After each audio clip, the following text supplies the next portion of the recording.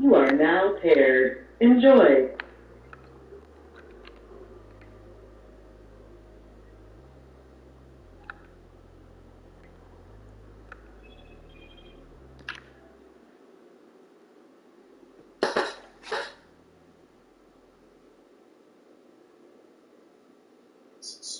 That's hardly news. But last Thursday, I delivered a video essay, my Thursday evening address, that was so shocking, so mind-blowing, so beyond belief that the white supremacists who run YouTube immediately leapt upon it within a couple of hours of the video having been posted. As I keep telling you, these guys are monitoring this channel. It's not a matter of someone tells them they're watching this place because the truth spoken here scares them. And what was the subject of the video, might you ask? I was talking about sculptures of George Washington. We were simply talking about art. But the mere discussion of art was too much for the white supremacists who run YouTube. Well, we're going to go ahead and give them another dose of truth. The idea of American exceptionalism is rooted in propaganda. The white media controls the minds of the masses, as I keep telling you, through the use of lying narratives and fraudulent images. And this is not new, all the way back to the founding of the country. And you can use George Washington as an exceptional example of this idea. He is an exceptional case study of how white supremacy uses images in order to forward lies. For example, take a look at this sculpture of George Washington. It was commissioned in 1818 by the North Carolina legislature. But more importantly than that, George Washington's fellow slave-holding thug buddy, Thomas Jefferson, was the person most responsible not only for selecting the sculptor who created this obscenity, it was also Jefferson's idea to have Washington presented in the attire of a Roman military officer. And if you're wondering what this idiot is supposed to be doing, he's supposed to be writing his farewell address.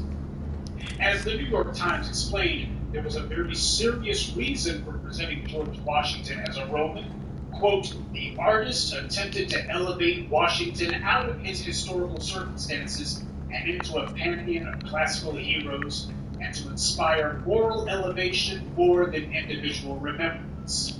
Well, that's 3 or 4 lies for the price of one. This was the New York Times, of course, trying to figure out how to say that you ought to love this statue and to love George Washington by extension. There are tons of sculptures of great Americans, tons of sculptures of great people New York Times could heap laudatory praise on, but they decided, for George Washington, we're going all out. We're going to tell you this was a great man. So you see the same sick mentality that made it so popular to try to mythologize and lionize and deify a slave-holding thug is still alive and well. That mentality is still extant. The racists who produced and promoted this persona of Washington, they did this deliberately. They wanted to create the national idea that George Washington was the last Roman. That does make a sick kind of sense when you think about it. The Roman Empire established itself with genocide and wars, as did Washington's America. The New York Times, in a bit of perverted white-splaining, went on to dismiss Washington's slaveholding as being separate from whether or not he deserves praise or whether or not he ought to be shown in any sort of laudatory light. As the New York Times wrote, what anyway are American values? Washington, Jefferson, and the bulk of their fellow revolutionaries were slaveholders after all. The classicized statue implies is that certain ideals, notably liberty and justice for all, endure beyond any individual presidential biography, and those ideals are not invalidated when our leaders flout. Before I go further, let me point out that there is nowhere where you can actually say that this statue is implying certain ideals. This is not merely reading between the lines. This is inventing lines out of whole cloth. And secondly, if you hold somebody up, you hold up the image of a man, even posthumously, if you hold up his image as being the embodiment of certain values, then at the very least, shouldn't he live up to some of them? This is the New York Times doing this crap. saying, never mind the fact that George Washington didn't live up to a damn one of these values, he ought to be held up. We ought to revere him anyway, in spite of the fact that he didn't live up to any of these so-called American values that are being ascribed to him. This is how these guys can, without batting an eyelash, tell you as a black person you ought to stand up for the Star-Spangled Banner, even though it's a slave-owned. Hey, what's up? It's me. So look, we know we after Johnny Guns, but we still don't know where this punk motherfucker is at. But Imani's on it. So for now, man, let's get Dre's car back, all right? You cool to drive it to the studio? Rights of slave owners. So you've got the New York Times showing you that they are in full agreement with this sick mentality. And as for saying that George Washington flouted these American values, let me tell you something. Enslaving people, enslaving children, slaughtering people just to have the ability to own other human beings or to kill other human beings at will. This is not merely flouting liberty and justice and all the rest of that. This is someone who is the enemy of liberty and justice. If you're going to talk about great statues of people who ought to be held up as the embodiment of certain values, then it ought to be someone better than this. This piece that I'm quoting from, this piece of crap, is what I should say. It was posted by the New York Times on June 27th of this year. We ain't talking about something from 20 or 30 or 40 or 50 years ago. We're talking about something from just a couple of weeks ago. This is the New York Times doing this garbage, folks. How refreshing to have white people dictate to us what is important to remember about a slave owner. This is not merely minimizing what this monster did. This is to demand that we stand up and cheer him, praise him for being a slave owner. The New York Times, all the lies they're fit to print. But this mentality has been going on a long time. No wonder these people. Well, it's all over. Checkmate, I'm afraid. Please come and see me. I'd like to thank you for all your help in person. Up until the 20th, you see one statue after the other showing George Washington dressed up as a Roman, trying to connect him to classical, whatever that means, European history. Trying to show that, well, George Washington, he's cut from the same cloth as all of these other great Europeans who went on these rampages of bloody murder across the continent. Hold George Washington up in the same way that you would speak about Napoleon, one of his contemporaries, or the same way that you would speak about King James, or the same way that you would speak about King Arthur and other fables and frauds. These were the buttons that they were trying to push in the popular consciousness. Greece had Alexander the Great, Rome had Julius Caesar, and the United States has George Washington. That's what they were meaning to say. This was going to be the creation of America's national myth, national mythology. And what is a mythology without a pantheon of gods? That's what it's meant to do. Don't believe me about the gods part? In 1840, the United States Congress commissioned this statue of George Washington. This time, he's presented not merely as Roman, but as a god. The very gesture that he showed in is in fact taken from the classical depictions of Zeus. So the intent of this was the federal government of the United States making sure to literally etch in stone that George Washington wasn't a man, he is our God. He is the embodiment of American values, but American values are white power. And this is from the United States federal government. We're not talking about a couple of hand-headed racists out of North Carolina or Virginia. This is the federal government doing this before the American Civil War. So what that took. You had all sorts of Yankees, good old boys. You couldn't agree on much, but you could agree that George, that there was work to putting George Washington on a pedestal of being a deity, to deify this guy. You had Yankees and Southerners who agreed on that. You could agree on much, but they agreed on that. The necessity of holding up this white man who was a slave owner as being the embodiment of all that is American and Americans. By the way, it didn't stop there. Congress deciding to try to conserve and promote this idea of George Washington as God on the taxpayer's dime. You've heard the painting of Sistine Chapel, right? Well, the racists who run the United States did the exact same thing with George Washington. In 1865, the U.S. Congress commissioned Greek-Italian artist Constantino Bermudi to paint the ceiling of the Capitol building, just like the ceiling of the Sistine Chapel. And part of his fresco was called the Apotheosis of Washington. Now, this image is supposed to be evocative of the Sistine Chapel. In fact, much of it was just ripped off of the Sistine Chapel. I wonder if the Catholic Church sued probably that case.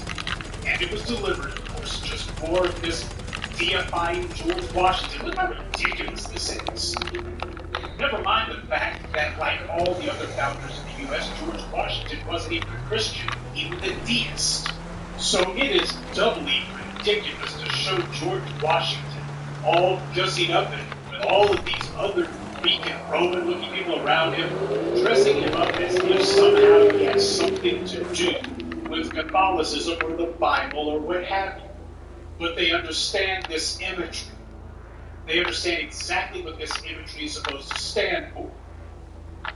And this crap was slapped up there in 1865 at a time when the nation was just recovering from a civil war over slavery. The government wanted to make it clear that the U.S. was a white man's land. Blacks were a far larger percentage of the country in 1865 than today, but the white rulers of the U.S. made it a point to exclude any imagery of black people from this painting on the ceiling of what's supposed to be the people's house. But of course, by people's house, they mean white people's house, not black people's. The racists who founded this sick country, who people like the U2 clabbered, happened to adore, they chose someone who they could deify, and that was part of the plan. It was all part of the plan that if you are going to show that white supremacy is holy and hallowed, it is a value worth laying down your life for, you got to show that the good offices of God himself are lent to the satanic enterprise of white supremacy. That's what this is all about. Nobody questioned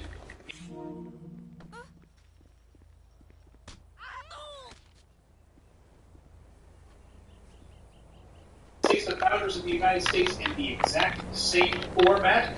Well, people are going to be less likely to question that too. So here come the lies. Etched in stone, painted on frescoes, engraved in steel, and the country is told you're supposed to bow down to these images. See, this is not about an American ideal. This is about an American idol. That's what this is. This is idolatry. This is telling people to bow to the image of a pagan deity. St. George of Washington. And by the way, in case you were wondering, according to Merriam-Webster, apotheosis means the perfect form of something, but its secondary definition is elevation to divine status. Yeah, I think that's what they were thinking of when they commissioned this particular fresco. What they were doing was they wanted to elevate George Washington to divine status. This is a guy who didn't even have his own teeth. And yet he's divine. You see how deliberate this is? How brazen they are about it, creating this fraud? Finally, we come to the part that YouTube hated so much. The part of the last video that they had to bring it down, they had to remove it. They felt so threatened by the truth. Well, here it is again. Of all the visual motifs used for George Washington in the early decades of the country's history, the one image that is by far the most prolific is that of George Washington shown standing beside a fascist. And that's not a Roman column, it's a fascist. You see that image of Washington in sculptures all over the country, in fact, all over the world. Most of the statues of George Washington that you see are them standing beside fascists. Even in England, a statue of Washington in Trafalgar Square shows him beside a fascist. Now, of all the things to show him standing aside, why would they make it a point to have it be the fasce? Why that symbol in particular? The fasce was a Roman artifact, a bundle of wooden rods, most of the time shown with an axe handle protruding from it. The fasces symbolized Roman authority through violence. And I, of course, understand that there's always going to be some person who feels the need to come bombing into the comment section trying to tell us what little they think they know.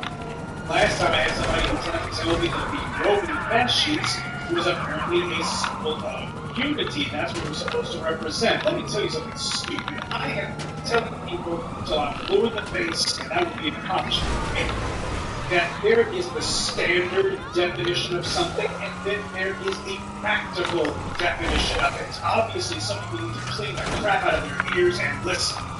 The standard definition is what we are told something is, and then the practical definition is how it manifests itself in practice. During Jim Crow, you had the so-called literacy test for who could vote. That's what they called the literacy test. Actually, what they were was, let us come up with a procedure that we can claim on paper that disqualifies people, but all the people who would be disqualified are black. The only ones who would be disqualified are black. There's the standard definition of a literacy test, and then there's the practical definition. What is actually for how it manifests itself. There's the standard definition of what a fascist is, and then there is the practical definition. Nobody who's running around with a fascist did it as a symbol of unity. Always done as a symbol of authority and control. There is nowhere where the fascist has ever stood that could say that it was a symbol of freedom. It has always been a symbol of authoritarian regimes. From Rome to the United States, from Rome to Mussolini's Italy, it has always been a symbol of oppression. It has never been a symbol of gung-ho. It's never been a symbol of let's all stand together. It was just a symbol of the ruthless enemies of freedom and decency should rally together so they can act violence against the civilized people of the world. That is what the fascist stands for. That's what it is. No one can lie and say that that thing is a symbol of freedom. And as soon as I saw the fascists, I immediately focused on it. You want to know why? Because the fascists is where we get the word fascism from. The racist rulers in the U.S. were practicing fascism long before Benito Mussolini did, long before fascism was even a term. And fascism is dead in Italy today, but as we see from President Tangerine, fascism is alive and well in the United States. And why not? The U.S. was the birthplace of fascism, just like it was the birthplace of Nazis. And how fitting that George Washington was the first fascist. He was the father of fascism. When you see a man whose most numerous image is him standing beside a symbol from which we get the word fascism, it doesn't get more blatant than that, folks. And by the way, it's not just George Washington where we see the symbol of the fascists. In the House of Representatives, you find not one but two fascists. Every time a president delivers a State of the Union address, it is actually a state of fascism address. And this in what's supposed to be the people's house just goes to show you that fascism is not merely something practiced by America's founders. Fascism runs at the very core of the United States government. Fascism is the foundation of this wicked, sick nation. The people who rule this demented white supremacist playground, this white supremacist toilet, they're showing you that you don't live in a democracy. You never have. You live in and have always lived under fascism. The United States is not a republic. Never has been.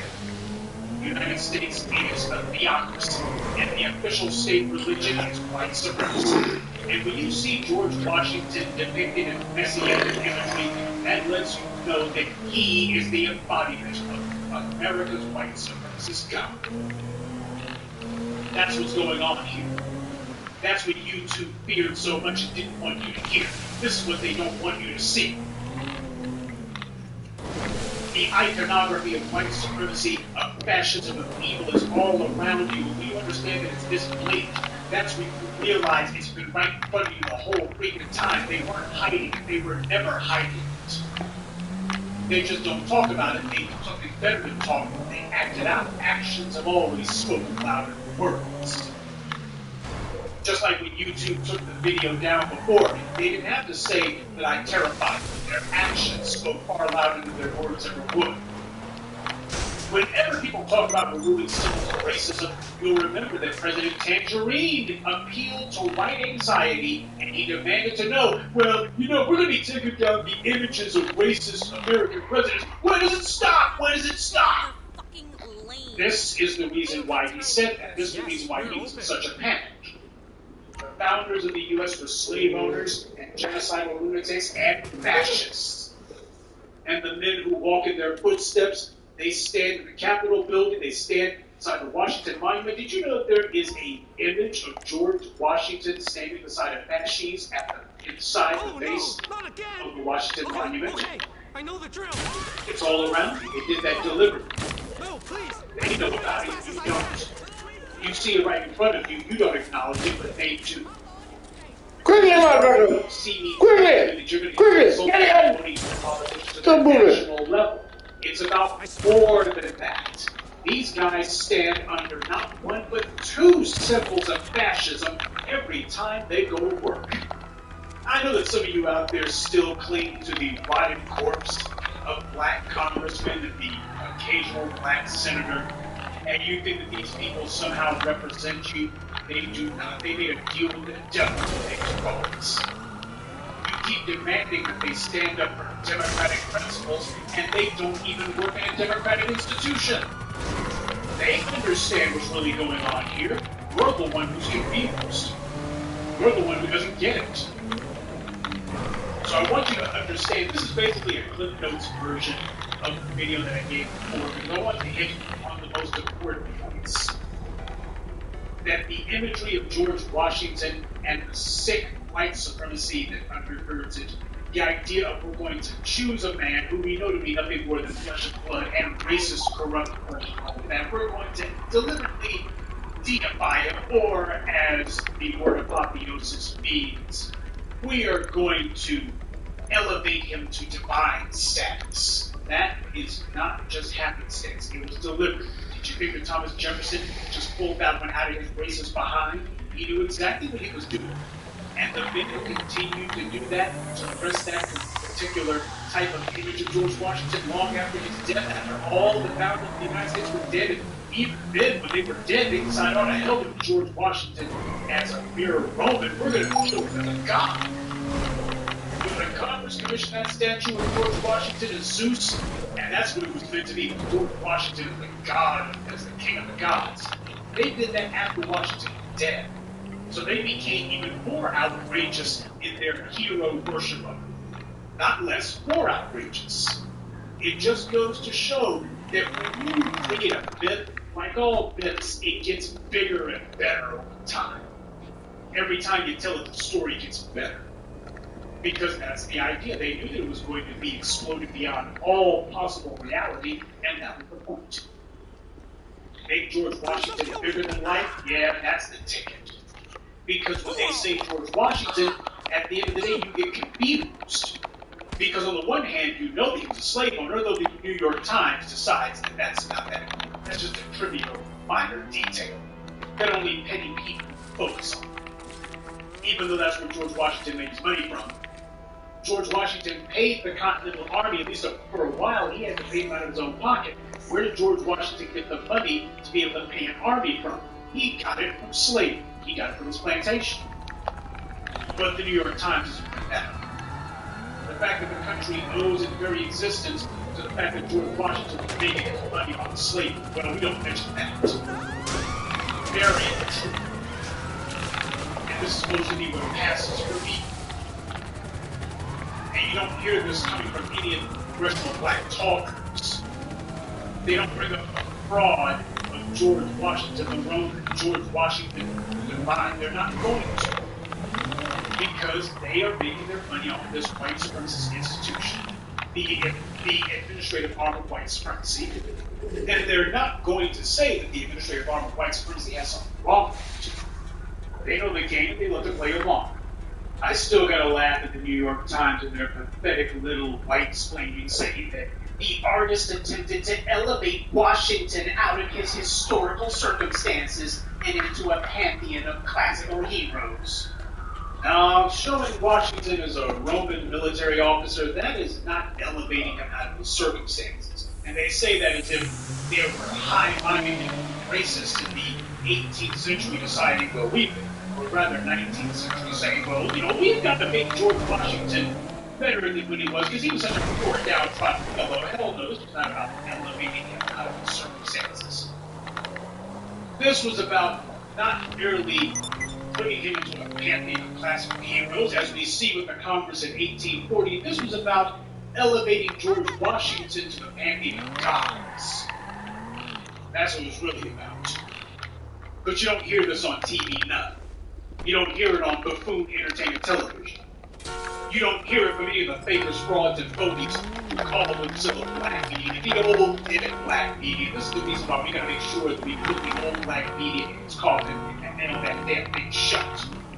And by the way, speaking of ineffective black mouthpieces, white supremacy uses their black mouth to push their agenda. That's no surprise. But the problem is white supremacy is slowly drawing the curtain on its tools and breaking them one by one. We've seen a certain entire ethnic groups who thought that they were going to be white supremacy buddies are now coming for some abuse. Oh, and on the black side of the ledger, the black folks who thought they were going to be all the white supremacy, well, they're finding the venues getting smaller and smaller. And the service and cafe white supremacy is becoming a lot more surly these days. The portions are getting a lot more skimpy. Oh, what does a black group think to do when white daddy cuts them off? These clowns are stupid. That's why they became tools of white supremacy in the first place. So they don't want to accept what's clearly right in front of them.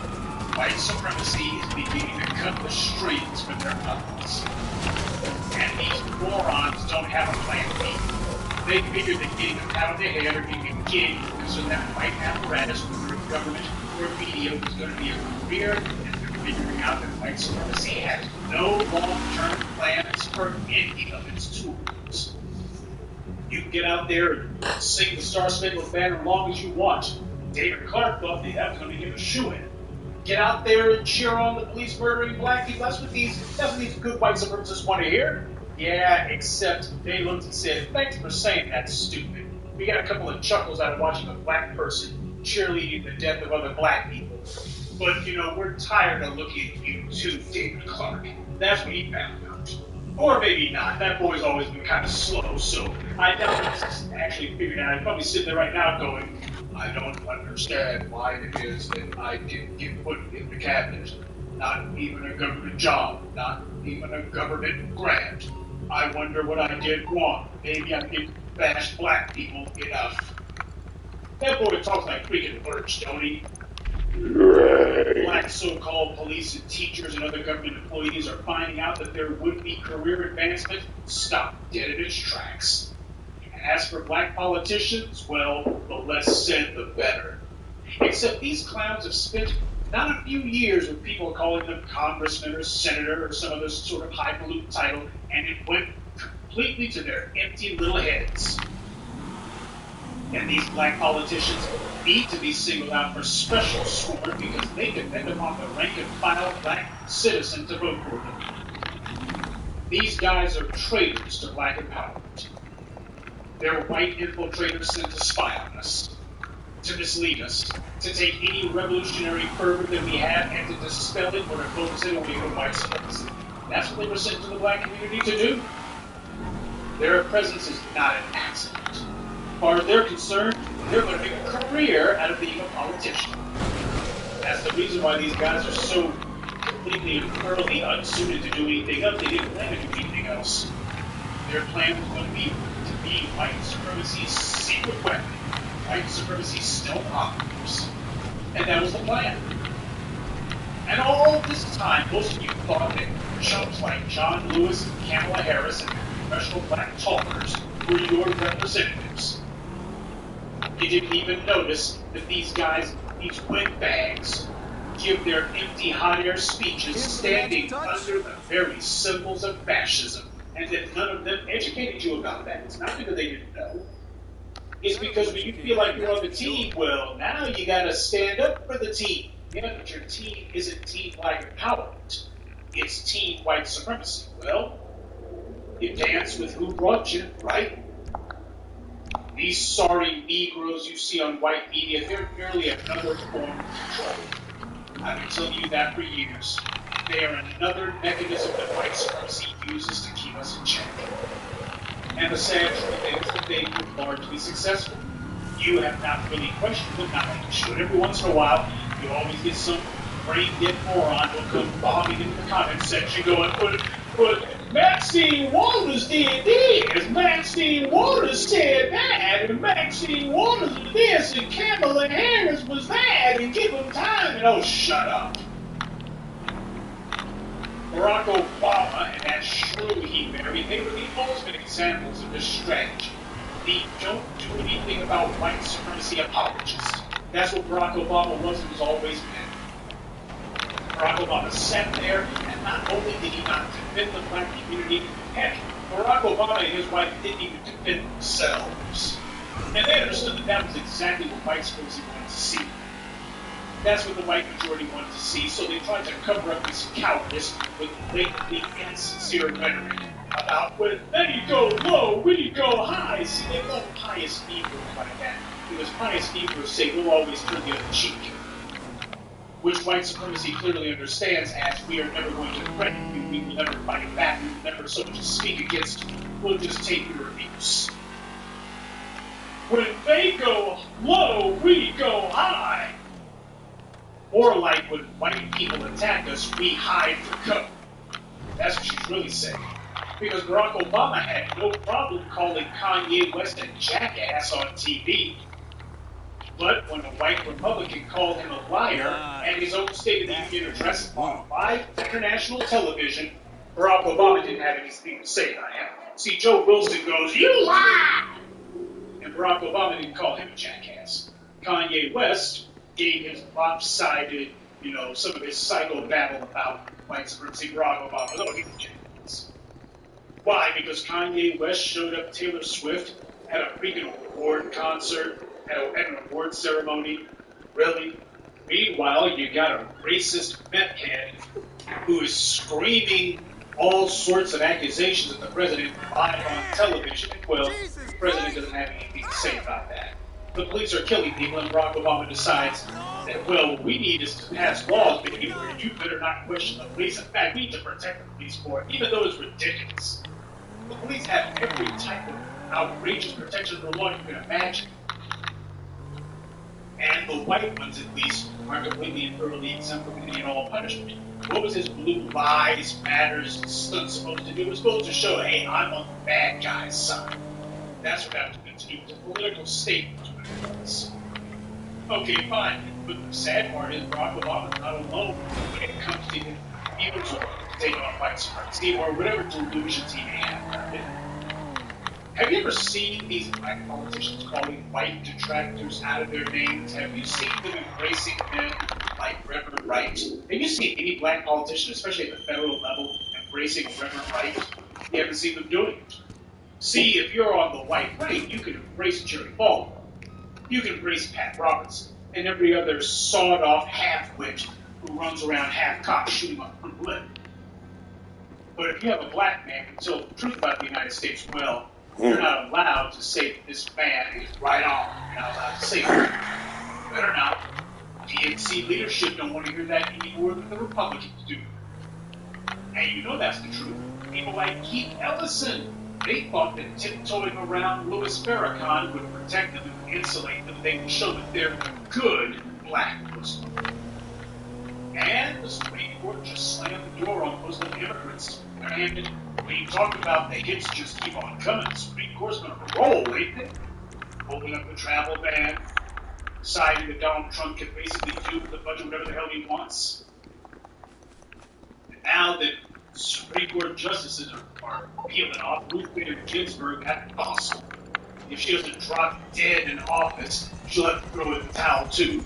And when she does, that's going to be it. It's going to be a supermajority of the Supreme Court. It's going to be decades before this thing, before that changes. Simply because of how lopsided it is. We know that basically in this duopoly, the Republicans and Democrats basically trade places every cycle or so. So what that basically means is, if you go back to 10 for 10, it won't matter. The Republicans are going to have a majority on the Supreme Court for a very long time because there simply won't be enough, there won't be a long enough Democratic reign for them to take advantage. This is a perfect storm that formed for President Tangerine. He's going to take full advantage. But black politicians who are thinking to themselves that they just play nice with white supremacy and white supremacists will play nice with them, they're getting a hell of a wake-up call. Well, that's okay. They'll hit the snooze button soon enough. That's part of the reason why they're there, too. You don't hear Keith Ellison going all out for Google, do you? He's not going to. Now, of course, on the surface, what he'll say is that he's concerned that certain Jewish interested parties might look and say, well, you know, you're kind of mobbed up in Farrakhan, buddy. But that's not the reason. The real reason is, for those of you who are Keith Ellison devotees, I hate to throw the cold water on you, but know it's the truth. Keith Ellison's part of white supremacy. He's not going all out for Muslims. He can say a couple of things if you question him. If you bring up the subject, you have to bring it up, not him. He ain't raising the subject. But if you bring up the subject, he'll go ahead and say something about that. But I think that Keith Ellison is probably been more vocal about illegal immigrants than he has about Muslims being effectively banned from the country. Oh, shit, man! Muslims are no longer allowed to enter the country, and apparently Keith Ellison ain't got much to say. That's because he wants to be president. And he understands that it's okay for you to say neo-Nazis are very fine people. But you better not protest Muslims being specifically black folks. Because most of the people who Trump's ban concerns, a majority of them, American terms, come from African countries. This is just black by another name. You better not question that. And the Democrats are not questioning it either. How do you make a big deal? The Democrats exist for the same reason as the Republicans, and that's in order to support and promote white supremacy. To give the masses the illusion of having a false choice. And this is done so that they will never, ever put someone in the valley to threatens any of that. Not even Bernie Sanders. When it came to the issue of black folks, Bernie Sanders showed you exactly where he stood. When it came to the issue of reparations, you didn't hear Bernie Sanders say, well, we did it for the Indians, we did it for the Japanese. How in the world do we not do it for black folks? You see, I was the one who gave you the verbiage, who gave you the argument for why reparations will always be necessary for black people. Always be that. And I even told you why if some immigrant calls himself saying, I did nothing to black people, why should I have to pay for something these white people did? I gave you the argument for that. It's for the same reason that I, as a black man, cannot think that I'm going to go to Germany and that I don't have to pay for Germany's historical crimes, either against other Europeans, definitely not against Africans, they make no restitution to Africans, or against the Jews. If I go to Germany, my tax dollars are used in order to pay reparations to the Jews, I wouldn't be allowed to say, well, I'm a black man. I wasn't even born when that happened. If you want to live in Germany, then you have to be responsible for Germany's historical debts. And if you want to live in the United States, you are volunteering to take on America's historical debts. You didn't hear the immigrants complaining when the government made reparations to the Japanese, or when the government made reparations to Native Americans. People only complain whenever you talk about black people, and that's because they understand that there is a common code of anti-black racism that's supposed to be the glue that holds this house of thieves and slave owners and rapists and liars together. They understand what the ideological glue is supposed to be. You see, if somebody wants to live in a nice home and they see this house, I love this two-story house, pretty car garage, it's got the den and the study, and it's got 2 kitchens, 4 baths, and all that. Well, if you like all of that, well, you're also going to have to be responsible for whatever liens may be extant on that house as well. See, when you call yourself deciding you want to take advantage of the luxuries of a particular home, that home's getting debt, you've got to take on the debts too. But I can rack up the debts. Well, if you want this particular place, if you want into this place, you have to take responsibility for it. And if you don't like that, then you need to find yourself some accommodations where you don't have to pay debts. If you come to the United States, I don't give a damn if you're an Irish immigrant who showed up 150 years ago, or if you're an Hispanic who just showed up yesterday, or if you're some white person who brought the first slaves in from Africa. If you're in the United States, you owe for American debts. And if you don't like paying the price for America's debts, if you decide, well, I didn't have nothing to do with slavery, yet you benefit All from Morse Mutual in the United States, except for black people, benefits from slavery. They benefit from the unearned, uncompensated labor of black people. But you will not hear Bernie Sanders say it. And you won't hear What do you need, boss? Some wheels? I can bring them around. Oh, as far as they're concerned, when you talk to them, they'll go behind closed doors and say, oh, this we can't call it evidence out this. We're doing coalition building. Coalition building is supposed to go both ways, stupid. You don't see these immigrants trying to build any kind of coalition with us. I'll bring it to you. I'll get back to it then. We're going to put a change candidate on the ballot because change is the very thing that they were established to prevent. Dr. Claude Anderson says that our vote is nullified. Well, that's only true at the national level. At the local level, and in many cases even statewide level, the black vote is anything but nullified. It's certainly potent. The problem is it isn't aggregated or focused. That's the problem. That black power is not being utilized because we either misuse it to prop up white supremacists, or they're black flunkies, or we don't use it at all. And with this whole illegal immigrant dust-up, we've had black chumps with which white supremacy groups fall over themselves or cry for illegal aliens to get in front of the cameras. That's their job, to get in front of the cameras and show more concern for people who aren't suffering than they do for black people. They are reinforcing and promoting that racist narrative. That, well, you'll say what you think about black people, only if you get my faces. How do these little aliens aren't even citizens? Why? Oh, give me my freaking boots, I gotta get in front of the cameras right now. They'll call the press conference to advocate for illegal aliens. But you have to get these scumbags in a headlock and put a gun to their empty heads before they say anything regarding black people. When they talk about black people, it's always the same old mamby-pamby, mush-mouth, spineless rhetoric that means nothing because it's not supposed to. And they never talk about punching anyone because, or they talk about punching anyone, well, you would be talking about punching white people. You can't do that now, can't you? Oh, we have to question policy. Who the hell is policy in place?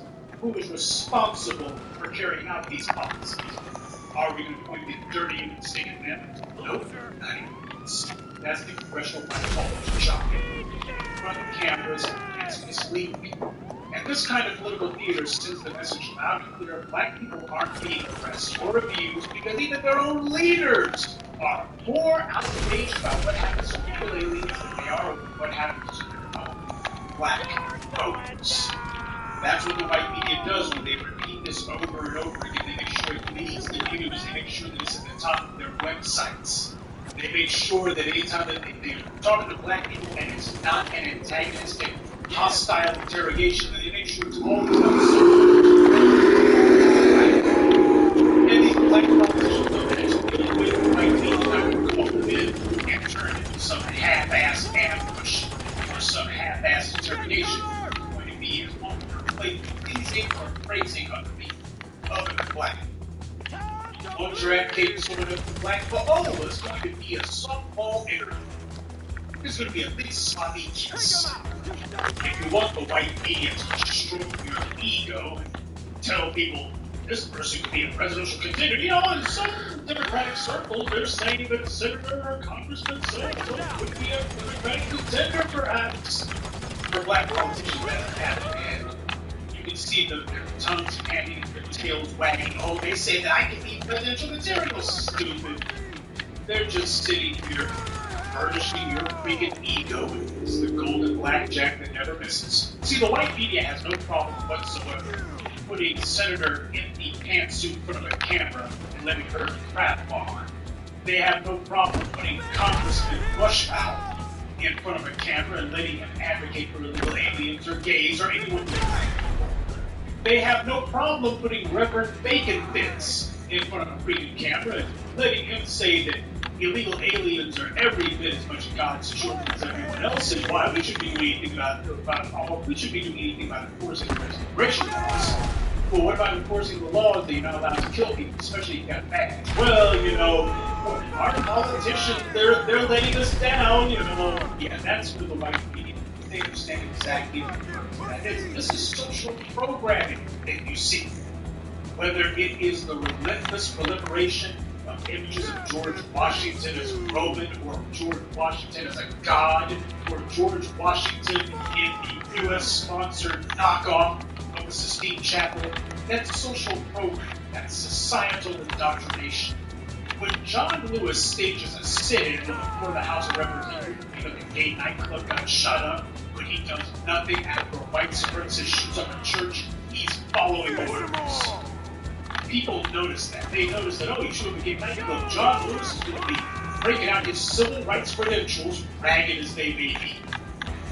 But if you shoot up a black church, well, we need to pray. He ain't going before the House of Representatives and saying, I'm not going to leave until the Congress passes laws going after these white supremacist groups. Where is the Anti-Ku Klux Klan Act of 2018?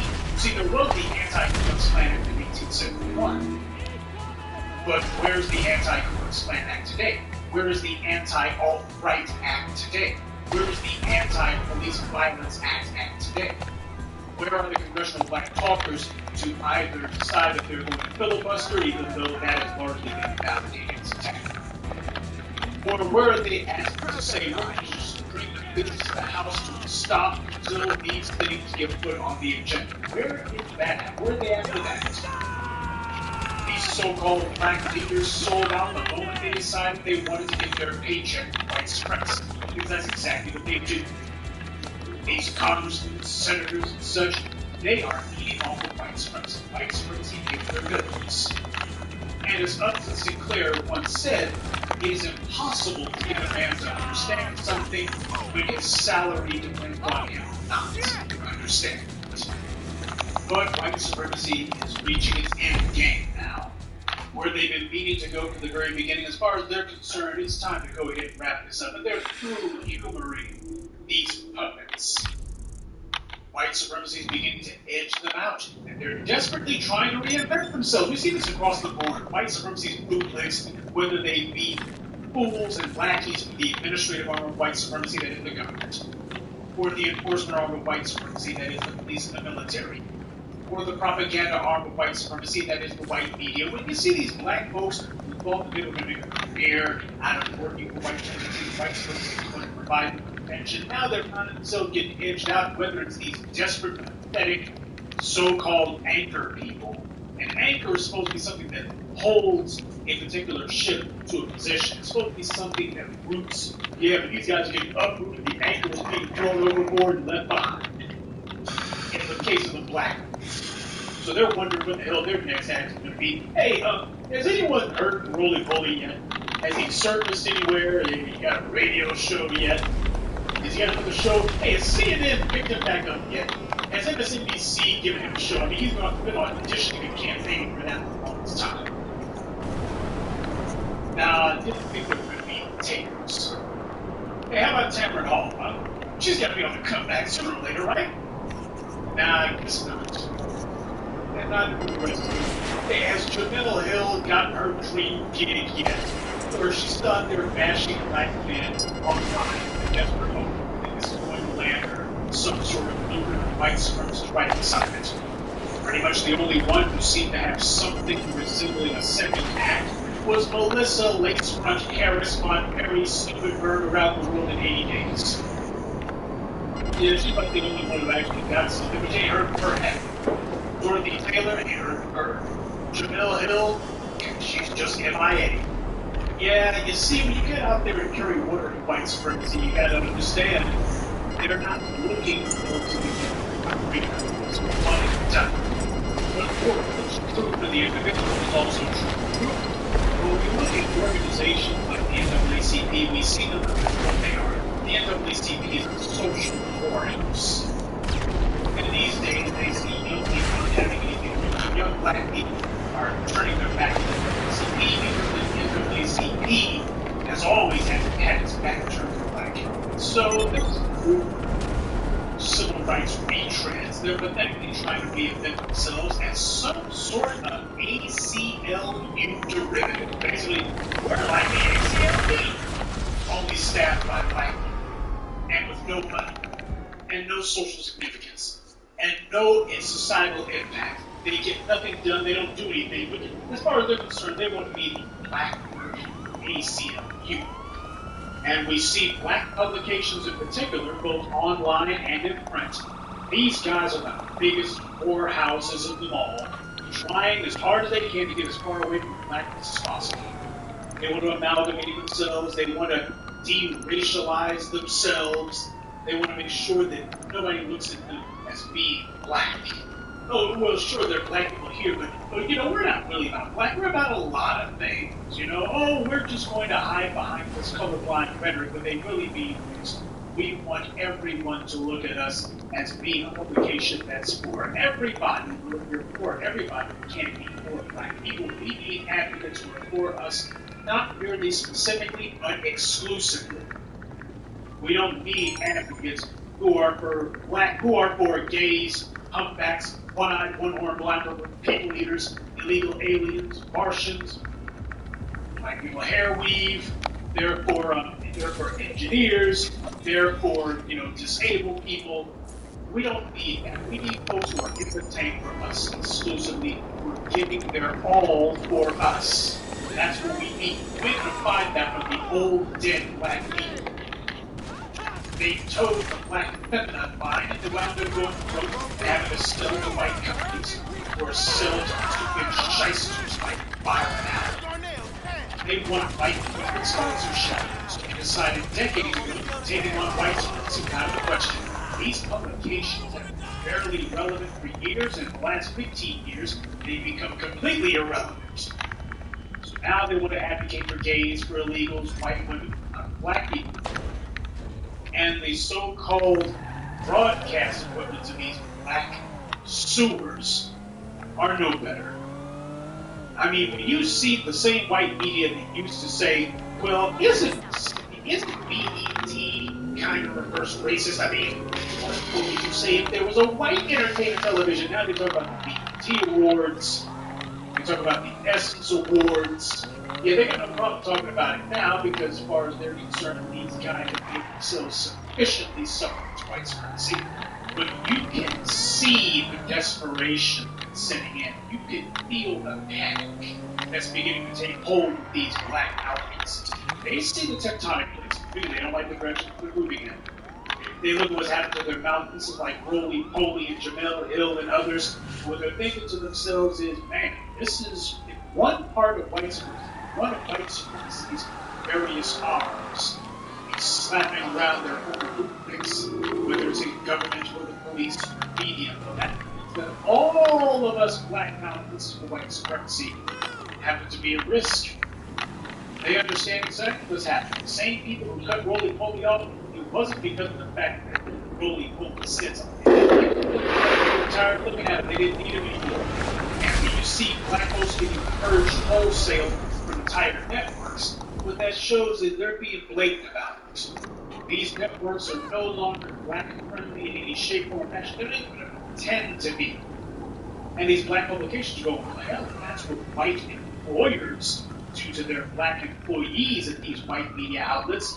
Well, aren't we, as the old black media, isn't Essence and BET and Jet and Black Enterprise and others, aren't we merely employees of our white corporate sponsors? What's true for the individual is also true for the group. White supremacy's tired of looking at the individual black person in their newsroom or on their television screen, that means they're probably tired of looking at these black publications too. That's what's going on around the old black media. And they're panicking because they don't have a plan B. They broke faith with black people. People like you who listen to guys like me, you're the ones that they were trying to hold on to because you're the ones who actually pay for things. That's part of the reason why you never see me talking about the freaking world star hip-hop crowd or good Queens crowd and sitting on their mother's couch 8 hours a day smoking a joint crowd. I don't give a damn about those clowns. Those clowns are not going to take us anywhere. They're not going to do anything. Black empowerment's success or failure will hinge entirely on its ability to aggregate resources. And you don't get resources from hood rats and dusty dudes. You get resources from people like you. You guys are the life's blood of black empowerment. I've crafted this message over the course of a decade to be like this because you're the kind of crowd that I want to attract. Black people who are either business owners or, at the very least, gainfully employed. Black people who know the value of their dollar. Black people who actually have money to spend, not with me, because I'm not even trying to get you to spend money with me. It's probably because a lot of you wonder, Professor Drew, you keep talking about putting money in the black media, so, is this asking us for money? Have we asked you for money? In 11 years of talking like this, in 11 years, I haven't done it yet. What I'm telling you is you better make sure that not merely are you somebody working for a living, not only do you have a couple of gold bars stacked up, but you better make sure that you put some muscle behind your movement. And that muscle always comes before you put your money. That's why it's terrible. They're looking at what you guys are doing, and what they understand is, if these guys aggregate enough black people like this, right? Black people, man, white supremacy is going to find itself on its heels pretty damn fast. Ask Rupert Murdoch. Broke the bastard's back. He decided he was going to put out images of white Egyptians. We broke his back. And look, I will freely admit, I say this openly, against my own wishes. I know that some of y'all were out there saying that Black Panther was just the greatest thing ever. Your dollars make a big difference. But I want it to be understood we cannot afford to have situations where you guys are putting more money behind Disney than you do behind the new voices of black media. Now, that ain't going to fly. That ain't going to work. It does us no good if you guys are withholding your dollars from the old, decrepit, sellout black media, but they're lukewarm or tepid when it comes to supporting the new voices of black media. The enthusiastic and the real, you are going to be able to vault that. People who actually talk real are going to find that they don't need to be on any white media outlets, and they don't need to go begging any of these dying, desiccated husks that used to be black media in name only to give them anything. There are more than enough of you. If we aggregate these numbers, there's more than enough of you guys to be able to support whatever type of aggressive black empowerment, pro-black media that we want to generate. There's more than enough of us to get that done. Some of you ask me all the time, well, why don't you debate so-and-so like Washington? Or why don't you debate somebody like a Matthew Heinlein? Why don't you debate a Richard Spencer? You need to debate so-and-so. You want to know why I don't debate these bastards? It's because I don't have to. I don't need to. People like Bushmouth, the guy who sounds like it. That clown, he's looking for a white audience. When black people talk like that, when black people talk like Barack Obama, or talk like David Clark, two sides of the same coin. Barack Obama and David Clark are just two sides of the same coin. These guys are looking for a white audience. You know when black people are trying to figure out how to get white people to look at them. And that's what they have to do, because they're depending on white people to pay their bills. I have never come to you and said pay my bills at all. But here's the thing. If I ever decided that I was going to try to build some sort of permanent full-time media apparatus, I'll tell you right now, I wouldn't be looking at any white people to support me in any shape, form, or fashion. Because I've already got the best squad that there is. I'm not looking for white support. I'm not out here campaigning for white sponsorship. That's the reason why you don't see me sitting here trying to debate with these guys, because I don't have to. They're the ones who do this as a means of trying to show out for what they hope are going to be white benefactors. I don't have to lower myself to that. The old black media, they have to lower themselves to that because black people like you are gravitating away from these scumbags. And you are gravitating towards places like this. You're the ones who used to keep these bastards alive, and now you turn your backs on them. Yeah, Ebony and Chet and Black Enterprise, you guys are on life support. We're pulling the plug. These bootlegs were going hard in the paint for everybody except black people, precisely because they know that that's what white power can be on a scene of.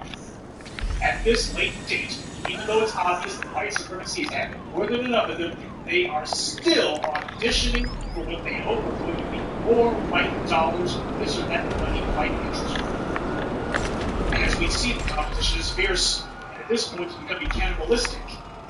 All these fakers, frauds, and phonies tripping over one another to show who can be the most passionate in their defense of people who deliberately work for the country, who are people who have never held black folks' interests at heart. And they also make a show of not pointing out that the entire reason that these illegal aliens are being treated the way that they are is because the Hispanics said nothing for over 140 years as black people have been treated this way. The Hispanics didn't have a problem with black folks being treated this way. It never occurred to them that the exact same legal principles that are supposed to be able to anchor black people to our rights are the same ones the Hispanics are depending on for theirs. If you make America into a safe space for the mistreatment of any people as a group, then you're also opening the door for someone to do it to you, should you be in their crosshairs. This isn't new. This isn't unusual. In fact, this is standard operating procedure in the U.S. The only thing that's different now is that it's not happening to black children. Just a bit of an aside about that whole legal alien thing. Now, the words you just heard me say, that's what Barbara Lee, Kamala Harris, Michael Eric Dyson, and the rest of the clown car of black misleaders should be saying, but never will. Michael Eric Dyson calls himself trying to defend Bill Maher. Bill Maher has been a racist for the longest time. I mean, you know things are messed up when Ice Cube has to be the one to call Bill Maher on the carpet because you're supposedly black advocate, the man fancies himself to be oh so learned as a mouthpiece for black people. Michael Eric, dumbass, won't say anything. Yeah, that's because he wants to be getting his little pyramid fees for going on these shows. He wants to get his little $2,000 or $3,000 from these little white audiences, these little white media outlets. That's what he's doing. You cannot and should not be allowed to separate the treatment of black people from the discussion about incarceration in the U.S., no matter who it happens to. I don't give a damn if somebody's locking up gay people for sodomizing each other. You should immediately point out black people. Anytime that somebody brings up some other group, especially if the issue is incarceration, you'll always be bringing up black people. You should never miss an opportunity to mention black people. That New York congressman, I think he's from New York, Luis Gutierrez, whatever the hell his name is, man, you could be talking about freaking SpongeBob SquarePants. He'll still bring up Latinos, no matter what. He never misses a chance to mention Hispanics, no matter how inappropriate the subject matter. There is no subject too far-fetched or too out in the weeds or something that's just so far afield that he can't bring Hispanics into the conversation because of every chance he gets. And to ignore how this is the way that black people are treated in the United States is to pretend that this policy and the racial aggression that underlies it just sprouted out of the ground, and President Tangerine just got up one morning and said, man, I just can't imagine where all of the detention centers came from. Donald Trump is simply capitalizing on what America has always done.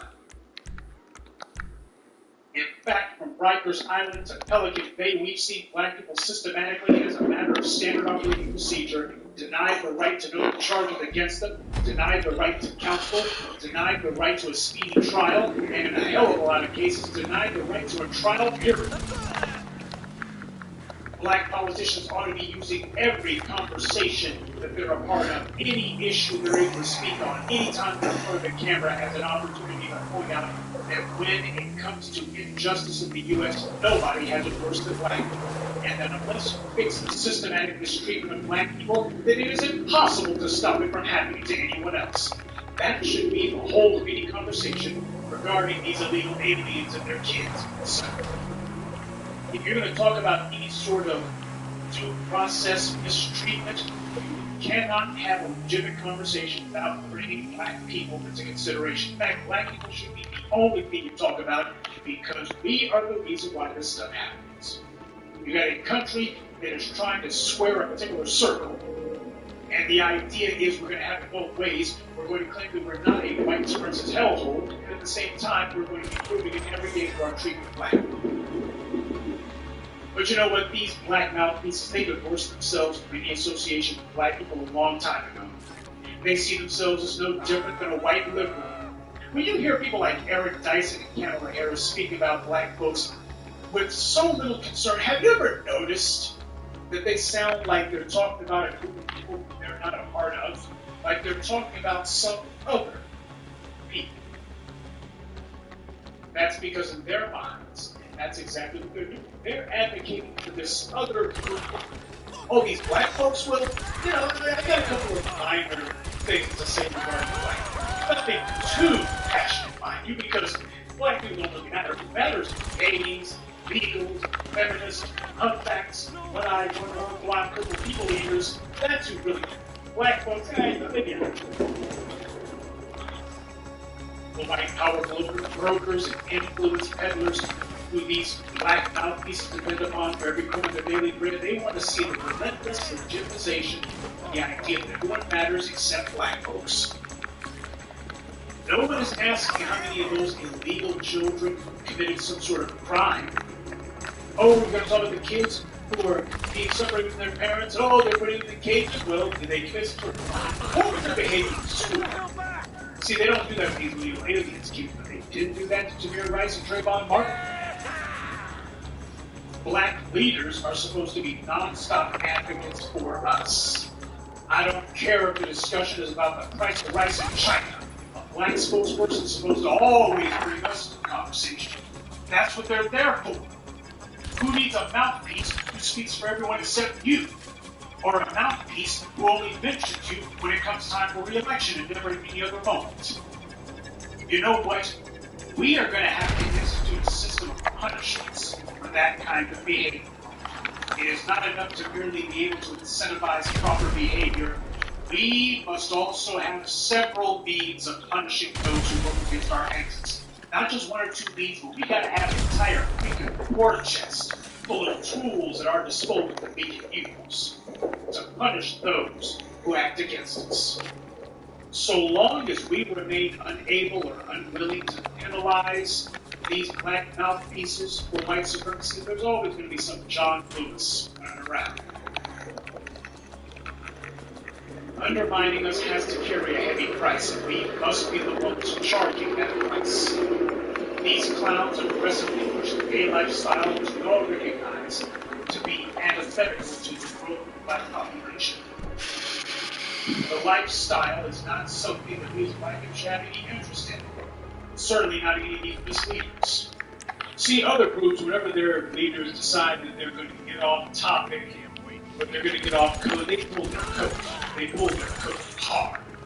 The white media also joins in as well. They make sure to question them. Well, you know, you said such and such about how black people should be shot. Well, you know, we need to look at the stats, you know. Stats actually mean talking points.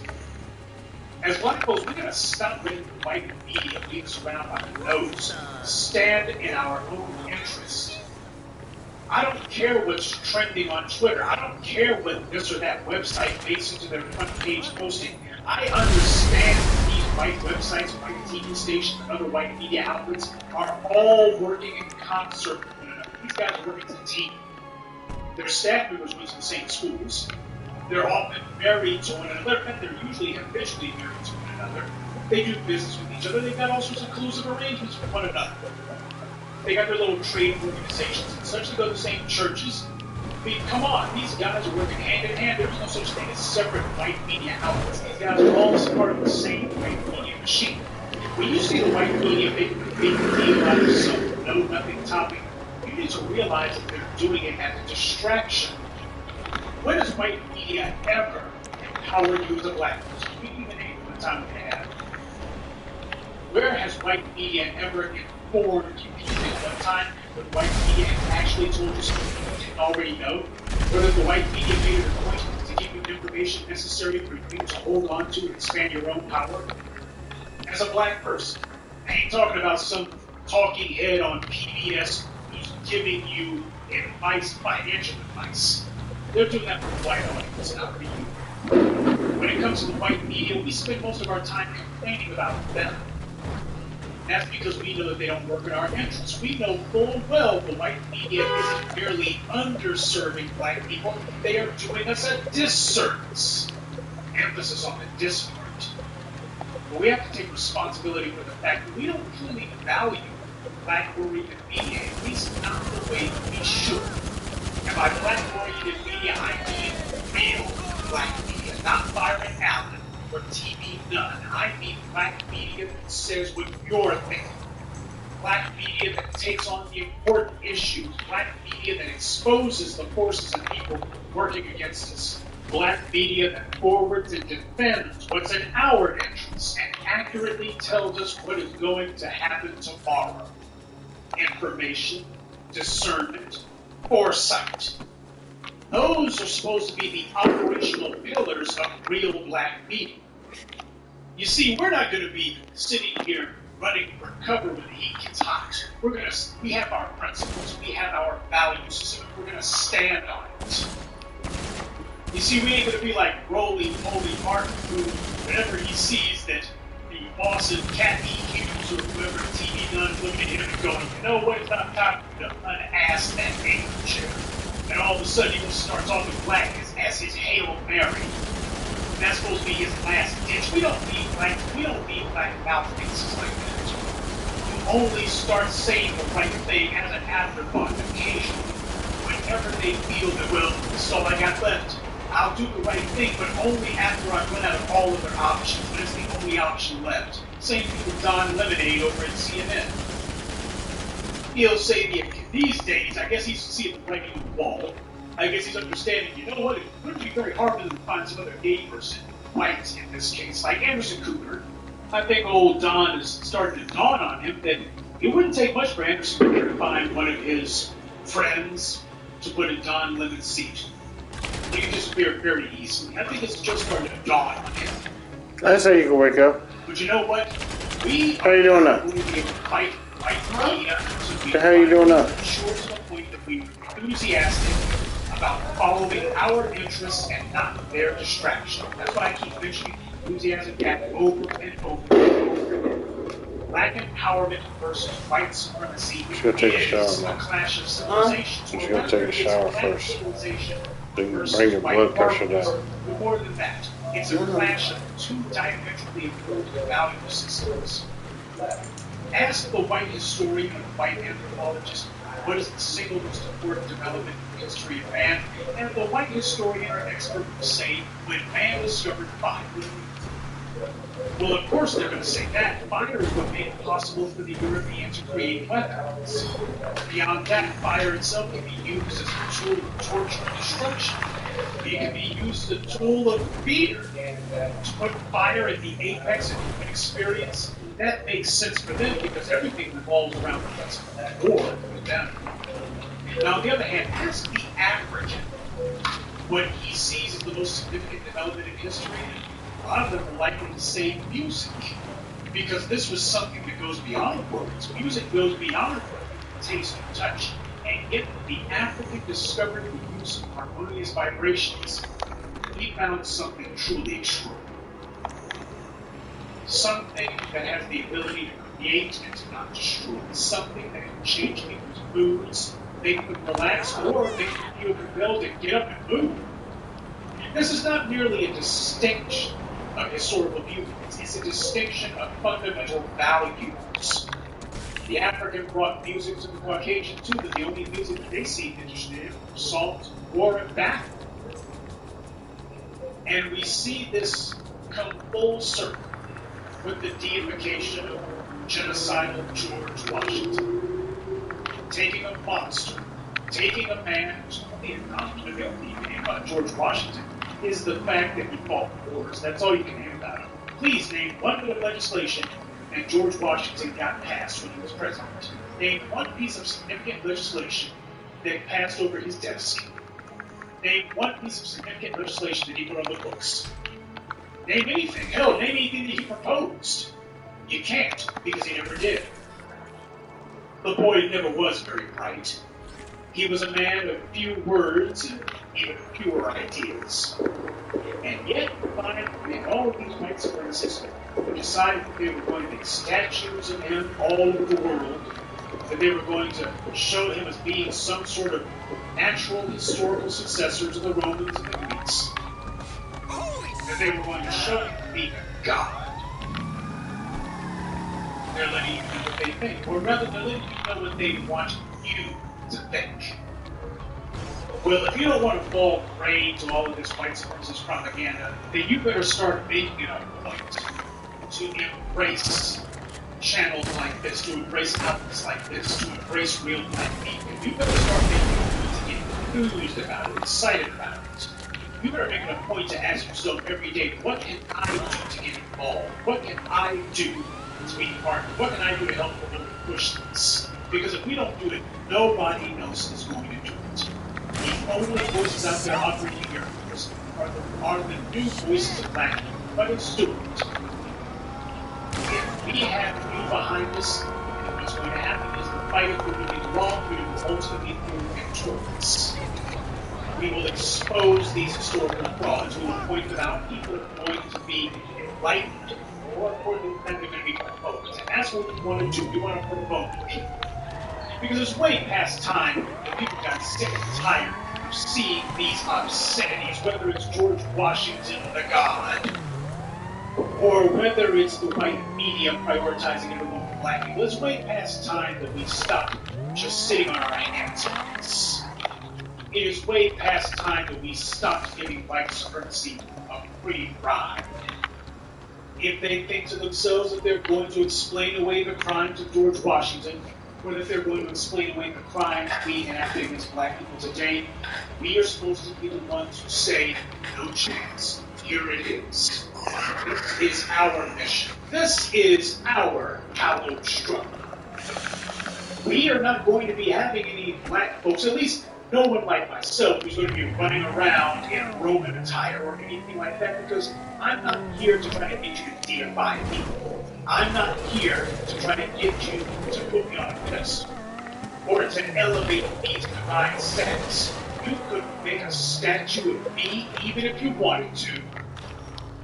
How could you? Never see? You see, that's what happens when somebody is operating in your interests and not their own. That's what happens when somebody is interested in being interested and not so certain. You never see Professor Black Truth saying, everyone get behind me! Me first! No, it's Black first. I don't want you to have these sort of freaking paintings of me on someone's ceiling. I'd slap you in the face if you tried. That's, first of all, it's a waste of time. That's time to be spending fighting white supremacy. Yes, there is a place for imagery. Yes, there is a place for symbols. Yes, there is a place for iconography. But Professor Truth ain't it. We got plenty of heroes who deserve to have their image immortalized in stone or steel. But you're not going to see me saying it needs to be me. White supremacy is about trying to control your mind. I am about getting you to control your mind. I want you to wake up. I want you to become active. I want you to see the lies and the fascism all around you. Because the day when we actually come into our own is going to be the day when you have black people who have the power to collaterally tear down all the satanic images of George Washington, to erase him from any place where his image may be, to finally bleach the ceiling of the Capitol building. And it doesn't matter how much whining, wailing, and caterwauling comes from this or that particular group of people. When we have the ability and the willingness to act in our own interest and to tear down anything that honors our oppressors, when we get to the point where we are proud to do it, we take glee in hearing, oh, you can't do that, you're erasing our history. When we take glee, you go, damn right we are. We get to that, we mature and grow to that point. We make it a point that those who have committed historical sins against us are going to pay, and we will deny them the favorable judgment of history by erasing them from history. When we finally get matured to that point, then and only then can we say that black empowerment at long last has finally arrived. Beginning to speak are over, out demographically, period. But why immigration? Why this in particular? Well, immigration is a political strategy that white supremacy is using. White majority are, by and large, either the perpetrators or the immediate beneficiaries of chattel slavery and the racial oppression that followed. They've tried telling black people that we have no legitimate grievance. But that hasn't worked because, and I want you to memorize this, the denials are coming from the very people who did the crime. A thief doesn't get to tell the guy whose car he stole, I didn't do nothing wrong. And yet that's exactly what we've heard for the last 150 years. You sit here and you cripple somebody, and then you turn around and say, well, I found him like that. That's what's been done to us. Keep in mind, the majority of people in this country, they know that the longer the discussion about tangibles, with reparations merely being the tip of the spear, the longer this whole discussion goes on, the more that black people, the survivors of slavery in America, that we get behind an agenda, maybe where this is our agenda. Everybody else has got theirs, we finally have a critical mass of black folks who have listened to the truth, and we have found our issue. This is not just going to be an issue for one election cycle. This is not going to be the issue just for one generation. This is going to be the new normal. This is going to be it going forward. That's why you see the white media raising all that hell, trying to figure out how do they declare this, arbitrarily declare it illegitimate. Well, Kamala Harris and all that talk about Kamala Harris not being part of the black community and all of that, well, that doesn't mean anything. We've already declared that null and void. Why? Because the white media said so. That's what they're trying right now. Is it going to work? Of course not. Because as far as they're concerned, they're trying to win an election cycle. We're trying to win the future. Who do you think is going to be victorious? Because this is not a matter of can you reach the most Americans? Can you reach the most casual racists, read white moderates? Can you reach those guys? That's not who it comes down to. It comes down to who is able to influence the largest number, the critical mass of black folks who get off their butts and actually make things happen. And that ain't going to be the black baby boomers. So you can go to all the Urban League luncheons and all the NAACP luncheons and all the National Action Network luncheons and all the Rainbow Coalition luncheons that you want and any other professional do-nothing organizations you can name. You can go to all the luncheons that you want. Black folks who go to those kind of things, they're not the ones who get anything done. These guys are nothing more than part of the Butter Biscuit Brigade. It's going to be people like you who get things done. That's the reason why they're so damn mad about it. Because what's happening is the tail's been wagging the dog. And they're depending on the white media to keep it that way, putting black bootlicks like Malcolm Nance and Joy Reid and Roly-Poly Martin, they dusted him off out of mothballs. That's when you know they're desperate. When they bring in Roly-Poly, that's when you know that they're looking and going, oh God, they're chewing their fingernails. What the hell are we going to do? Up until now, up until the last few years, there hasn't been a critical mass of black people who have been motivated by a serious grassroots effort aimed at keeping our people's eye on the ball. There hasn't been a serious grassroots effort out here doing the work, focusing our people, making sure that we spell out the agenda, and we are hard-nosed to make sure that nobody comes in and tries to misdirect us from that agenda. That's what that complete fraud on Capitol Hill was a couple of weeks back. Congress's would-be a do-nothing reparations chatterbox. That's what that crap was about. That was about the white media attempting to manufacture a media circus with the word reparations in it. And hopefully black folks would see that and go, oh, we're going to listen to what's going on over here. And what they thought was they were going to deflate our support, that somehow they were just going to put on this fraud. And next thing you know, we were going to look up the next day and everybody would be gone. That's what they're used to. White media is used to being able to have the power to be able to shape reality on a whim. What they say is real on Monday, they can declare it fake on Tuesday, and then declare it real again on Wednesday. All they have to do is say it, and it exists. Or if they don't talk about you, well, you don't exist. That's what they've been used to. And they've been getting away with it for so long, they think that they can do the same thing here, and it ain't working. I posted on my Twitter feed that just a couple of days ago, you had the clowns over at MSNBC. You had one of Kamala Harris's paid spokes fraudsters out there talking about, what this talk about Kamala Harris and how she's not black. It's all so sad. First of all, as far as whether or not she's black or not, that's irrelevant. The question is, why is she trying to represent herself as somebody who went through the hell of slavery here in the United States, somebody who bears the stripes and scars of the plantations and Jim Crow and segregation, living as a black person in America as opposed to some immigrant's child? She's trying to misrepresent herself as being somehow one of us when she's not. That'd be like me going to Jamaica and saying, let me go ahead and tell you about how all of these coolie laborers were given advantages over me. You wouldn't accept that from me, and nor should you. Yes, we have all been affected by white supremacy. Yes, we have all been affected by global slavery as a worldwide institution. But when you start talking about who's going to be made whole for what, I can't go up to the freaking French government and say, now about that unpleasantness in Haiti. It don't work that way. Kamala Harris, at best, is a tourist, trying to take a couple of PR photographs in the hood, trying to see if she can get some mileage out of our suffering. She's no different than Rachel Dolezal. At least Rachel Dolezal had the decency not to try to run for the presidency. In the past, we as black folks, we allowed ourselves to be distracted by seeking white social acceptance. All of these red herrings and fool's errands that we allowed ourselves to be distracted into pursuing. We allowed white power to infiltrate and undermine us with all manner of black bootlicks and outright traitors.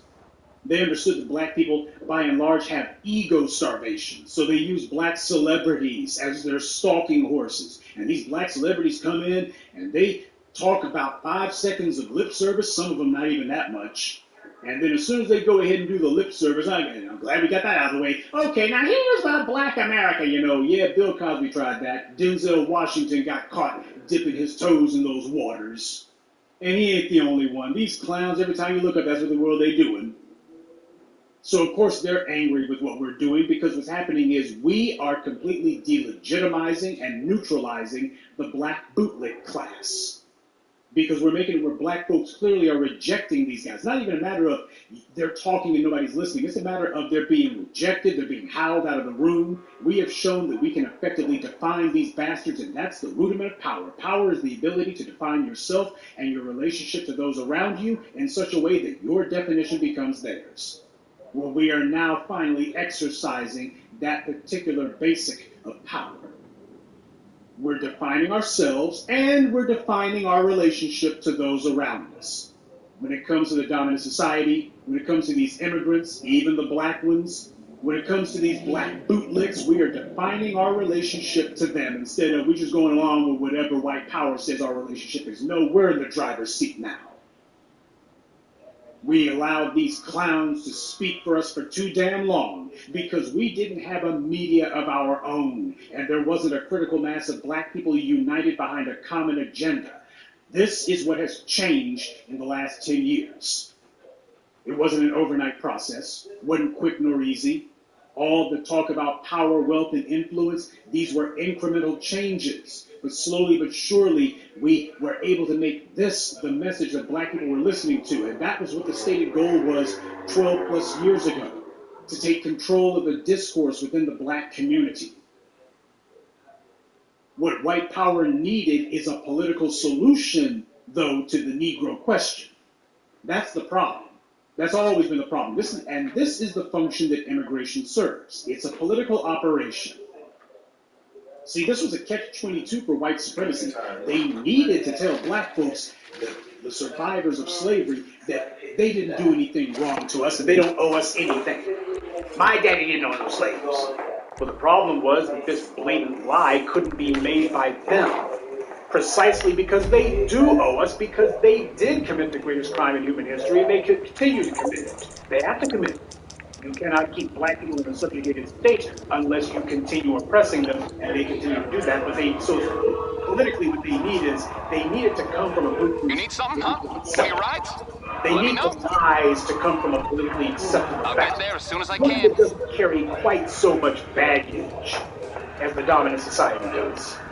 Denials from the perpetrators and beneficiaries of our suffering simply won't work, and they know this. No matter how many years or centuries pass, as long as the practice of black oppression remains in place, the claims of our righteous struggle will also be rejected. They want to keep the practice of black oppression in place. They also want to be able to deny it too. That's where immigration comes in. Now, since the white supremacists can't legitimately deny the crimes or that we have an unassailable grievance, they need someone else to do the denying for them. To go ahead and stick up for it. Please, even much for these white supremacists, they owe you nothing. And who better than outsiders who owe every crumb of their grant to white power to go ahead and sell the circle and tell the lies. And the real beauty of it is, a few of these useful idiots are black. That's the real beauty of using immigration as a political weapon. You just let in a few cherry-picked Negroes into these islands or overseas or whatever. Now you can push the lie that black people have done no wrong and the perpetrators don't have to do it themselves. The lie is coming from a third party, which is what immigrants are. A third party who, as a group, seem to be doing better than black people, but whose alleged prosperity is handed to them by white power and can be and will be at some point revoked as soon as their political usefulness has been expended. As soon as these immigrants have served their purpose, all of a sudden it's going to be a hell of a lot harder for them to be getting any goodies from white people. Immigrants are a political tool meant to serve that purpose, create the political equivalent of white noise. They have no business speaking on black issues at all. Not merely because they just showed up yesterday, but because the only reason these immigrants have a pot to pee in is because our unpaid labor and the wealth it generated made it possible to give them a pot to pee in and a window to throw it out. So white power is trying to protect its stolen wealth. And you are going to be seeing a massive push to legitimize the ability of people who just showed up in this country yesterday to tell black folks who have been here from day one what we are or are not owed. These are people who are letting themselves be used as sock puppets by white power. Well, I'm not going to be taking any pork-tongue fairy tales from anybody about what it is that I and my people are owed by a group of people who claim to be making it when it's obvious that they're suspended in midair with white supremacy perpetrators. Black people know what white power wants us to say and do, and a lot of us play right along. All of this subservient, foolish behavior, you see all these black folks trying to palm themselves off as the good black. We know what it is that white power wants us to do, and some Negroes go right along with it. Well, guess what? These immigrants, they know what white power expects from them too. They know exactly what the line is. They've always known. They understand that this country is social acceptance, or at least the acceptance, is not based on how hard you work, it ain't based on your education, it's based on whether or not you're going to maintain and perpetuate and help to prop up the racial hierarchy that is racism in the United States. Are you going to help make sure that all these Negroes remain in place? Yes, certainly, we certainly will. And then they start talking exactly like every white supremacist we ever heard. You just showed up yesterday, and in less than 5 seconds flat, you're already talking just like David Duke and any other bigot you can think. Both black people and immigrants are subservient to and deferential to white power. The difference being one of us does it because we're attacked if we don't, while the other one does it because white power gives them material rewards for doing so. The immigrant success stories are nothing more than a feeble means of giving them artificial plausibility to say, we're not right, we're doing better than black people, so white people aren't racist, and there's no institutional or systemic black oppression. Why some of us immigrants are black, and we're doing well, so how do you explain that? That's what it's meant to do, plausible deniability. Go ahead and have a handful of cherry-picked individuals who you literally picked before they were even allowed to come here. Individuals who you can go ahead and check out their background 5 ways from Sunday. It's not even a matter of having some homegrown puppets. You can go ahead and pick some puppets who are already right. They don't get no better than that if you're trying to artificially manufacture a fraudulent argument. White power has amassed massive resources from our work, from our uncompensated labor, and as a result, they have the ability to fund not merely one or two anti-black operations, but they can fund entire constellations of them. Dozens and dozens and dozens of them in a single arena alone. Merely talking about media, they can have a couple hundred of these things going on. Chattering heads all saying the same thing. And white power understands the absolute necessity of cloaking their lies in a thin veneer of nobility. Oh, isn't it just so honorable? These immigrants coming here. Oh, we have such sympathy for the immigrant struggle. Yeah, because that's the basis for the anti-black propaganda line that you continue to use. They don't give a damn about immigrants. This country has never cared about immigration. White power has no legitimacy to speak when it comes to black people's issues, and neither do immigrants. Immigrants can say, we didn't have anything to do with chattel slavery, or Jim Crow, or any of the rest of it, and that's the purpose that they serve.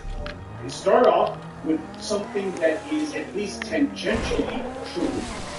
Okay, so, Habib or Wing Su or whatever, okay, I will grant that they had anything to do with chattel slavery, or Jim Crow.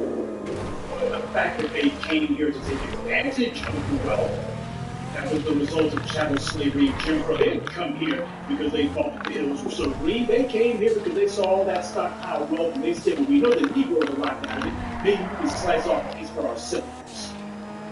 They came to take advantage of enormous resources of wealth that they didn't generate. That makes them no different than the most long-standing descendant of the worst plantation owner. It makes them no different. Because they made common cause with the white supremacists, they also made themselves open to the exact same accusations on the exact same grounds. That's what happens when you decide that you're going to dance with the devil.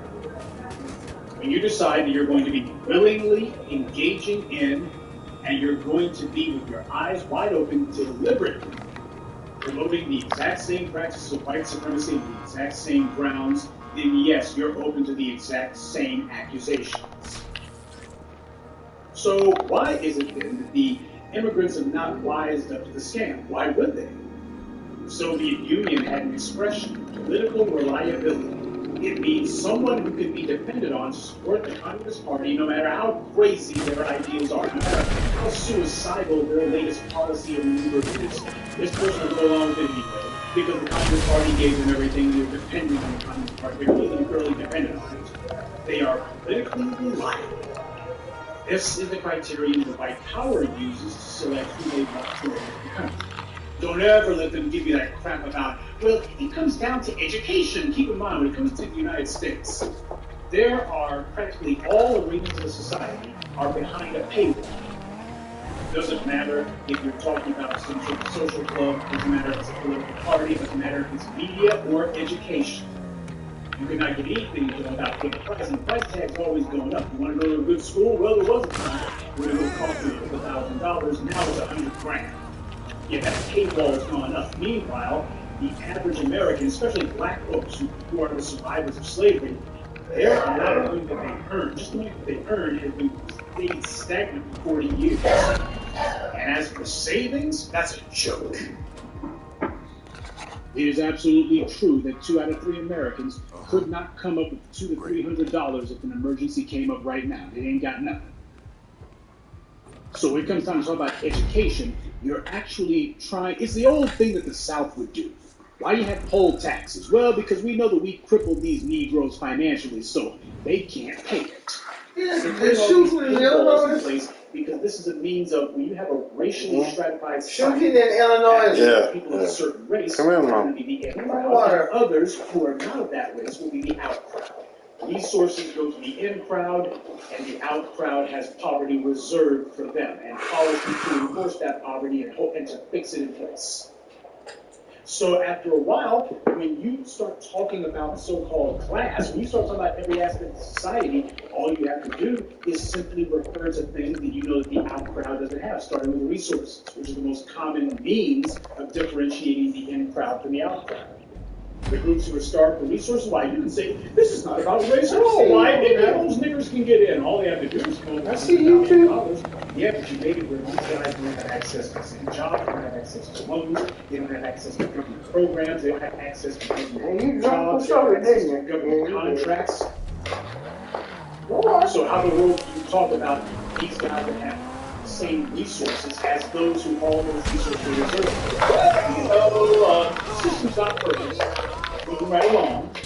So what you see is white power using the same playbook that neo-Confederates using since the end of so-called slavery and every aspect of society, every society has been stratified by race. Black people held as a permanent underclass, impoverished, deliberately impoverished, made to be impoverished, and kept that way through policy, carried out through abject politics. So when they start talking about education, that's just a code for people who have money, not black people. Remember, anyone can go to school, but only those families who are plugged in get to go to the high-level school, or the good colleges and universities. That's what I stand marriage shooting, in other words, your family, whatever foreign country you're from, does your family come from that upper crust before they go to high school? Nope. See, when they select these so-called educated immigrants, they're choosing from people who went to schools where they've already been pre-vetted to ensure that they're on team white supremacy. Children from the upper classes of these foreign countries, which is why so many of these educated foreigners already speak English. Haven't you ever wondered about that? What is this? You still on? Have you ever wondered about that? Why is it that so many of them already speak English before they even got here? And many of them speak it very well. Their parents do too. It's because they come from families where they had the money to get their children English too. Their families already had contact with Americans long ago. Families who were preparing their children to be useful operatives for white power. That's why these kids speak English. Because this is part of the social and political track that they have their kids on. They didn't speak English simply because it doesn't matter what function you're going to be serving. White power says they want educated immigrants, but black folks never stop to ask who gives these immigrants that education and how the hell these immigrants manage to ever pay for it.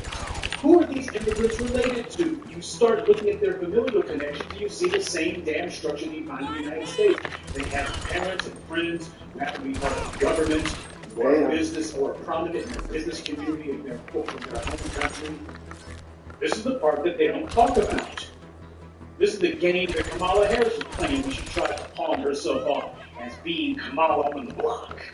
The same way Jennifer Lopez did. I'm just Jenny from the block. Woman ain't got a damn thing to do with black folks, even though black people put her on. God, what an error.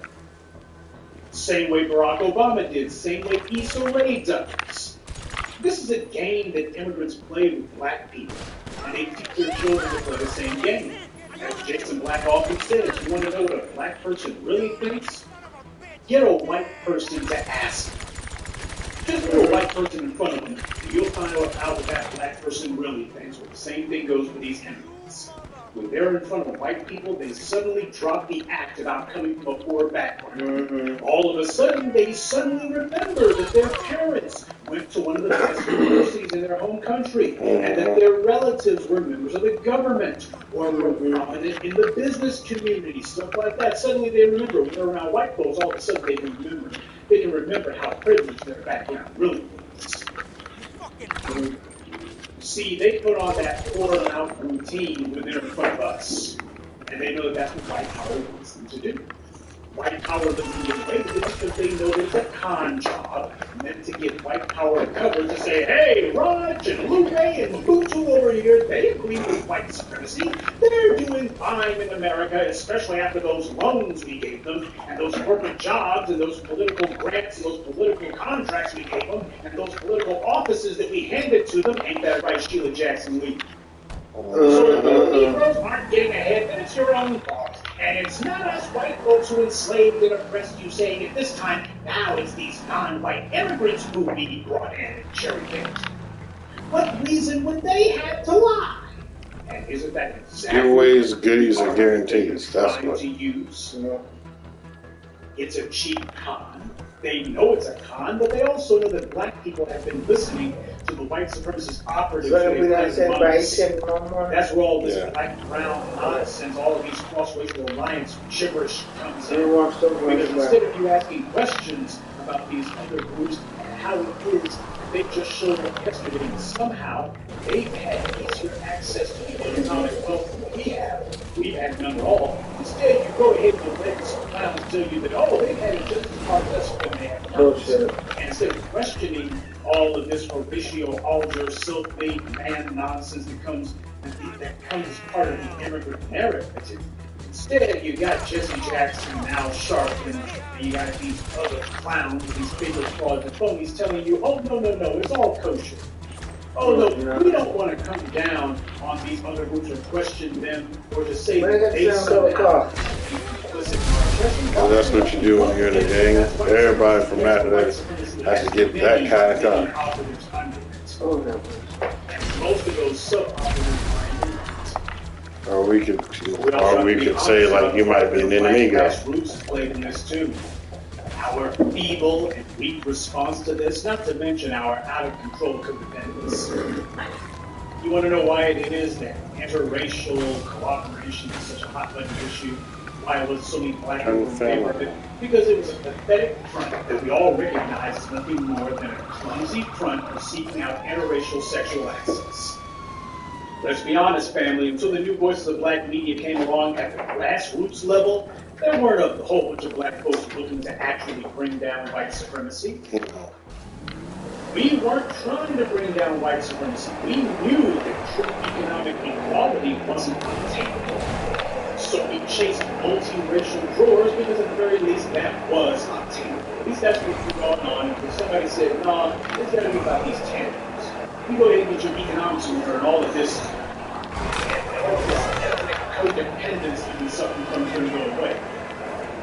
You're trying to find ways to basically get around the fact that you don't have anything. You're trying to find a way to can I find a substitute for not having my tandems? No, you can't. It's like saying a substitute for breathing for yourself. Or I'm hungry right now, and I'm trying to substitute for eating food. Maybe I take on this immigrant over here and feed him, maybe that will fill my belly.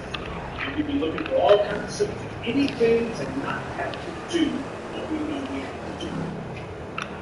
Same way we hid behind all sorts of religious gibberish as a means of covering up our cowardice and unwillingness to challenge white supremacy.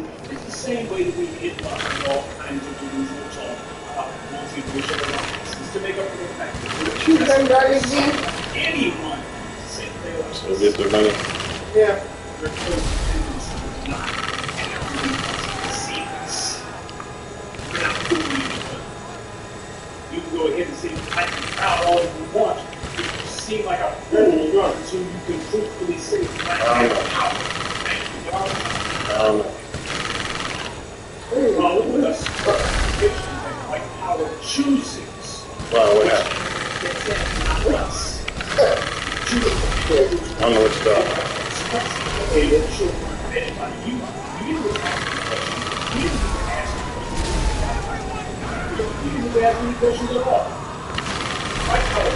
Back up. Huh? No, just fuck around and destroy the damn car.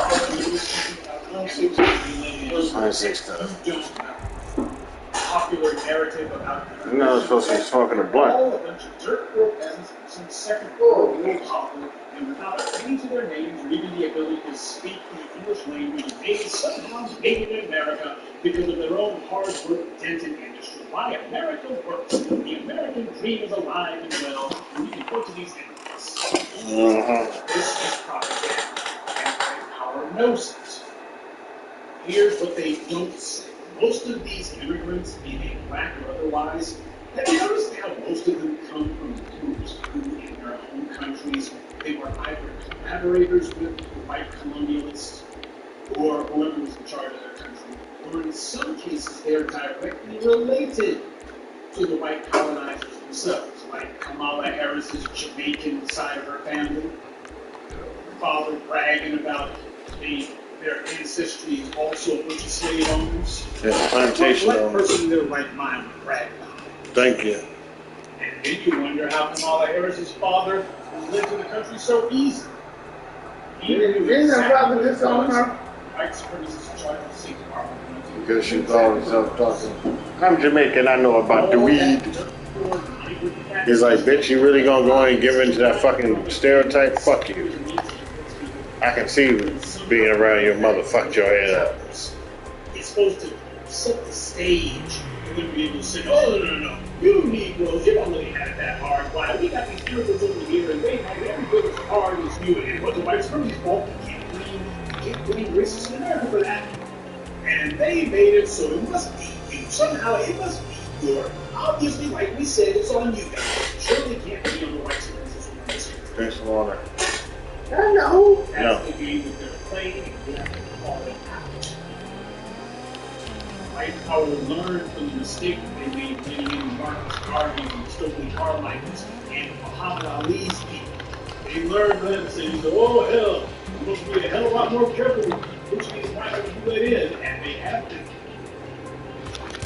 We need a meeting and say things that we can do it with power.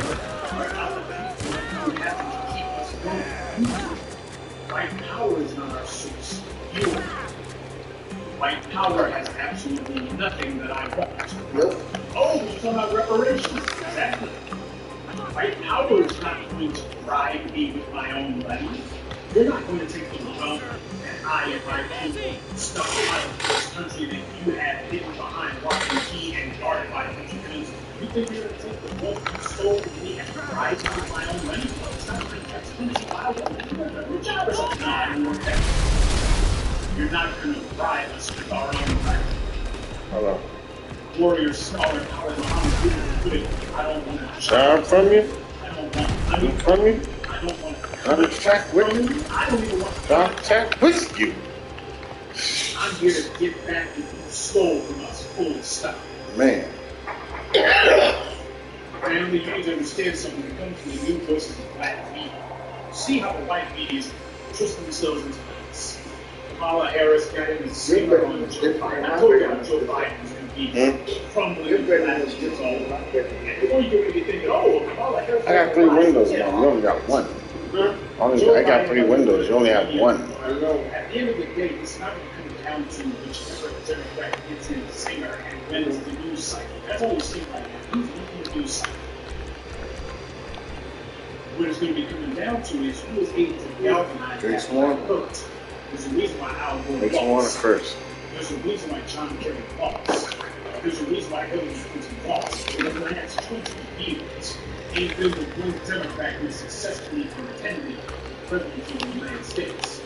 Barack Obama would have lost too if it hadn't been for the fact that he had one advantage none of the other 3 white candidates had. Barack Obama did successfully galvanize young black voters, black baby boomers, young black voters. That was it. Young black voters who twice. That's what we know white power does. If you go ahead and think you're going to have some sort of political alliance, like we're going to have a loose amalgamation. So that kid killed him. Now Illinois folks at the end of the parade. And we're also going to have casual racist read like moderates and put together this Frankenstein monster of constituency. And hopefully that will be enough to help us neutralize these angry migrants. If we can demonstrate we can get without the why that highly this black threat into its print. And we won't have to worry about any of that. Obviously it won't work, but as we begin to aggregate our support, as we begin getting more on code aggressively, as you guys get out there and start fighting fraud students, not merely these political candidates, but also there would be support speakers, support staff, these black people. They can't be like Big Bird. When you start getting in front of them and asking them tough questions, these clowns will start nutting up. But they're not used to being challenged or confronted on anything. You want to know why one of the Big Bird swing on people? It's because for the longest time they've had their little closed off, sequestered, little safe spaces where they can spew whatever gibberish they wanted. And when you're in a room full of a whole bunch of black geriatrics, you know, the 65 and dead demo, and Negroes who are too scared to bite whites couldn't see me enough to start now. You can have the same old thing. We had our NWATP winter luncheon, to be followed by the Urban League spring luncheon, to be followed by the National Action Network summer luncheon. When you basically have one full luncheon in this, and people show up to do it with you, same old stale talking you've been given since Martin Luther King was in that person. But that's what they're used to. Somebody shows up and says, no, and I'm always do nothing badly. You don't represent people, you don't represent these streets. You're speaking against the streets. When you get called, when we have been called out, right, they just lose. You want to know why big black was swinging on people? Put up. Challenge on his life. This hood will not be gentrified. No, he said hood closed to gentrification. For white supremacist leaders, when you start making it where the liars get exposed, when you start getting confronted, they're going to start retreating to the safety of their sound stages and their studio sets. They're going to go running back to their little cubby holes with their in-house cameras. They're going to be going back to that. And that's exactly what they've been doing. Because they need to have a forum that they can control top to bottom. As we start agitating and making it with tangible conclusions at the end of the issue of American politics, expect to see less and less attempts to be talking to black people in the streets. That is practically none going on now. Instead, going to be the usual suspects. Yeah, you know, the black people who are on the payroll, the ones who've been paying off for God's knows how many decades, who put them in and they'll still go on. And that's exactly what they've done. Now you will think that all talk about our parents not being survivors of slavery and talk about the fact that her family did not know the foundation was coming from like our own. And say, gee, this is like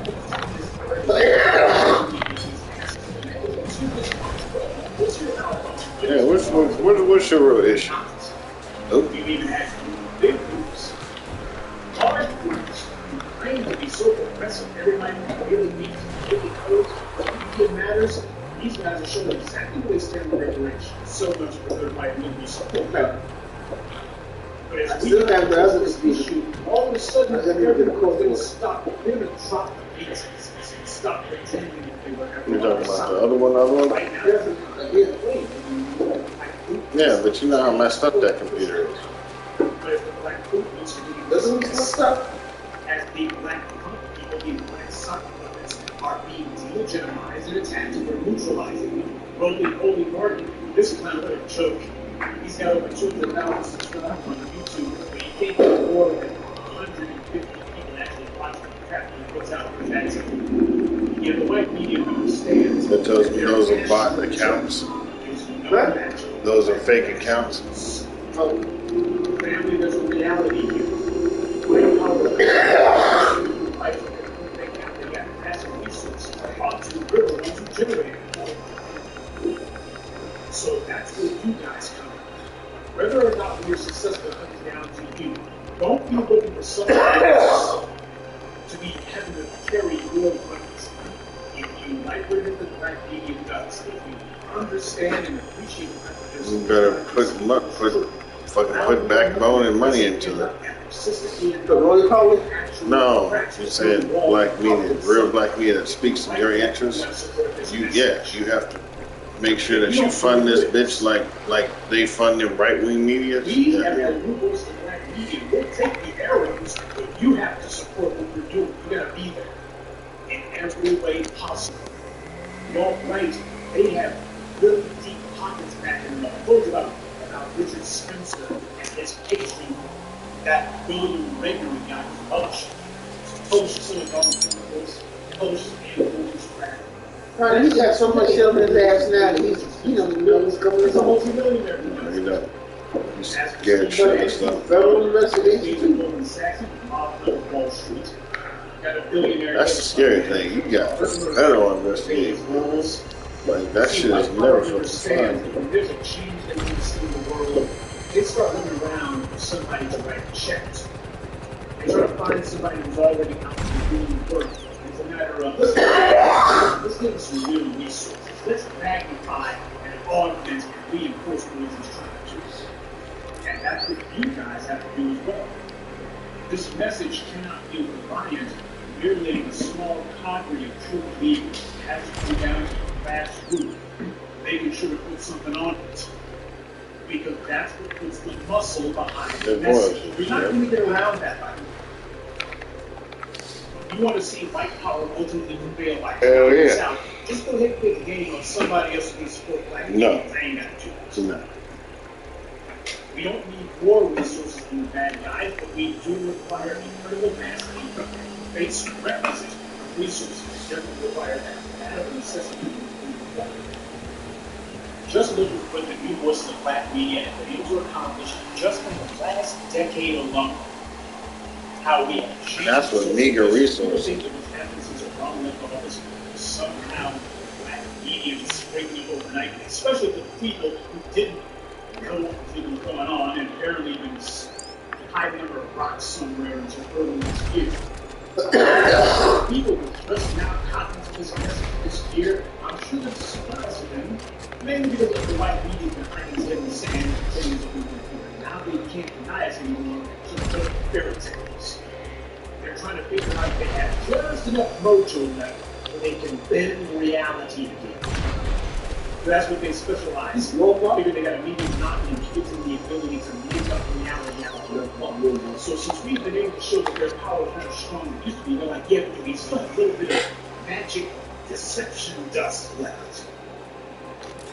Maybe, but not enough to overcome us if we have the necessary support we require from you. Because it just goes simple as this. If we fight, we win. If we don't, you die. Our lasting changes. Changes of the supremacy. That's the reason why I tell you, stop. Get over this idea that tangibles are going to become a permanent You want me to in society. I hope that we're more adult. I hope that we're mature enough to understand exactly what's going on. This is a fight that's only just begun. Right? How are we going to do that already? You want me to write on the school chapter? Right, to make sure they don't blood my shit. They wanted a stool sample. Yeah. How the fuck are you supposed to do that? Shit in the bag, like get a plastic bag and then grab some of it. They'll give you the price of that little card. I know my shit. I damn sure don't feel like doing that type of shit. Look at my shit every time I shit. Put them on the burn that body. No, I got explosive shells. See how he jumped? So, that person is dead. Oh, yeah, he is. Or just in time for JC and Beyonce's new album. Well, yeah, she got new records from that, huh? Everything we can. Renaissance. Reality because the things that we're full of our sleeves. Yeah, sir. Yeah. Oh, you seen it? Oh, you seen it? On our brow as well. Yeah, I saw part of it. Everybody dressed in the same color. What'd you think of it? Yeah, I seen it. I said, what did you think of it? Didn't lose no sleep over it. That was. See, that's the reason why it's easy for black folks. Remind me of Black Lagoon. They need another fucking season of that shit. I'm like, nigga, you could have just played it off like you doing stories like the A-Team, nigga. You know what I mean? See, they could have literally did 47 seasons of Black Lagoon. They'd have been like, wait, what? Black Lagoon? Like, nigga, just, and then just kept the same artistic style of it. Like, nigga, literally doing like, you know, close-ups like that. I saw the Human Bebop. The human version, the live-action version. Yeah, I didn't give a fuck with anybody else did. I liked it. It was funny. Hey, really want to kill him? He do the same thing. It didn't have to be it, but it was just. It's not the same as the cartoon. I'm like, nigga, it's not gonna be the same as cartoon because you can't do certain shit you did in the cartoon. You can do live action because we don't have. No. Not only that, it's the scenery model that you had in the cartoon. That's a lot of money to recreate scenes like that. That's the reason why I never really caught it. And the movie, I told this later years when we started talking the movie. Since. Because we I started drew my hand in the slime. Yeah, so he's got a movie and then we're getting another season. Racial way that sounds like class talk. And that's exactly what people on Let me too. What was the socialist argument? It's all about class. Well, that might make some sense. You're talking about a bunch of white Russians in the Soviet Union. Or if you're talking about a bunch of white folk in Germany, or if you're talking about a bunch of white folk in France, you can make class-based arguments. And the second you bring in race into the equation, especially black folks, your class-based arguments fly out the window. They can come down to class, it can come down to color. And it's going to come down to the personal history behind that color. How many of these folks came out of the hells, the killing fields of the American South? That's what it's going to come down to. That's not a class-based argument. It's not a religious argument. It's a racial argument, not religious. Black folks want to avoid that. And we understand when people come along and talk all this hand-holding and we're all God's children and let's be colorblind. We understand that for exactly what it is. It's an excuse to get away from the hard, ugly truth that must be done. So we like it. Yeah, it's like, don't tell us about that racial thing. No, that's too nasty. You know what that would mean? That would be too confrontational. That would be too much.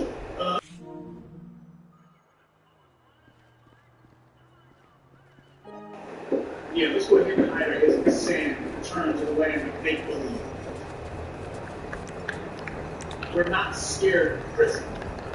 We're not scared of beatings. Black people aren't even scared to die. We rush to pull the trigger on black folks. And we'll gladly go to prison for life if another black person crosses us or disrespects us. So prison don't scare us. Dying doesn't bother us. As for beatings, fighting isn't merely what we do, it's what we are. We are the most incarcerated, most attacked, most murdered demographic in this country. All of that shed blood, all that time in a cage is given for trivial nonsense, and whenever it's person to be down we suffer all the time. 500 years of our existence here has been a non-stop litany of suffering. Our imprisonment in this country has been 500 years of non-stop suffering. We suffer for our own health. And that's not because we're scared of prison, or because we're scared of being attacked. It ain't because we're scared of death. Our identity has been defined for us by other people. And the activity of my power agents is the essence. That's the reason why it's so important for them that they force their names onto us and to rob us of our own history. This was done in order to facilitate the process of crafting an artificial European identity onto us. And not its European royalty, not its European gentry, but its European peasants. A powerless, permanent underclass. And the exact same type of dysfunction that you would find among Europeans has now taken hold of us, this kind of entropy, this kind of internal disorder. We see the system of oppression, but we're very dysfunctional when it comes time to take it off. And the way they did it was to make us dysfunctional and confused, and that was done by design. We have accepted our underclass status. We've accepted being white mommy and white daddy's unwanted children. That's why they call black people child race, because we've accepted the position of being social children and abused children at that. White supremacy has correctly interpreted that all of our so-called protests, they're nothing more than large-scale terror tactics being run by children, which is why they've been able to dismiss them so easily. Let the Negroes go ahead and blow off a little bit of steam. There'll be some white construction companies in which we build countries. They have lived, however, in more fear of the day that these children grow up and start acting like adults. An adult is not interested in getting attention. An adult is interested in power. We're codependent. This total lack of character, we need to call it what it is. It's a total lack of character. It's killing us. An organism that refuses to act in the face of unrelenting aggression is also an organism that won't survive. We have chosen to be unresponsive to white supremacy, and now we are choosing to finally act. See, this whole thing about tangibles, which are what reparations is really part of. When you start talking about black folks getting powers and not compromising about it, being unapologetic about it, we need to apologize to these immigrants. While they are rich and moving over here, they're doing just fine. And you don't bring over white supremacy because they didn't own any slaves, and you're trying to make them pay for something else that can't apologize. We apologize for a damn thing. They're not apologizing for coming over here trying to get a piece of the work to be amassed. Why should I apologize for trying to hold on to what I generated, what I earned, and what I owed?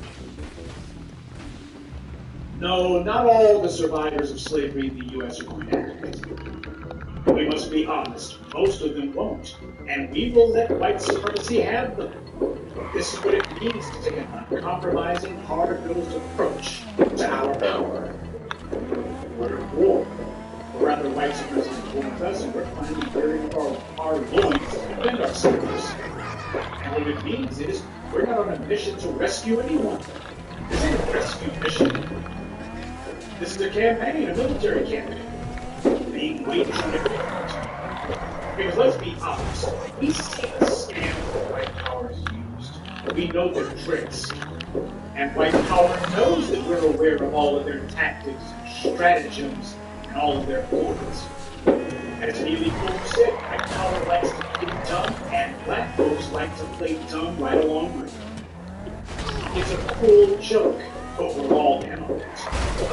We are in a cycle of abuse, and the abused have to take responsibility for breaking the cycle because the abuser damn sure won't do it. If any one of the things the white supremacy has done against us was done against a foreign country, or if a foreign country tried any one of the things that they've done to us against the dominant society in the U.S., they would absolutely the very next moment say that's an act of war. So what's being done against us is war, being waged on all fronts. The first rule of warfare, however, is deception, obscure the truth, misleading from the truth, lie about the truth altogether. Here we are trying to make buddies while we're in the middle of a battlefield, and that don't work. Some of us understand and are adult enough to pay the price that power demands. We're not trying to figure out how to have some sort of amicable change of power. We're not trying to figure out how to get everybody to agree that we should get what's ours. Because for 500 years, there's been a twisted, demented, psychotic order in place where whatever disadvantages black people, that's something that everybody can agree on. We can all agree that these Negroes shouldn't have anything. So here we are, flying in the face of that. Of course, it's going to make people angry. Because what we're doing is we're threatening the system of guaranteed giveaways, goodies, and handouts that they've been given for the longest time. What we're telling you is the guarantees are over. You're going to have to actually work for your daily bread. Now, a lot of white folks they'll be able to hack it if there's going to be quite a dramatic transition. But a lot of them make that. But a lot of them will not. The problem for all of us is they don't know which ones are going to fall in the cracks. Because all of them have been depending on white privilege, white power, and lack of solution of opportunities for it to become their daily bread. Black folks are finally able to leave. They don't look and go, well, that means my guarantee position is gone. Well, can't you hack it without your giveaways and guarantees? The answer is for a lot of them, no, they can't. They know that they can't. The rest of these clowns, these people out here are still trying to find a way around the necessity of talking white supremacy, still trying to make eyes to white supremacy. They're going to go out of business. And these ignorant Negroes who are holding on to white supremacy, that day of us holding on to them, they're holding on to white supremacy, that day is over. No more. We're going to cut loose all the damage. Too many times we convince ourselves that we can't let go of the very thing that us. This is why I say we don't think our way to proper action. We act our way to proper thinking. How do we break the cycle of black oppression? You start by getting black folks to do what is in their interest. That's how. Notice how this is the new voice of black media, especially Jason and I. Have you ever noticed how we don't sit around trying to have all sorts of intellectual arm wrestling contests with people? You notice that we speak very strongly, very declarative tones, and we say, this is what it is, period. That is not merely an expression of philosophy, folks. That's standard operating procedure. If you know that your plan is right, and you've got those who are with it, then you're not going to be wasting time trying to convert every Tom, Dick, and Harry who has some sort of contrary brain fart. Because the truth is, a lot of black people, the majority of black people, are desperately looking for ways to postpone the process of actual black empowerment. And they're trying to put it off. And they want to do that because getting with the program would require them to produce laws. Black people can't do that and aren't interested in it. Most black folks want to do it all the time. That means video games, obsessing over hip-hop nonsense, drama, and gender warring. But they don't want to take control of this world and do the hard work required to make their place in it better. The usual excuse that we get when black folks are trying to figure out how not to do anything with tangibles, because tangibles requires tangible work. When you talk about tangibles, nothing from nothing leaves nothing. So when you start talking about tangibles, when you start talking about power, look, and influence, that means you ain't getting it for free. Because you see, you talk about spirituality, you can sit there and say, well, I prayed about it. Well, I can't see your prayer. Prayer is an intangible. That's why a lot of black folks like it. Yeah, I ain't got to show you nothing. And I ain't got to justify it. There's no standard for it. There's no standard, which means you can't tell me that I'm doing it wrong. You can't tell me that what I'm doing is counterproductive or contrary to people's interests. That's what they like it. We can just sit around and have endless, pointless chatter sessions about what do you feel, how do you feel, as opposed to what are you doing. And a lot of black folks like that. Black people can often sit around and they prop their feet up and just talk about nothing. And tangibles, power, wealth, and influence requires real, hard labor. It also makes for you to tell that do something for the do nothings. The same way you got a whole bunch of white supremacists who are terrified of us shattering that glass ceiling that they've been standing on so long to get fall at the bottom. You got a whole lot of black folks who, when it comes time to climb up to our true, earned, rightful place in the world, they're going to be like, I don't want to have too much work, not too much effort, I don't want too much. Black folks who are not just intellectually lazy, spiritually lazy, physically lazy, a whole bunch of character flaws. And what's happening is we're getting serious about it. We're making it where you used to be able to have half the workshop tell you, well, just put your cares on Jesus. What do you got to worry about? You got the black folks who are saying, no, we're not casting your cares on Jesus. You need to show us what the hell you brought to the table. And we're encouraging everybody who ain't got nothing to show. It's a totally different way to act now. the world and our relationship to them belongs, starting with those who claim to be in the same circle as us.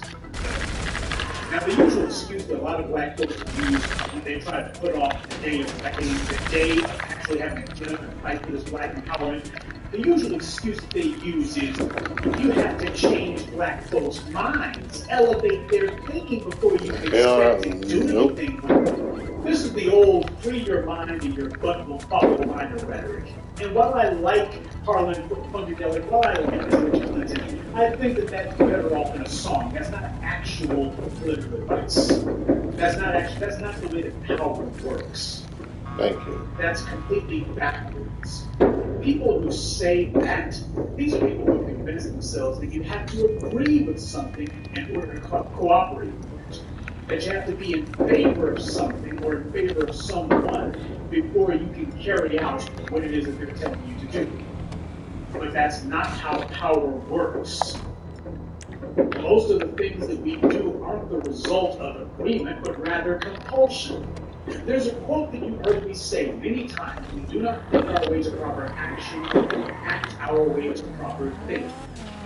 When those devils stole us from Africa, we spoke their language, adopted their culture, worshipped their God, and it wasn't because they got us to think like them first. They didn't say, well, we're going to change the African mind first. They understood that if they control our actions, then our minds would follow.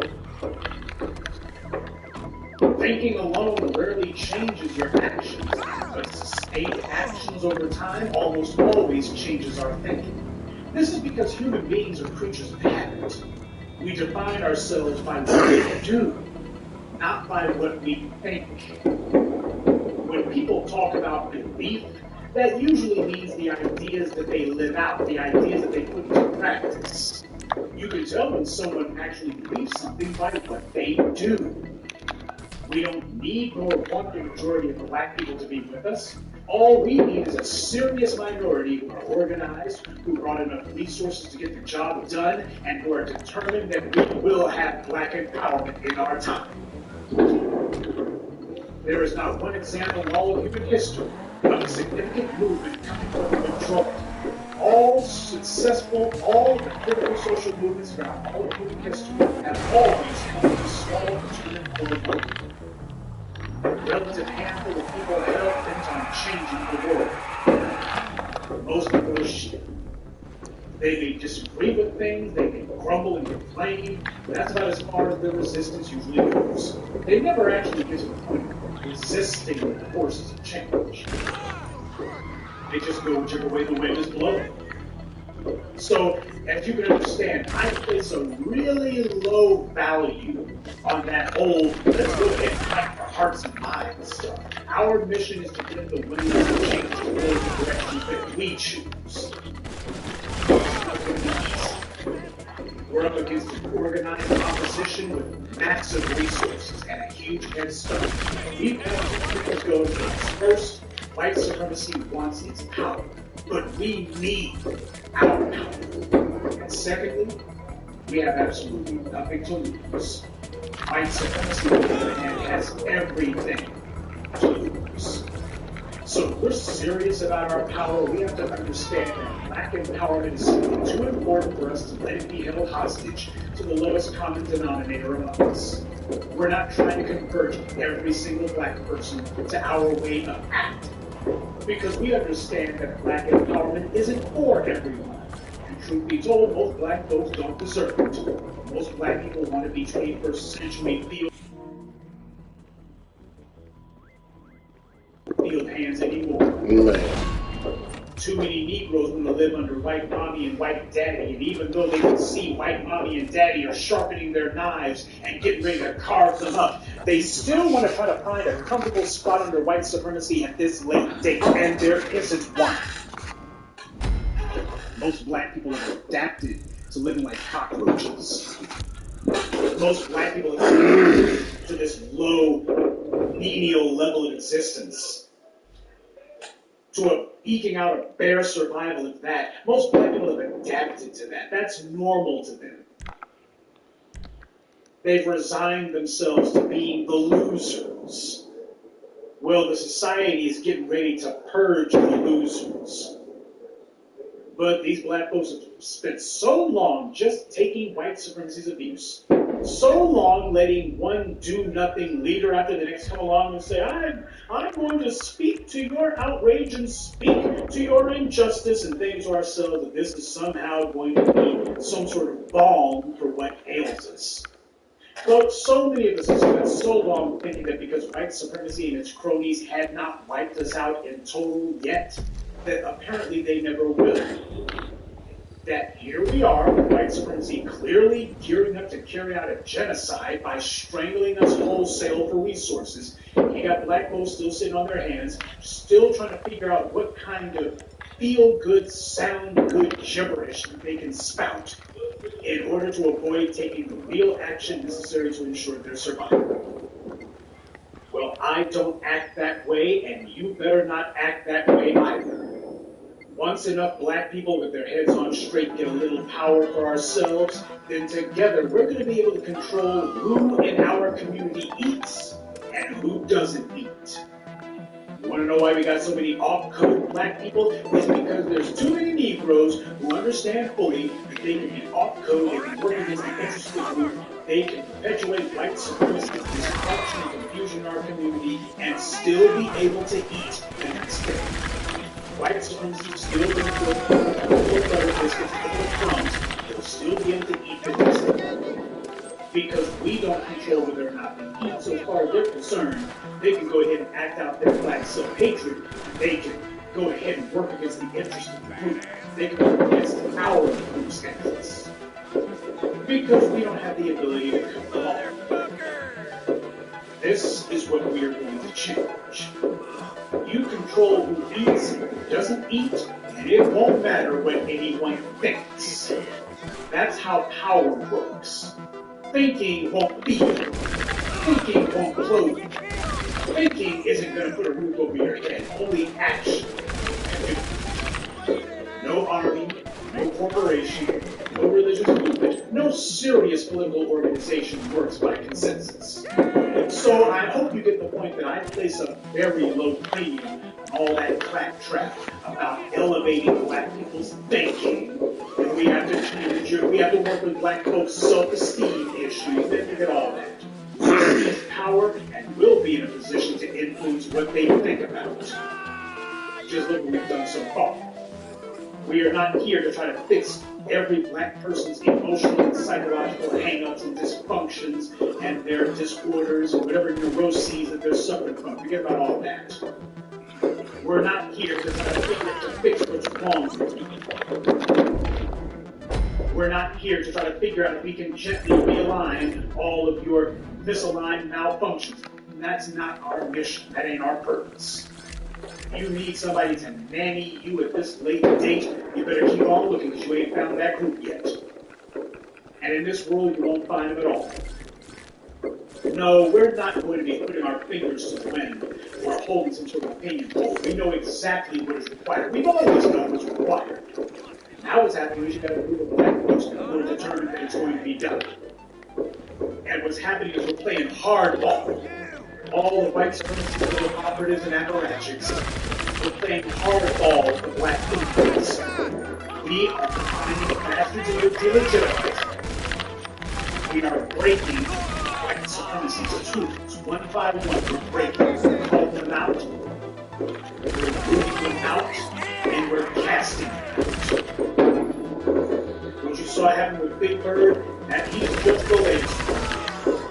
Oh, these Negroes, these black boosters are going to find the second act by coming online, and they were going to be deceiving black folks. Man, that game is going to lose. Now that we've dealt with these lower-level black bootlicks, now we're looking at the last few Negroes who white supremacy still have on payroll. The white supremacy people do this. These Negroes who you see, the one or two who still have a regular gig on white media television, these guys will be the ones who are going to be getting that business next, calling them out. They dare speak against the LGBT community, against every community within their community, where they see these groups as being liberal counter members to us. Will the days of black folks taking position are over? The days of black folks being so silly as to allow every Tom, Dick, and Harry with a contrary opinion to speak are over.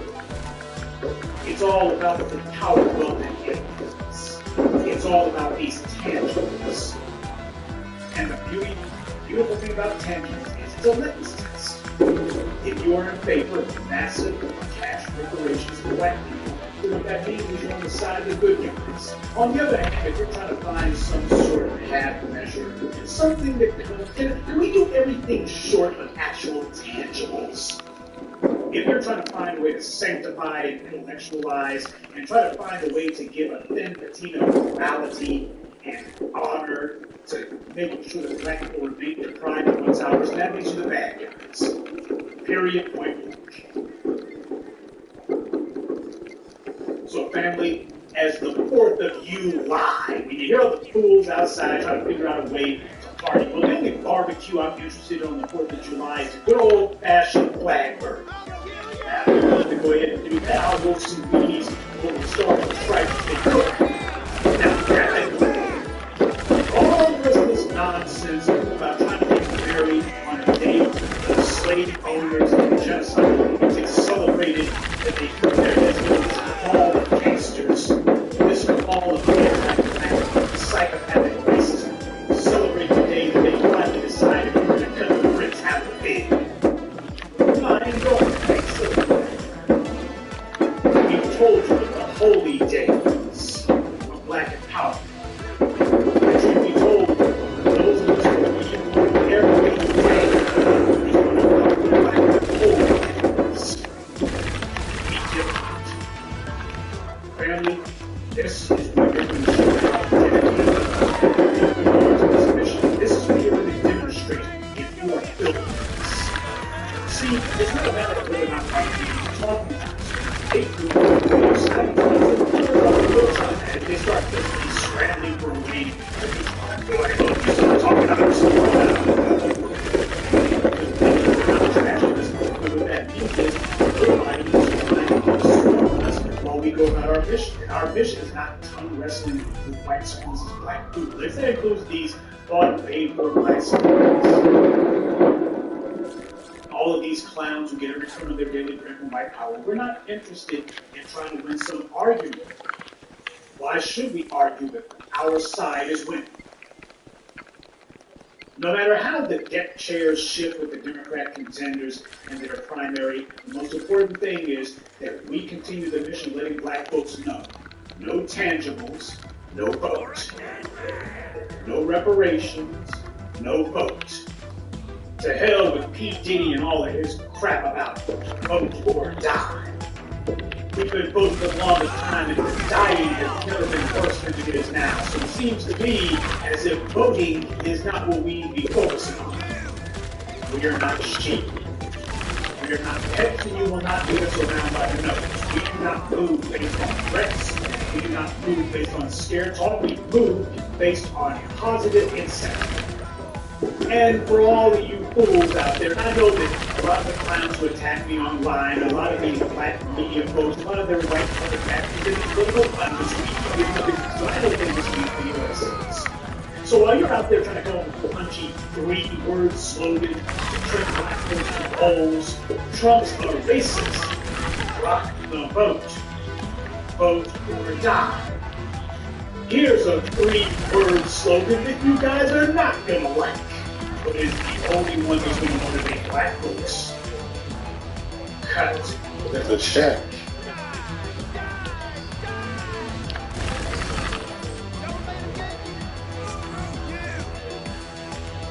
Started off with that quote from the Biggie presents, not merely because he's a white man, but because he was also an empty. That's no on the image. This whole subject about what it is that black people are owed, it's come to a boil mainly because there is a refinement going on. That's how power works. Power is continually in the process of refining itself, purifying itself. You take some gold out of the ground, and after you gotta smelt it, you gotta go to the furnace. You gotta separate the gold from dross. And that's what's going on right now. This is not to say that we are trying to separate ourselves from the rest of the African diaspora. Far from it. We've been repping black while everybody else has been running from it. All the rest of these folks, from sons and daughters of Africa from outside the United States, were trying to call themselves everything else except black. They were trying to separate themselves from us. We never tried to separate ourselves from them. So let's make this absolutely crystal clear. We are not trying to separate ourselves from the rest of the African diaspora. We are attempting to clarify our place in the African diaspora. What we are doing right now is a little different from what you saw Jews do. They didn't say that we're not white people. What they were saying was, well, we need to clarify the position that Jews hold among the Europeans, among the Caucasians. We want to make it clear where we stand, what we are, and what it is that we're about. And that's what we're doing as well, so that we don't have any confusion. So that people who call themselves, whether it's in the United States, some of these foreign-born black people or foreign-descended black people, or those who we meet in their home countries, we don't want them getting us wrong. And when they come over here, we definitely don't want them getting us wrong. Everybody needs to be clear. We're hitting the reset button so that we can have clarity. You're going to be hearing a whole lot of us throwing the words of all of these other non-black groups and non-foreign, non-domestic foreign black people in their face as far as what black people owe. Expect to be hearing and seeing a lot of that. All of these people are running around making all kinds of justifications for why the Jews should get reparations for a crime that happened in Europe. Or, in the case of Zbigniew Brzezinski, that little clip that I played for you, that was taken from Zbigniew Brzezinski commenting on the Ukraine. That's where that's from. He was talking about the Ukraine's future and what can be done to try to settle some of those old ethnic antagonisms. That's what a white man would say about other white people, what they can do amongst themselves. You see, everybody's entitled to reparations except the black people, because white supremacy has turned the world on its head. White supremacy has misshapen and perverted and twisted the entire global order into nothing more than a racialist pyramid scheme with black people at the bottom. And what started off at first was for the Europeans to steal everything that wasn't bolted down or on fire.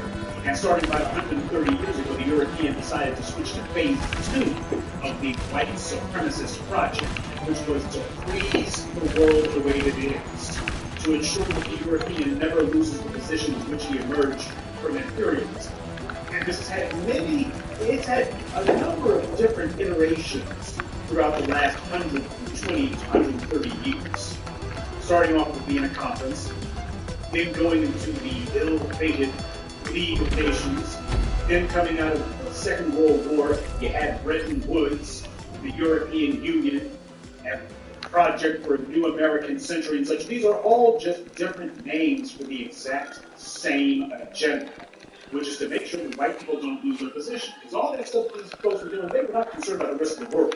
They were only concerned about white folks and how to make sure that white people stayed on code. And part of being on code means you ain't sitting here shooting each other, having knockdown dragouts about which one of y'all is going to be ruling over everyone else. That's not the kind of thing that's productive.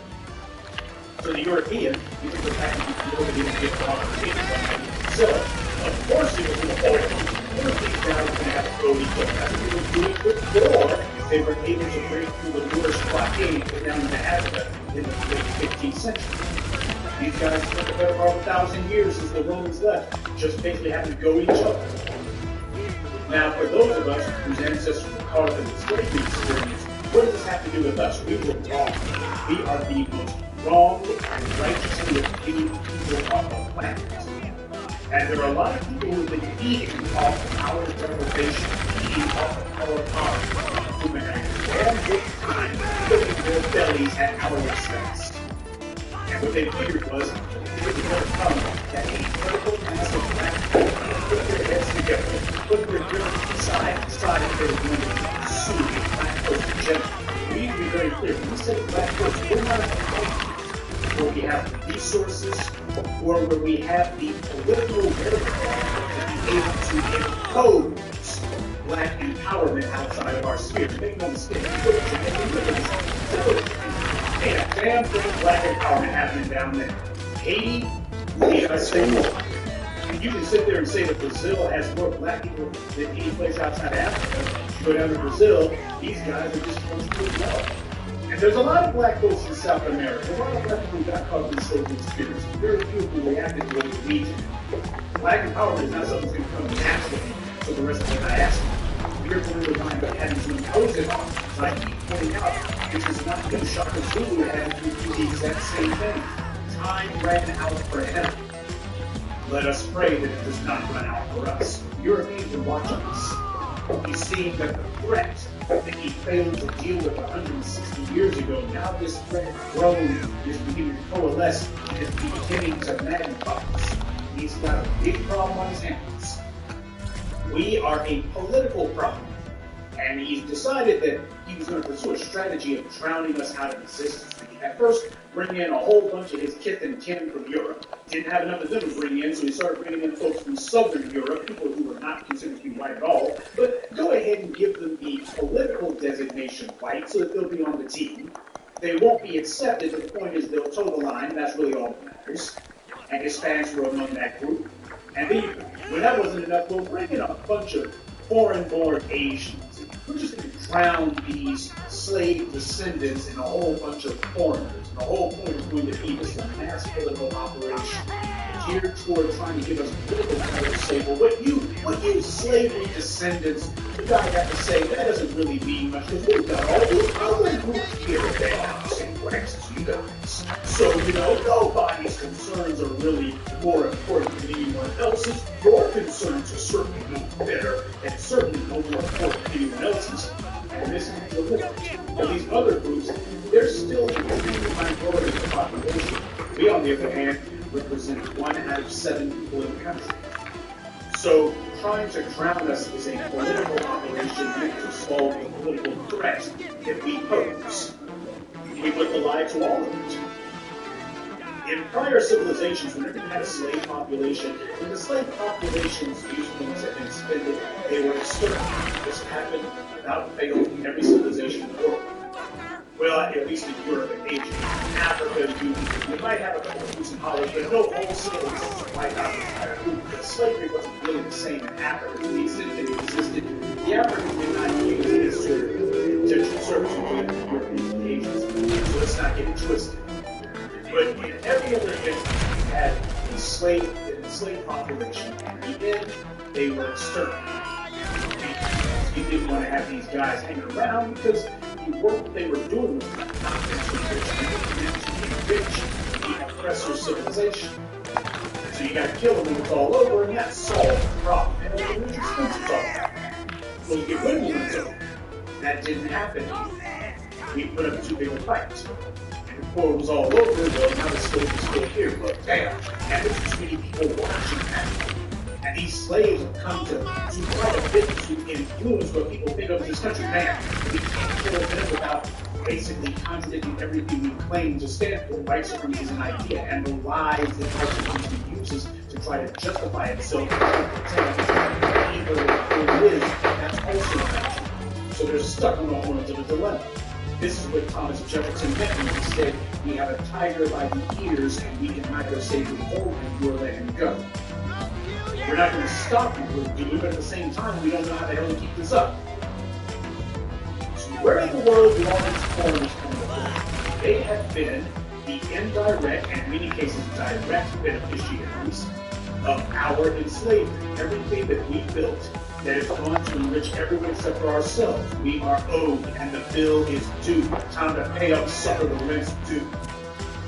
And yes, it's going to be to the tune of trillions of dollars. Because those individuals who become rich off of us, look at how much richer they become over the last 350 to 400 years.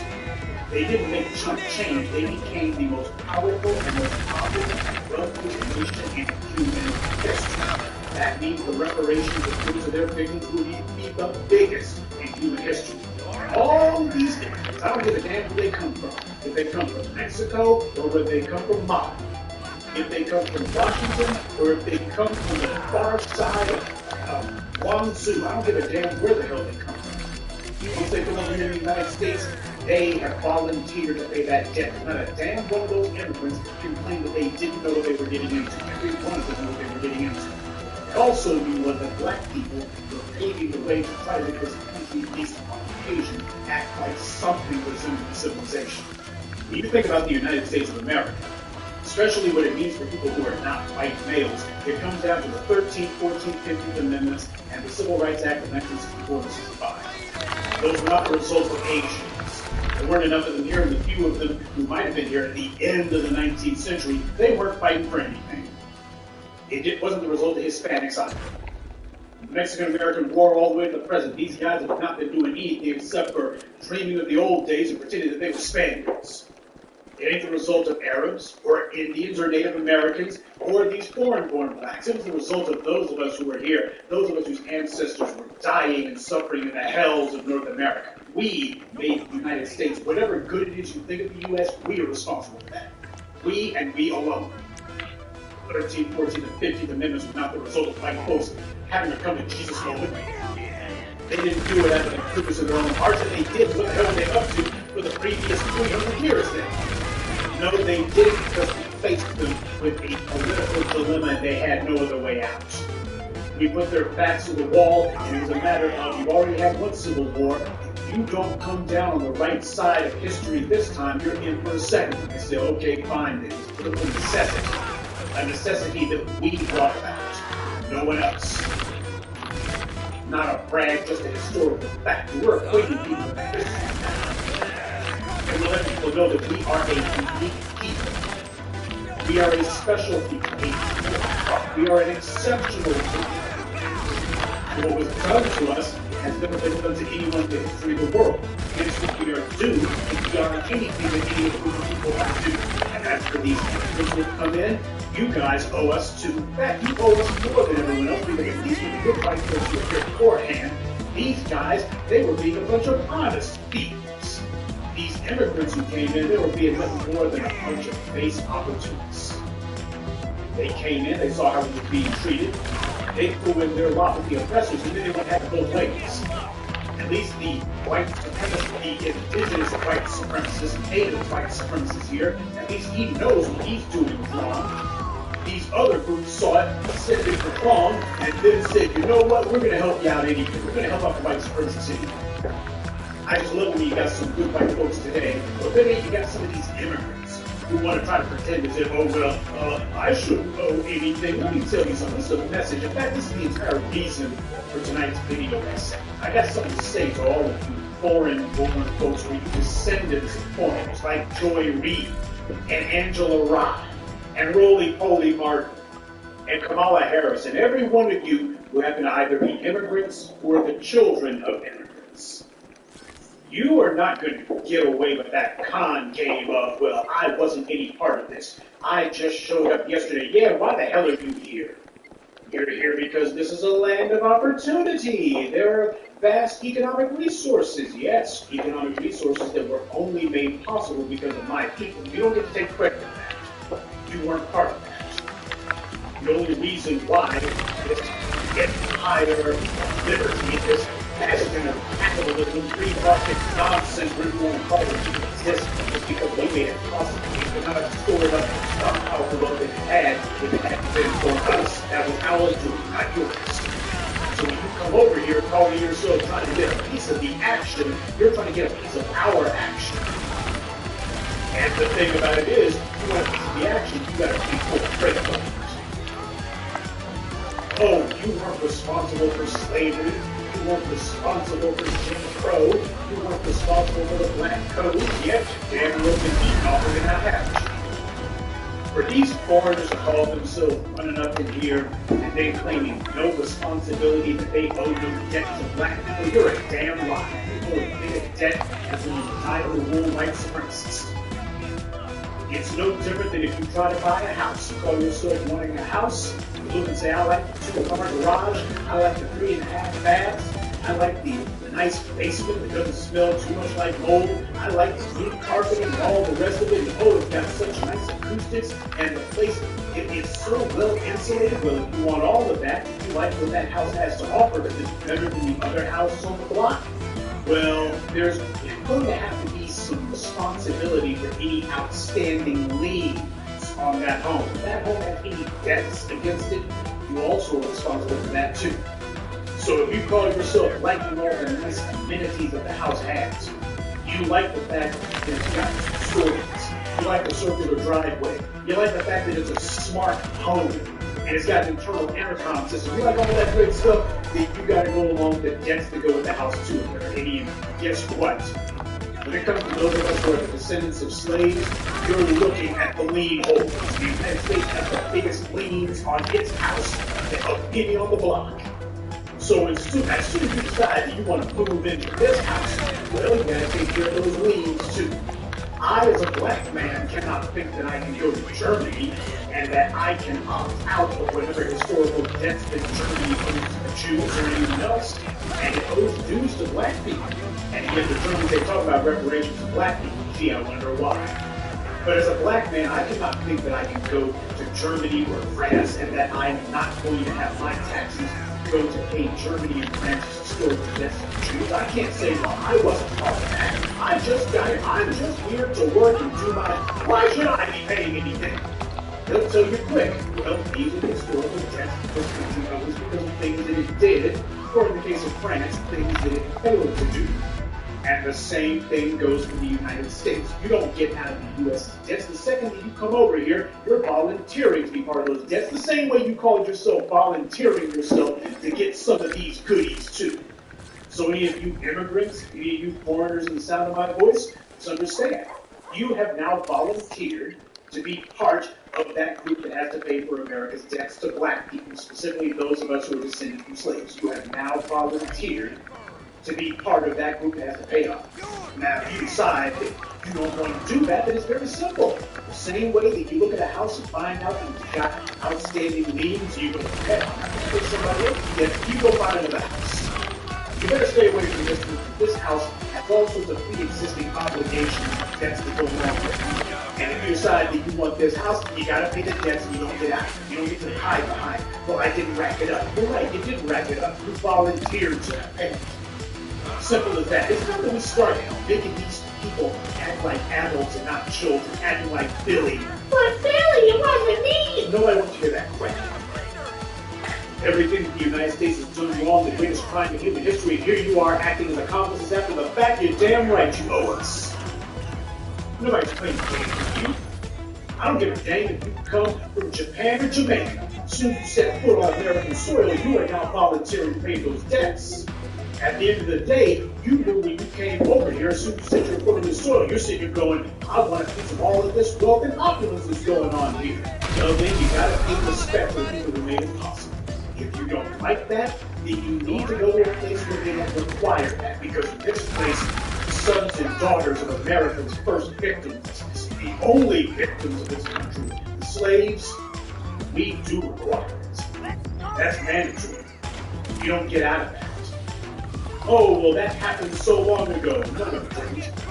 And the after effects, the problem is, slavery was the biggest crime in human history. And not only was this crime unpunished, it's also unfinished. It's still going on now. With the sole exception of the killing people are basically into stocks and pillories or otherwise, which they do on the doors of the prisons. Every single aspect and detail of slavery has been maintained in its brutality all the way up to the present. From using the preacher man on the plantation in order to keep the slaves in check and tell them that you have to be obedient to Massa, and at least don't fight them, don't be fighting them now, what would Jesus do? That's what they were doing on the plantation. Continues to this very day. And you got a whole bunch of bed wenches, which is part of the problem that we happen to have. Once you corrupt the mothers of a civilization, that civilization is effectively cut off at the knees and gutted. And if you create a situation where the man is not the leader, and in too many cases doesn't even wish to be because he's confused, he was either raised the wrong way, or his spirit, such as it was, has been broken. Look at Terry Crews if you want a pathetic example of that. If you wind up fostering cowardice, and somebody who is going to be complacent, somebody who is going to just decide that he's going to defer to anyone and everyone, then what you have is not a man at all. The whole idea of breaking the slaves, I keep telling you that the breaking process is a daily process. It's not an event, it's a process. And every day, the breaking process must repeat itself over and over again. It's a daily breaking process that we have been subjected to. We and no one else. We get singled out for oppression. And it's not being done to us because of our tax money. It's not being done to us because of anything that we did. It's a matter of when you're black, this is what's supposed to be done. And it's an organized effort, largely organized by the government. Look at what Kamala Harris did, for example, that California Bureau of Prisons stuffs the prisoners in the prisons to such a degree that it violates the Constitution. What does Kamala Harris do? She look and say, the Constitution, the law of the land. That's the end of it. Nope, what she said instead is, well, we know the prisons are overcrowded, but we're not letting people out, even if they're non-violent offenders. We're not letting people go. Then when it comes time to talk about Proposition 8, the gay marriage ban that California voters have passed, what does Kamala Harris say? Well, I have discretion, and I'm not going to defend this law in court. But the voters voted for it. They wanted that. Well, I got discretion, and that's the end. Well, what about the Bureau of Prisons overcrowding the prisons to the point that it violates the Constitution? Well, I have to defend that. I mean, I can't choose who my clients are. I disagree with what they do, but I have to defend it. See, she wants to choose, because that's how the system works. There are people who the laws are going to be applied to, black people when it comes to drugs, and there are people who the law will never be applied to, white people as it applies to men. That epidemic is bigger than the crack epidemic or the heroin epidemics of the 70s and 80s ever were. And yet, for some damn reason, the entire social discourse about meth, and only meth, is a politically protected drug, it's a politically protected narcotic. The entire discourse is about prevention. It's about drug treatment. It's a public health issue. And you see both Democrats and Republicans saying that. Nobody's saying we need to build more prisons. Nobody's saying we need three strikes laws. Nobody's saying we need Rockefeller laws for them. Nobody's saying we need mandatory sentencing guidelines, zero tolerance. Nobody's saying we need a war on meth. Instead of saying, well, the drug war is wrong, it's a failure. No, what it means is we got to stop that kind of talk as far as meth. We need to understand when you say meth, we're talking about a drug that's protected. We're talking about a narcotic that has protection under law. These people are immune because they're dealing with white people. That's what it's really about. It ain't the drug that's being protected from law. It's not the drug that has immunity from prosecution. It's the people who use it. White people. That's what it really comes down to. All of these folks who have been eating off of our suffering, eating off of our labors, eating the fruits of our labors. You got these people who come in here, either from Europe, Asia, Africa, the Philippines, and here they are spitting on the individuals who made all of this possible. They see what the hell is being done against it, but instead of the response being, you know what, this is wrong, it's unjust, why? How many of these foreigners say, I came from a place where injustice was the rule of the land, and here they are over here in a place where the injustice is far worse, far more strident, far more blatant, and yet their response is, you Negroes, you guys, you just don't work. They know that it's hard. They know that black people, nobody works harder than poor. And that being the case, nobody works harder than black people. But what these guys also understand is there's a racist pecking order. And that the only hope that those who are not already part of the in-crowd have to get something resembling less odious treatment from the white majority is that they got to dump on black people. That's the rule. It's been the rule for the longest time. The Irish showed up, they had signs up saying no dogs for Irish allowed. This place does not serve Irish. They were not hiring Irish. What they were doing was they were hazing the Irish. They could pull 100. Give them a couple of smacks inside the head. Let them know that this is the kind of treatment you can expect. Unless you show that you're dedicated to Team White Supremacy. Come on, you know the rules. There's a racial pecking order here. You'll never be at the top of it. That's not for you. But unless you want to enjoy being at the bottom with the rest of the former slaves, you better show your allegiance to Team White Supremacy. What happened during the draft riots? You had a lot of these Irish immigrants and people who had been Irish migrants who were being told, you're going to be pressed into service in the war. Now, did the Irish decide that they were going to go after the ruling Protestant class in the U.S.? No, they didn't. What did they do? They went after black people. Boston, Baltimore, and Philadelphia. That's who the Irish went. They decided they had shown the same kind of cowardice they showed in Ireland. You want to know why Ireland still has the Anglo-Irish running things and the Anglo-Saxons in charge? You take a look at an industrial map of Ireland and you see who actually owns the companies. Very few of them are actually owned by Irish. Mostly they're owned by Anglo-Irish, which would be descendants of British and Irish collaborators with Britain's occupation. Or they're just owned by outright Anglos altogether. It ain't just Northern Ireland either. So the exact same cowardice that the Irish showed in Ireland, they showed that they hadn't discovered their guts over in the New World either. They were looking for a place on team white supremacy, and as soon as they had enough hazing, and they showed that they could be counted on to uphold the old order. As soon as they had shown that they were going to uphold the racialist pecking order, then the designation of white was given to them. And the same thing happened with these other groups, like say the Italians, and this is one in particular that just makes me want to puke.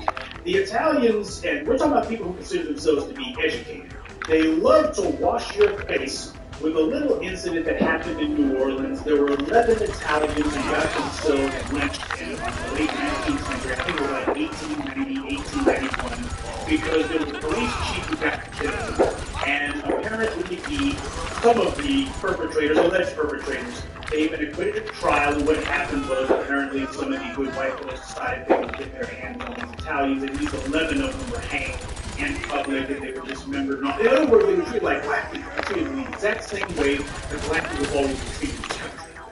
Now, that's pretty much the only such incident that occurred.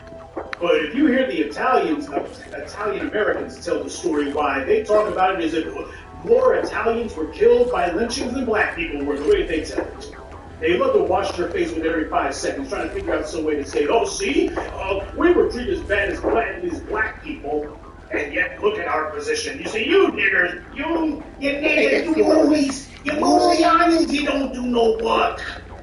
Really? That's what the Italians do. So you see how that whole pattern repeated itself over and over. And the Hispanic, same thing.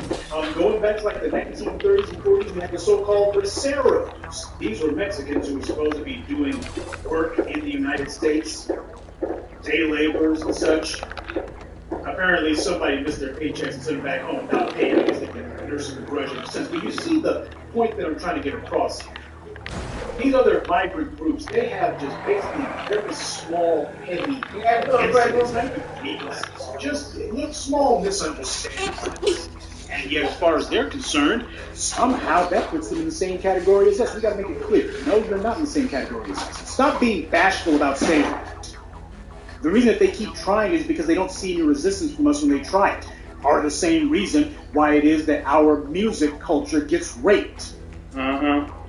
We're not protecting it. We're not sticking up for it. So everybody looks and goes, well, hell, if you guys can't be bothered to protect what's yours, well, then I guess that makes it ours, because apparently you can't be bothered to protect it.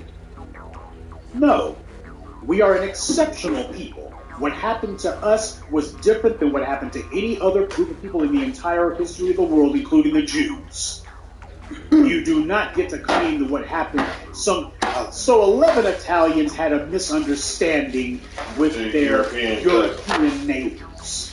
It's not the same as us. That's not the same thing as what happened to us. Because you got one incident, which was not even the result of a misunderstanding. The police chief actually got killed in New Orleans. A death actually happened. Emmett Till, nothing happened at all. The Jonesboro boys, nothing happened at all. The Central Park Five, nothing happened at all. Oh, but they all went to jail and got killed. That did happen. So no, you don't get to claim that garbage. Every single one of these migrants coming in here, you guys, as soon as you set foot on American soil, that's it. You start running. Here's your receipt. Here's what you owe. But I didn't do nothing. I had nothing to do with slavery. You coming over here trying to benefit from it, ain't you? until black people are made whole, until this country is forced to divest itself of the ill-gotten gain that it has reaped off of our black backs, until black people are restored to the condition that we should have been in to the very beginning, which is having the resources that we need to ensure our prosperity and posterity, then yeah, the meter keeps running.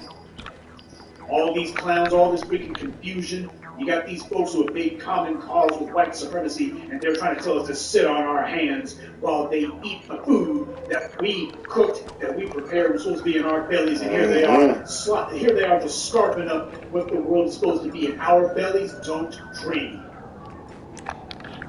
Yeah, we know it's going to ruffle some feathers. We know it's going to make people mad, because what they're really angry about is there's an exceptional group of people here in the United States, and it ain't the people who allegedly founded the country. The real founders of this country, the ones who really built it, they're asserting themselves. And because of the fact that people have not had to hear this, nobody's been saying this, nobody's been speaking boldly like this, now they're getting all caught in their feelings. You guys shouldn't be saying that. Why not? True. What they're mad about is we're reminding them. We're reminding them the people who have been locked out, shut out, and systematically kept out are the very ones who made the United States possible. Everything from its prosperity to its culture, that's what we put in place. All this other garbage and all this imitation European crap that you see going on, that's what the United States would be if it wasn't for black people. Culturally, the United States would be imitation Europe, and a poor imitation of that. Whatever you think of as being actual Americana, it's actually actual descendants of slave culture. That's what it is. It's what we made, what we built, what we made possible. That's a fact. All these other people who brought their so-called culture here, look the way they bring. It didn't catch on not the way that ours did. It did not become part of the fabric of the nation. It simply became some distinct details. Part of the reason why a lot of that stuff was eminently forgettable. This is the thing that our culture actually represents the culture of the country. Everybody else will be eternally foreign. Because the truth of the matter is, even the stuff that's supposed to be coming from Europe, classical music, that stuff still ain't thought of as American. The only classical music in the United States has jazz. That's America's classical music. It was the music that represented the heart and the rhythm of the city. Not a bunch of well-to-do genteel idiots out at their lake houses or in their loft somewhere. You need a music that everyone can look at and say, yeah, this is the music of the nation. This is the heartbeat of the society. You don't get that from 20 clowns. Give me the cord. Hey, give me the cord. Work like that. The charger cord. Small niches like that, they make the 1% feel as if they're so much better than everyone else. But the very fact you're trying to be better than everyone else means you're not like the rest of the society, which means the way you're doing is not part of the social fabric. And they're mad about it. They're mad about it because at the end of the day, they know that all their claims, all these other groups, their claims of hard work and all the rest of them, they know it's but they need us to either be silent about the fraud or to agree. What's happening is we're contesting the fraud. We're arguing the fraud. We're disproving the fraud. As Dr. John Henry Clark said, when black people, those of us who were enslaved for slaves, when we start winning again, a whole lot of these folks who have previously been calling themselves, I ain't black, I ain't this, that, and the third, all of a sudden they're going to want to be black. You know, when our team starts winning, you know, all of a sudden, that's what we'll be saying. There were people just weeks from now, they have never been tolerated talking about reparations stuff as a joke. And now that they're seeing that we can have an innocent guard on presidential candidates, and they see the presidential candidates almost overnight are talking about reparations, or unless they're saying the words. We got the bastards saying the words. Now they're going, oh my God, it's possible. Well, where's my check? Wait a minute. That's another thing that needs to be addressed. Not merely a matter of whether or not you trace your lineage to make sure we don't have any coming from outside the United States. Come back in? Something that ain't with them. It's also a matter of, I think that we ought to be checking people's online. You coming back in? So You've been running around saying, posting. He coming back in, Mom. Now, or you were trying to. He coming back That in. ain't never gonna happen. He coming back in. Or somebody who basically saying you was inside. In other words, you didn't believe the black No, to infinity and beyond. Yes. What the fuck kind of shit is that? We're sharing with somebody else, and that's what's supposed to be. Well, you saying weird. Actions should carry consequences. You're going to have a whole lot of folks who previously been denying being black, denying being descended from slaves, or saying that doesn't matter, or get over it. As soon as they find that it's time for the slaves to actually be compensated for their suffering, and all of a sudden, oh, that's going to be the only thing that matters. And how many of these folks out here, these immigrants, are going to be claiming that their great-great-grandfather was an octoroon, or their great-great-great-great-grandmother was on the plantation in Florida somewhere? All of a sudden, you're going to have a lot of these folks, especially the white folks, who are going to be claiming that, well, I have a black ancestor. My ancestor, and it's going to be a con, just like a $5 Indian thing. Like Elizabeth Warren is going to be a con Indian. They're going to be looking, trying to figure out how the world they get this births. They've been saying nothing up until now because they're true. Or they're concerned, hey, they're white, they got their position, that's the end. But all of a sudden, they're going to be telling all sorts of fairy tales about black ancestors so they can get something out of it. And we got to make sure that we call foul. I was trying to take his money, but no money fell out. No, this is not about trying to separate ourselves from the rest of the sons and daughters of Africa. We need to get straight where we stand. We need to get straight what place we occupy in the diaspora so that we can get us right. Because a lot of the behavior that we've been seeing it's been foul and wrong. Mister, don't say that. Let's be honest here. Just look at Africa. I don't speak. You find hideous dysfunction, cool. Not entirely all their fault, but it's still there nonetheless. And you got a bunch of folks who, if you watch them on the news or if you watch them on videos, they try to act like us. They try to imitate a black American slave post-slavery dialect. They try to speak in the patois of those of us that's descended from slaves. They try to do everything they can to copy us. We run around in sports jersey and they want to do it too. So you got some guy in freaking Eritrea or in Cameroon or in Chad or God knows where else, Namibia, South Africa, and they're running around with a number 23 jersey. And you see them in front of the camera and it's yo, yo, yo, and all the rest of this. You ain't never even been to New York. What the hell are you doing trying to imitate some black people from Brooklyn? What the hell do you sound like? You sound crazy. But this is what's going on, because at the end of the day, we are the ones who define what is seen as black in the eyes of the world.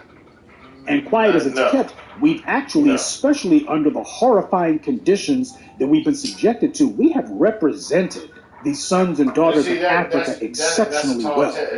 As a group, and oftentimes, most times, in fact, as individuals, we have represented the global African diaspora very well and gotten very little gratitude in return. I could see it differently if those of us here in the United States who came out of slavery, if we were trashing the rest of the African diaspora, if we were trying to find ways to run the rest of the African family into the ground, I could see that differently. We haven't. In fact, we've been one of the few who have been flying the flag high and proud. We've actually been the only ones that say anytime we make an accomplishment, we do that because of where our lineage comes from. Pan-Africanism that crosses all lines. We've been the ones looking at all of these foreign-born black people and their descendants, looking at them as one of us. But then they be looking at every us time you look like, and you see some African descendant gets killed, whether it's Amadou Diallo or Akai Gurley, we've been the ones out there flying the flag for them. We did not care where they came from. As far as we were concerned, they were one of us. But the problem is, in too many instances, the sentiment has not been returned. And what's happening now is there has been a schism not created by us. Now, the schism is going to be healed in time. It's going to be. But first, what's going to have to happen is those of us who are descended from slaves, we're going to have to get enough power to make sure that, A, we are protected from any further attacks, but B, we're also going to have enough power so that we can go ahead and knock some sense into the rest of the family. And we got to say it like that. We cannot afford to have any of these petty arguments where everybody decides we're going to go this or that way, or the old tribalisms and factionalisms coming to the surface. Top our cousins in the back of the head and say, hey, have to once again be made to reunite. This is old. This is an old problem. You can go all the way back to Kemet with that. You want to know why Dr. John Henry Clark called the Nubian dynasties Kemet's last walk in the sun? It was because for the first time in 10,000 plus years, the two great houses of the Nile, Kush and Kemet, had finally been reunited under one roof. Now, it wasn't the longest dynasty, but it was by far the greatest because it was a restoration of a righteousness that had been missing for the longest time. Reuniting the African family under one banner. It's an idea whose time has come, and it's one that we have struggled with more than any other. And that's how we open the door to let the Europeans and the Arabs and all the rest of the dregs of the world out. That's what happened. Because of the fact that we were too busy trying to fly the flag for whatever our particular street was, and didn't understand that the game was bigger than that. You go taking that message to Africa, you will not find a very receptive audience. Let's just call it like it is.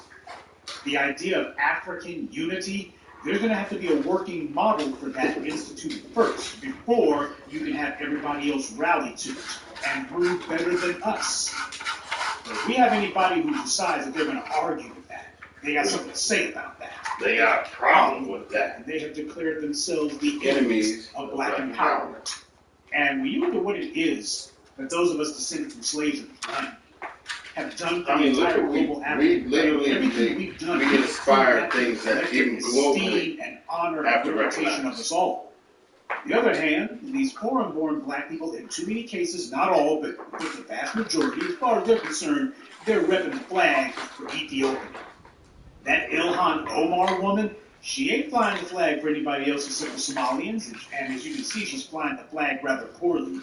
She doesn't have the kind of support base that she needs. I guess she figures that the rest of us are going to come flying to her aid because she's criticizing Israel. Well, you got to balance the taking with the gift. I got to see how much she and the rest of the Somalians in Minnesota have been repping Team Black Empowerment. How much have they been doing in regards to those of us who laid the stones that they're walking on? None. What's their attitude here?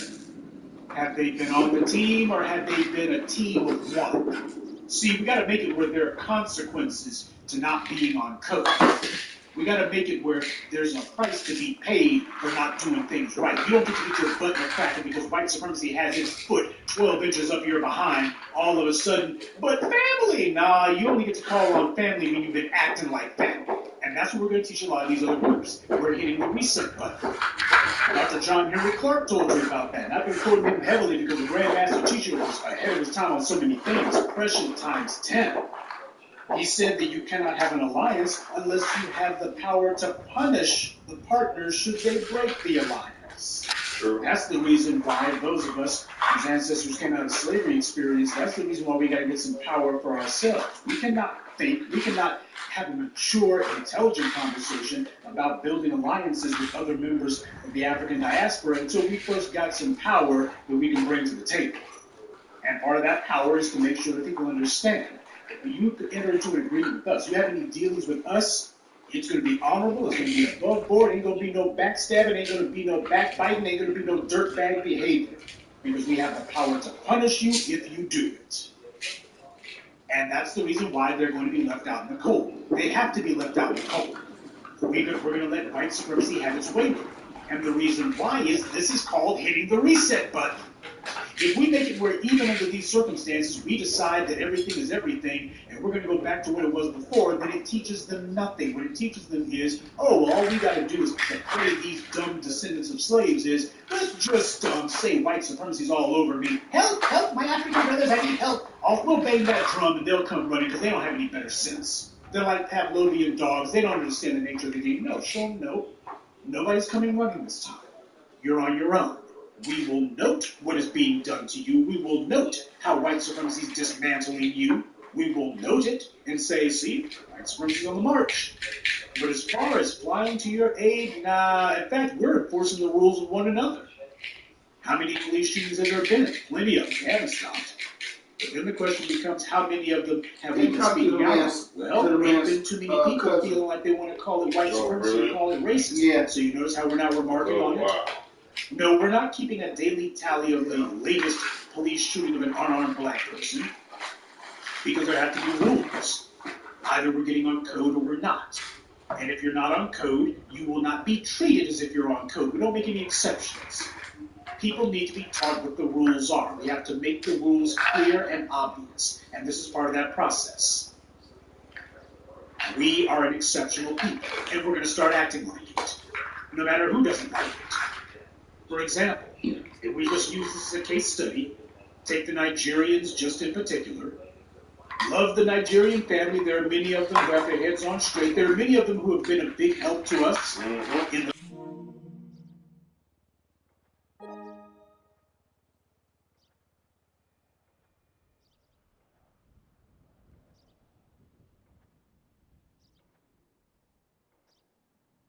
about something like this. When we have this kind of dichotomy going on, how is this to be handled?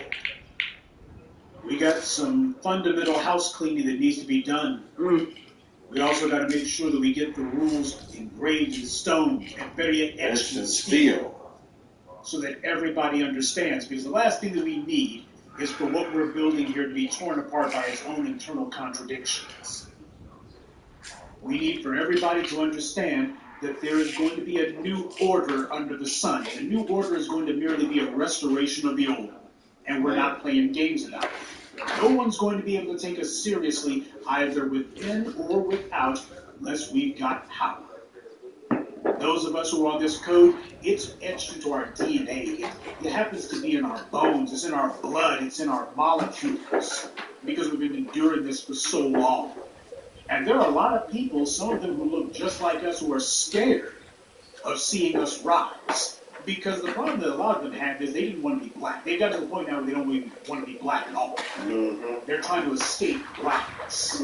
And they'll try to hide their cowardice and their self-hate behind all sorts of kumbaya. Oh, we're colorblind, etc. But I'm black and doesn't bother you. We used to also mixed with black and bother you. The idea motherfucker, check this out. Shut the fuck up. Charge. Why does that not sit well with you? A large part of the reason why it doesn't sit well with me is they've been completely bamboozled into the idea that black rule means black misrule. I can show you plenty of instances where black people have been in charge and run things. Especially when it came to if they had to be, if someone had to be put to death. The mother of the accuser of white hostility was the final word.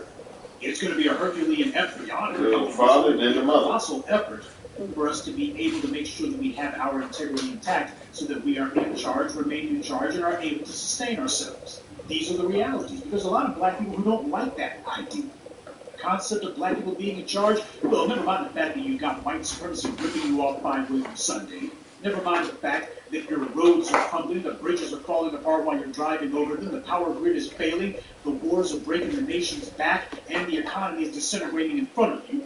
I mean, black misrule is just so much inferior to the good white rule that we had, because it's yielding so many benefits. For the 1%, you don't even share in any of that, but you're terrified that the 1% of white folks who are in charge are somehow not going to be happy. That's a slave. And these are people who are not going to be of any use to us whatsoever. There's a lot of folks, in fact, 50% in fact, who are going to be have the necessity need to be. Not everyone's going to make it to the promised land. In fact, there's a lot of them who we don't want to make it to the promised land. The entire point of the 40-year wilderness running around in circles was to let that old generation die off. Because these clowns would have brought the same old backward mentality with them to the promised land, and of course all over would have been marching right next to Egypt. Why would God make get our old jobs walk back around for 4 years before he led them into the promised land? I'm like, yeah, because he wanted all them coon, bed wenches, motherfucking backstabbers. He wanted them motherfuckers to die off. People how it is that we want to be regarded, and we need to make sure that we stand up for that. That's going to mean that a lot of these folks who've been playing this okey doke on us and trying to pretend, playing the game of we're all minorities gone. No, you're a minority. I'm a slaves. Well, we're all people of color. My color is black. I ain't no person of color. Hell no. I'm black. You be a person of color. You go ahead and be lumped together as a polyglot. I'm black. And not only that, well, look at the acronym of it. No, we're people of color. Just occasionally in. This is literally like saying a piece of crap. We are an exceptional people. Those of us descended I like saying color. Like I want to slap a motherfucker when they say like I'd rather be called color. Saying that we're better than anyone Shut else. up. I'll be damned. Don't you ever say that. Somehow we are lesser than. Because that's what the white media tries to do. And they're flunkies. And not all their flunkies are white. White supremacy is always trying to teach that black people are inferior. That's probably why they like to put out so many stats saying black people are at the bottom of this, black people are at the bottom of that. It's to reinforce their narrative. Black people are at the bottom because they're supposed to be. Their condition cannot be changed. Once we start putting out there and aggressively making it known, our condition is artificial. They gave her 6 more months. It has been made to be this way, and we are targeted to make sure we see how about resources that we are continually being attacked, kept under siege, harassed, never given a moment's respite. Whenever we try to build something, the forces of white supremacy and their non-white flunkies are immediately sent in to disrupt what we're doing and try to take it over, and otherwise try to spoil it. Once it becomes firmly established, once we make it clear that we're going to do what it takes to stop this because we see it clearly, don't expect all of these minorities and all of these people of color, don't expect them to be saying, hey, it's a good thing that these black people are on the rise. They're going to be the main ones saying they don't like it. They're going to be the main ones saying that they can't tolerate this. There's something wrong with it. These talking heads that you see, the children of immigrants, like Joy Reid and Angela Rye, when they see us get into I mean, not just that, but like, look how all these people that they got, quote unquote, into the black congregation. And these niggas are literally dupes. All of this stuff about speak for everybody but black people. It's like, then how are you in here? Put over you, and our ability to keep our position is directly tied to whether or not we can lead you slaves around by the nose. And you guys are making it clear that you won't follow us, and white supremacy won't need us, and we can't have you doing that. You're going to mess it up for us. That's what they're saying. White supremacy's hand-picked bootlicks, white supremacy's overseers that they've installed in our community. These guys are scared that we are going to bust their hustle. We're going to put a jinx on their hustle. Well, they're wrong. We ain't going to put a jinx on the hustle. We're going to destroy their hustle. We're going to annihilate their hustle. We are going to utterly obliterate it. We will leave nothing, not even a memory of it. And since their entire existence is completely tied to that, well, there won't be anything to sustain them. We intend to make sure that white supremacy is repaid in kind for every bit of maltreatment that we receive. Every insult, every attack, all of it will be paid back in full. What do you call that? Justice. The world has been fighting on centuries-long war to make sure this doesn't occur. These other groups coming in, here they are trying to feed off of us, and they do not recognize what has been done to us. They violate their time support. We cannot have... Hello, you're through to Pegasus Lifestyle Management. How can I help? Great. The aircraft is waiting for you at our nearest airfield. We trust you'll be happy, sir. We are politically selfish. We must be selfish. That's what I'm trying to call and like exercise the essential selfishness of survival. We've been selfless to our own protection. We're now on death door. We are now on life support. We've even tried to beat everybody else. Now forget it. Well, these other groups, they're going to be criticizing you. These other groups, they won't like you. No, just don't have to hate us. When we got power, we ain't going to be having time to hear your ears. And we won't hear what you have to say because we won't have the ability to do it. So your words will be irrelevant. Oh, that's not going to be very popular. They are popular. Power ain't not popular. That power is usually the most uncomfortable in the room. It ain't got to be popular. It just has to get you away. That's what power is about. And And these immigrant groups who are coming in here, as they see the white supremacists going to criticize the game of propping up these groups, has the ability to flood us with all of these non-black foreigners, stop the effective strategy, uses this able to assert ourselves, we organize our numbers, focus our will to targets, undermining an attack, and then we start getting our way. All of a sudden, those people will be like, okay, what the hell with this little strategy of propping up these non-black foreigners? We are bringing a whole bunch of them. They're not doing their job anymore. All of a sudden, when we see these guys, here they are going to come running back to us as we did 120 years ago to be our buddies. That ain't gonna work. That ain't gonna work. These people just as much as these Europeans do. They do us and they do us a favor. Never let them run that on you, and they weren't part of it, so they don't owe anything. So they will resist themselves. It never been said. Correct the past, that's going to be important. But we may not have carried out the program said, benefited from it, that's the standard, benefited from it. See if you're doing it. You can say that with Japanese, you can say it with the American. Because it doesn't matter who's doing it. What the rights spirit. What matters is who's in the body. As long as you be husband, but making sure that you're not being involved and violence of all sorts of violence, using words, please, that's sick to turn over the place, and just. So yes, if the root comes start taking the big from all the way over the last few centuries, even if crime happened long moving on, even if the crime was done by someone over yourself, that was crime where people benefited from it. Okay, and everyone, back to the descendants of those people who were involved in this big beer, that's what the police were using. Those people who were also dead.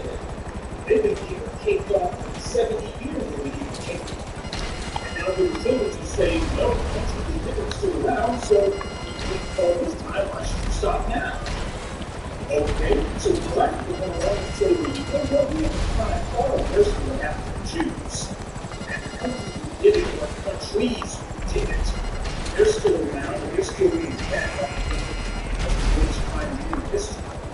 We're coming for our check. And we know you're going to kick us bust, but we will be kicked, and that's going to be so much sweet.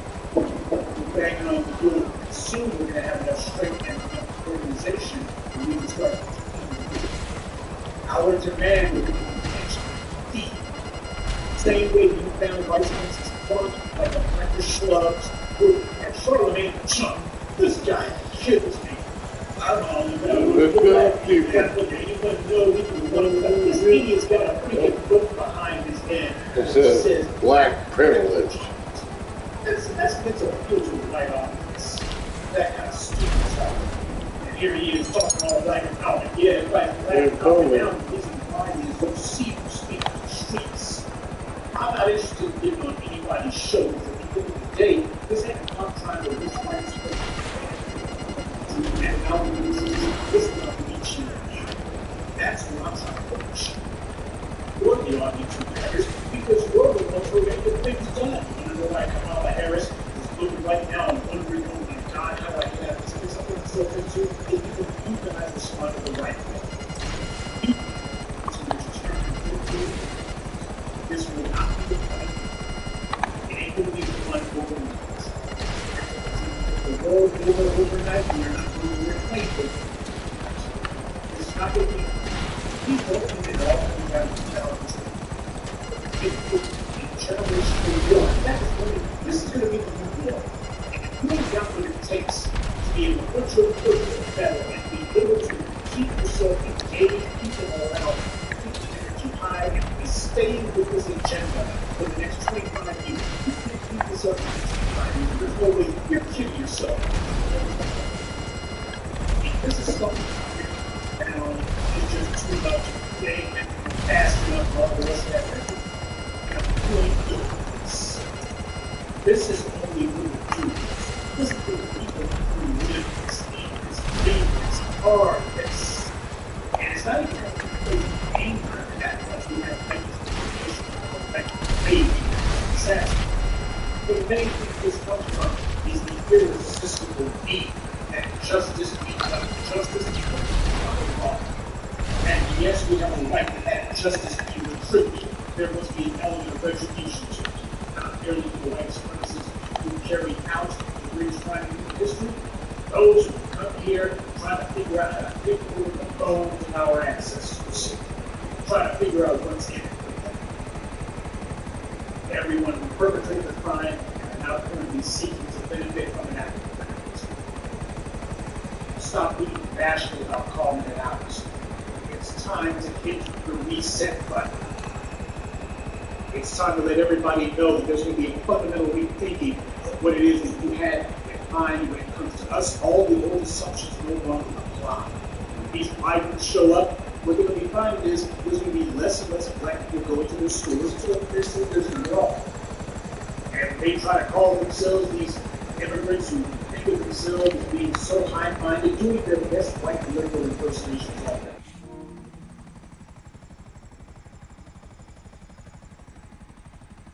To have friends. Oh, you don't mind being seen in the same room with me? Oh, I just love you. That stuff gets left behind. It's going to be new political maturity that's finally coming to the surface and assertiveness. We are going to start speaking in the terms that we should have been speaking in all along. And that's in the terms of our power. Notice the wording, our, not merely power, but our power. And when they have a problem with it, when they decide that they just, oh, you guys, y'all aren't the way you used to be, y'all didn't change. No. What's happened is we've thrown off the program. We've had enough of trying to be everyone's friend. Because when you're politically mature, you understand that we are a group, and groups don't have friends. Groups have interests.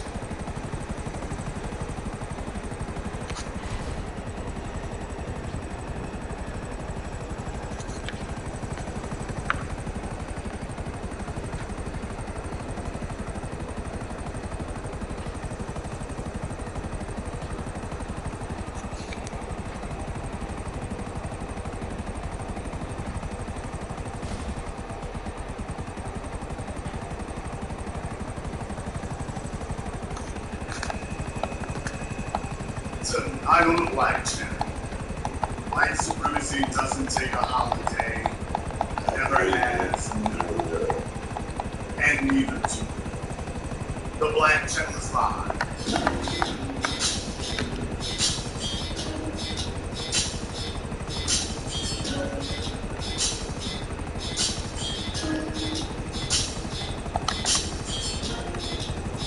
Unapologetic, unadulterated, and absolutely uncompromising. Greetings, brothers and sisters around the world, and welcome back to the home, the haven, the stronghold, and the everlasting fortress of intelligent black thought. We are the black media, 365 days a year. And this is the Black Channel, and I am your host, your brother, your humble servant, the voice of Black America, the Black Authority broadcasting to you live from the only historically black college university, higher education and learning in the cosmos. You are, of course, welcome to join us. And join us you shall, because on tonight's program, as you all know, this is a tradition. This is a tradition for us here, Black Channel. It's been a source of contention for some, a source of pride for us, that we have always done it the same way. And I have always been glad to broadcast on so-called holidays because I've always made a contention. White supremacy does not take a holiday, and neither do we. Right now, there is a lot going on. One of our brothers out there, we got video coming out of Akron, Ohio. Folks are on the ground out there. They got all their heavy-duty military equipment rolling through. They are making it very clear that they are prepared. You know what this means. This happens, that's usually a result of saying fix is in. As you can see here, they parked the exhaust pipe directly next to the man. So, already letting you know they're in a hostile state here. By the way, that's your military, these surplus military vehicles. Surplus military vehicles being put to use and put back into service. So first they used them against the Iraqis and the Afghans. Now they're using them against the folk they really want to go after. So, then it's straight across the yard, don't worry about that. Straight across the yard. We're good. We're good. So, a lot going on out there right now. Folks are feeling good about it, getting more stuff coming in. Folks are out there congregating, aggregating around the mayor's house. So, folks are really getting upset now. They're aggregating around the mayor's house. A lot of folks are seeing what's going on. I've been telling you about this, so right now for the 4th of July, you got a city on red alert. Here's what you got for the 4th of July. You have a city on red alert. To add to things here, as some of you may have heard, there has been a mass Highland Park to Chicago, and you got folk up there. Oh, I'm telling you, they're ready for things to go one way, weren't they? Ready for things to go one way, and not quite going the way they were hoping for there. Not quite going the way they were hoping for there. They had their 4th of July festivities. Tweet up here from Tariq. They were having their 4th of July festivities. 6 folks been killed. 6 folks been killed so far. They were all ready for things to go a different way here. Folks, just understand this is the new normal state of affairs. This is the state of affairs as we see here. This is what's happening. No, you don't need to have a holiday in these circumstances. Don't need that. Don't need that.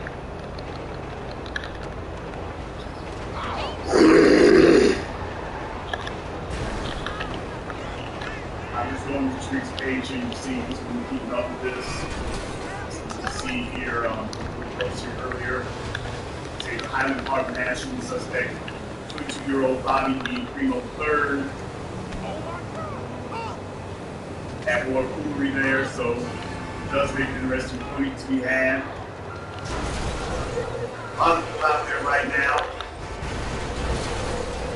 as you're going about your holiday festivities, now everybody's on alert.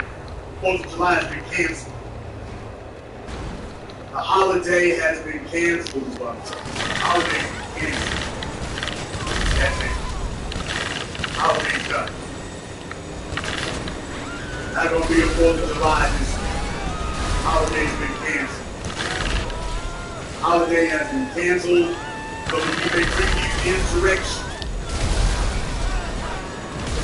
Holiday has been canceled so that you are on red alert. Holiday has been canceled. Outside the mayor's house, actors seen outside the mayor's house. One of the things I've taught you all here for years, that if we cannot all be equally comfortable, then we'll all be equally uncomfortable. If we cannot all be equally comfortable, then we will all be equally uncomfortable. So much for your extended holiday. So much for that. No matter where you go and where you look at, all of a sudden things got damn serious. You were all saying last night, I was into people are allowed to forget about these things, they will forget about that. But as long as the heat is on, as long as the threat is real, and as long as it never recedes, then the attitude is going to remain vigilant. It looks pretty damn vigilant to me right now. It looks pretty damn vigilant to me right now. Now let me tell you, 5 years ago you could see things like this. 5 years ago you didn't see things like this. 10 years ago you didn't see anything like this. That was the way it was. Now you got folks, politicians, police and everything. They got armed security around the house. What does that tell you? Attitudes change. You even have the folks, the abortion activists, using the tactics that they saw coming from the black resistance. Now they want to roll up on the Supreme Court Justice's house. Everybody trying to use our legitimate grievances, our legitimate tactics to go off and stuff like that. They're letting you know who actually gets the spear wounds on this and who actually is the trendsetter, not how you make things change. So what they're showing you right now is that there's no real credible threat. There's nothing. They're already letting you know, oh, we a little birdie told us we're in a good position. A little birdie told us we're in a good position. That's what they're at right now. That's what follow me on Twitter. I got the phone stuff over there. No, things are real. Things are real. And that's the way it should be. We don't need a holiday. We don't need a day. We don't need to sit down. The party's canceled. The party has been canceled. The celebration has been canceled. The holidays have been canceled. We don't need a holiday. We don't need a break. We don't need to sit down. We've been letting our hair down now for 10 years. Don't let your hair down, turn up. That's what needs to happen now. It needs to be all day, every day. We have the entire society of grievances and injustices that need to be out and out. That'll go all day, every day. All day, every day. Not just there, but everywhere. The city's on alert right now. The city is on alert right now. Understand that. The city is on alert. The city's on high alert. They know what's going on. They know what's concerning. They can sit around and watch the whole situation. They're on high alert for a reason. Not out there for nothing. They're on high alert for a reason. They're on high alert because the precedent has been set and folks not responding the way they used to. Nobody's calling for the pastors and preachers. Nobody's calling for the pastors and preachers. The same dialogues with different things. Somebody's calling for the pastors and preachers and clergy to come out. They're bought and paid for clergy. Nobody's calling for them to come out. Nobody's looking for them to come up and sing. Nobody's waiting for them to speak up. Nobody invited them to the podium. And it's been that way now for years. Whole new paradigm. You don't have a specific person you go to quote, go back to the community and go calm everybody down. You don't have somebody go back to the community just to calm everybody down. That's not what's going on this time. Has been for a long time now. Things are different. Things are different, and it's good that things are different. We don't need the same old, same old. Black folk need to get on high alert and stay on high alert. I'm down here in New Orleans, Louisiana right now. I've been on buck dance watch now, 3 days. Fucking rolling. Let me tell you, the attitude even here, folks, a little more serious. It's not really a festive attitude down here. It's not really a festive atmosphere down here right now. That's not really what's going on. It's not really like Mardi Gras and folks letting their hair down and acting cool. It's not. There's a couple of folks smoking a little bit of weed. For the most part, everybody's got this most business, serious mind and spoke celebration I've seen in a very long time, especially in New Orleans. Especially in New Orleans, folks take things seriously right now. You know why? Because they know it could go down at any time. It could go down at any time. And on the one hand, I hate to see it like that, but on the other hand, this is good. This is good that nobody is really sitting up here taking anything for granted. Everybody taking it serious. This is good. Nobody is looking to the celebrity class. You can't go send out some LeBron James or somebody with a shoe endorsement deal to go and calm the masses down. It ain't gonna work. I mean, there are some people who say, you know, when we say as LeBron said, we're just saying that, you know, rhetorically. We're not literally simply saying, boy, I'm gonna keep going. Wait, LeBron said, hey, we got this. We got this. LeBron, they said that before, all we're going to do is point out is if they think they're going to send you out to be our spokesperson, if they think they're going to send you out to be important, hell no. They haven't.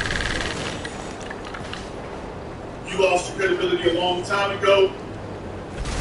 Keep doing what you've been doing. Put on a big ass grin, your metrosexual suits. Go hang out with Kevin Hart and leave the real work to the real men and women. You sit over there in the bucket seat. That's where you go. That's where you go. Yeah, y'all right. That's your tax dollars worth at. For those of you who saw my documentary film Race War, I showed y'all.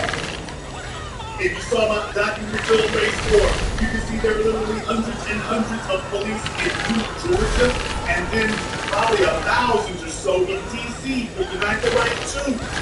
I mean, I'm just going to show you they were stretched out on multiple blocks at the White House, and pretty much all the blocks surrounding the White House, 2 or 3 blocks away. Dozens upon dozens upon dozens of them. Maintaining white supremacy is an expensive business. Maintaining white supremacy is expensive. It ain't cheap. White supremacy is not cheap. White supremacy is expensive. Always has been. And the more that you try to tighten down the screws, the more expensive it gets. The more you try to cover for it, the more expensive it gets. The point I'm making to you right now is that the word is out that these kind of activities now come with a penalty. The whole point is that right now it comes with a penalty now. It's going to come with an invoice. That invoice is going to be hard. No, it's not going to be any activity. It's not going to be any celebrating. Man, look here. It's going to be nothing but curfew protection. That's all it's going to be. No celebrating, the fireworks, the concerts have been canceled, the shows have been canceled, basketball and football games, no, celebrating the park, no, all that's canceled. Now we done with all that. We done with all that. It ain't happening. It ain't happening. Some of you might think I'm being hyperbolic. Some of you might think I'm being hyperbolic. No, I'm not being here. Let me show you exactly what I'm talking about here. Down here in New Orleans as we speak, I've been posted up for days. I've been making the rounds. This is Canal Street. That's St. Charles Canal Street. Single most famous place in New Orleans, St. Charles Canal Street. And this is a couple of hours ago. I'm going up St. Charles Street now. Let's see what's happening down here. Just thought I'd go ahead and show you that. This is the Superdome a couple of days ago.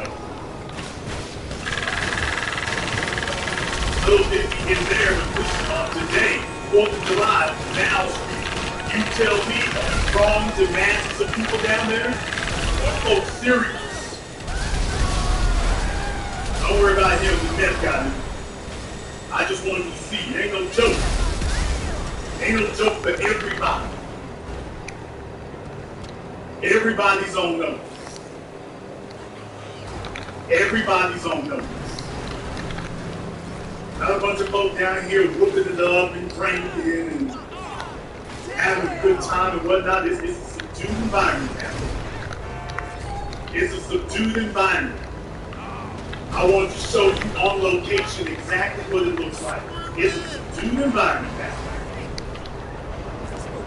There's folks down here, folks who saying, you're going to visit, but you better not drop your guard. You might visit, but you ain't going to drop your guard. Better not do that. And I'm telling you this is good. I'm telling you this is good. You're right, the Essence Festival is done. The Essence Festival is done, and the 4th, you figure like, it's turning off the 4th of July, you figure things are popping right now. And you couldn't be further from the truth. You couldn't be further from the truth. Everybody's on high alert. That's what I'm trying to tell you. There's tension out here. Everybody's on high alert. Everybody knows it can go down at any second. No matter where you are, what's going on, no matter what's happening, everybody knows it can go down at any second. That's where we're at right now. That's where we're at right now. Right now, it can go down at any time. Damn right, folks are scared now. Folks are scared to take it seriously. Exactly the way I want things to stay.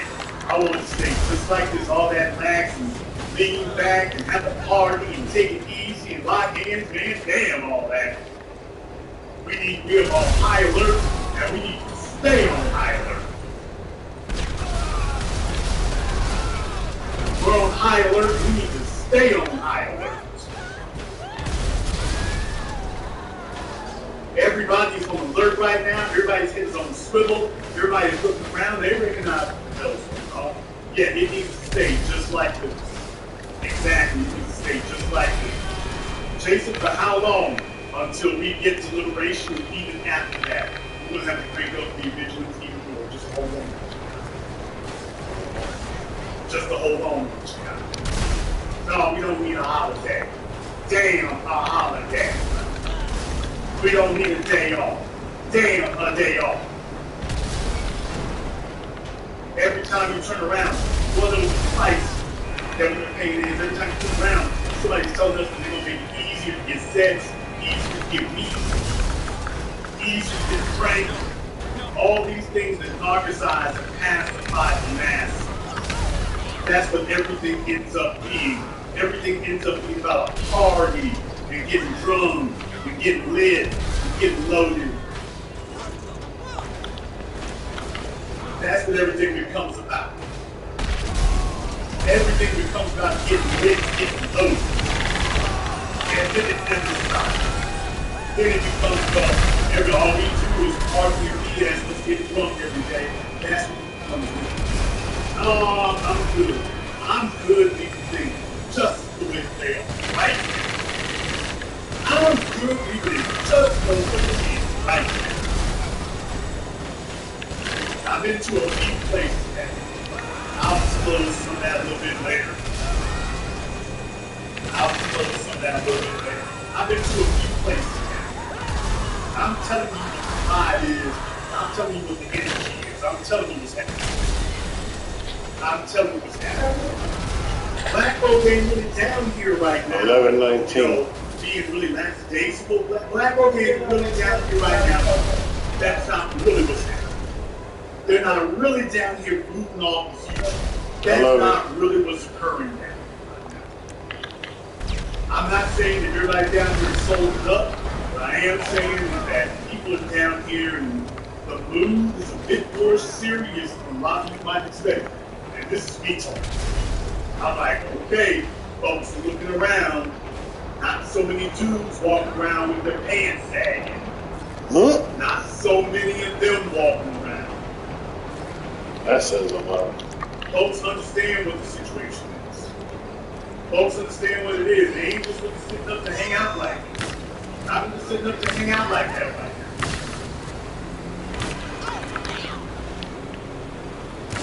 Not really looking to hang out like that. No, the party is over. The party has been canceled. The 4th of July 2022 has been canceled. That's over. That's over. Nobody wants to still party with you, and that's good. It took long damn enough for it to sink in, but that's good. We don't need now one more party and one more celebration. We don't need that. We can't afford that.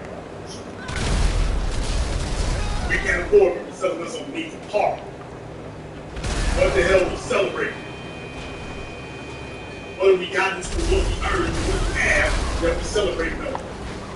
But that's some really weak individuals talking about, well, you know, we celebrate being alive. Man, you don't sit your ass down with that stupid talk. That's prison battle. Thank you. That's prison battle. Somebody in a damn prison sitting around talking about, well, you know, you better to be alive, nigga, you on death row.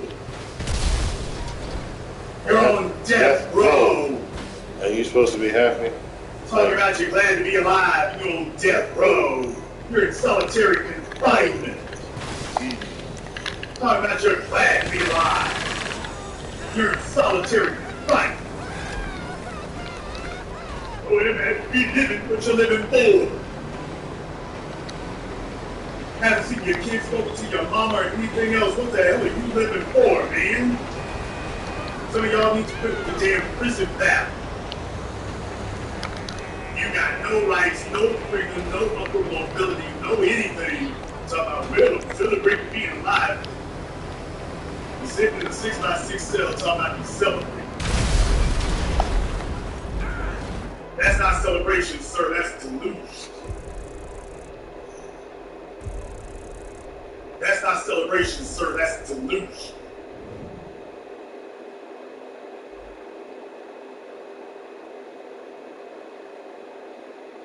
So I'm glad to see this. I'm glad to see that this is where we're at right now. I'm glad to see that folks take it seriously. I'm glad to see that the holiday has been canceled. I'm glad to see all that. Sign me up. Yeah, forget about taking it easy. Bring me independence and insurrections. That's all I'm looking for. I'm good. Pass that down to the children. Pass that down to the children. That the party is over. We need to have young folk understand the party is over. We need to have young folk who get the party is over. They're not sitting around and looking around for somebody to make them comfortable in their jail cells. That's the whole damn issue that we've been dealing with. It's these old folk and these defeated Negroes that are trying to make every damn body comfortable in their jail cells. They've been trying to make you comfortable having nothing. They've been trying to make you comfortable doing without. They've been trying to make you comfortable sitting around in a state of constant depression. That's what they've been doing. And they make you a fanboy or a fangirl of it. And then what ends up happening is they sit here and tell you, well, don't worry, somebody's going to save you. Well, they're going to get Jason Black or somebody else will jump in there and save you from all that. That's the issue that we run into. We run into a situation where folks sit here and tell you there's going to be somebody who's going to save you from those circumstances.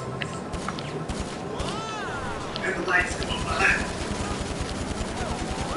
And the lights come up behind you. And all these things just the way they are. I'm happy with it just the way it is. I'm happy with the clock staying hot just the way it is. However, you might disagree. You might disagree. So I'm going to go ahead and open up the telephone lines for you. Number 646-787-1933. That's 646-787-1933. First class is coming to the black people. No shorts taken, no holidays taken. We are here, live, on set, on deck, on location. The biggest party city in America, and I'm sitting here right now the whole night. You ain't heard no yelling, screaming, fireworks busting. How much celebrating have you heard behind me? How much celebrating have you all heard behind me? I got folks in Chicago reporting me the same thing. I got folks in Chicago reporting me the same thing. Los Angeles is up there being all festive tonight. You're in a number of different places. It's a whole different vibration going on. A whole different type of energy happening now. And it's not a pandemic, man. It's a whole different species of energy happening. And that's what the hell I'm looking for. Yeah, damn apart. Don't need it. Let me go ahead and look at the phone lines. We get called to area code 616. You're on live. Like, check out what your name is. It's all fine. Oh, and please, what's on your mind? Yes, sir. So I have to give you the praise for these broadcasts. I'm so glad that we got black people that are finally waking up. They're not dealing with the nonsense anymore. We're not going to church, praying, hoping and wishing that things will become better. You know, we're actually going to go out there and do the work. And you know, you put out the polls, you put the metrics and the machine. Time again, you inspired us so much that you want to use it. And I just got to give you a praise for that. Thank you so much. Thank you very much for checking in. I want to thank all of you who tuned in tonight's program. Thank you for everyone who's contributed to the program tonight on PayPal, Cash App, so I appreciate you all here as well. So big shout out to man Andrew L out there. I see you out there, brother. I appreciate it. And also, hit the like button. YouTube's going to show that you seem like a bunch of folks who names look like likes. If you like the fact that we are not taking the day off, if you like the fact that we are here and you are a fellow soldier with us, don't sit in the background. Hit that like button. Let's let them know that everybody here is on the same page. When we get called area code 706, you're on live with Black. Tell me what's your name. Call area code 706, you're on live. Call area code 706. Call area code 330, you're on live with Black. Channel, what's your name when you call? Hey, Jason, how you doing? I'm Algie from Akron, Ohio. Algie from Akron, and what's going on down there? Well, they got downtown shut down right now for what I'm seeing. I'm a truck driver. I'm on the I-76. Well, I've been off today, so, I've been, trying to see what's going on. But everything's pretty much been shut down. Everybody, they see what's going on out here. They're not really out with the fireworks and, the bullshit. And, yeah, that's the thing. We were taking a look at there to see whether or not they were going to have their usual holiday festivities. And it's looking like all that got shut down. Yeah, exactly. Yeah, even my brother that's, in Florida, and he's saying in Broward County, they're not even doing much out there too. Like, people looking at this like this is crazy. So, I think this is something that people are seeing and taking it serious. Not everybody, but there's a good amount of people that's not really all with the fireworks and all this trickle and all that right now because they see what's going on with that shooting. And then another thing, people don't have money like that and people don't want to party because of the inflation. Well, let's be clear. Folks like rhinos and drug addicts, they find money for the job. They want to go they'll find the money to do that. So if the money ain't moving, it's because they made a cognitive decision. Yeah, we ain't gonna just do that. I'm just telling you, the whole mood has changed. It's not a festive vibe going on. It's not a festive atmosphere. It's not a festive vibe. It is not really something you can overlook like it used to. Whole different thing. Yeah.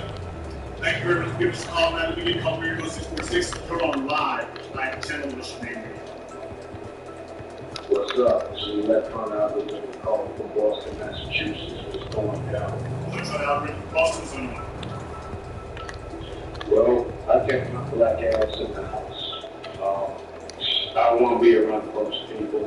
I don't know what the hell is going on. I kept it plain, sweet, simple, staying. I got my brews, I got my steaks, I got my food, a couple people over here. I don't need to be outside with a bunch of people. So my brother start shooting shit up. I don't want to get caught up in that crazy nonsense. Right now, with white supremacists out here, this is a whole different vibe. Let me get called very code 804. You're on live with Black Channel. What's your name? Where you from? Hi, Rich. This is Tim from Richmond, Virginia. Tim from Richmond, Yes, I've been thinking of course. I love the new black media because you guys have been keeping me so informed, and I've been trying to get the young people to stop playing around and listen to you guys. So I've been doing a post in Richmond, Virginia. Have you heard about the shooting? Have you heard about the shooting? Nobody's heard about it. Nobody knows anything. Everybody's just walking around like nothing's happened. And the sad part is, our country wants it like that. This is a travesty. And I keep trying to get the young people to get on code. Listen to the new black media.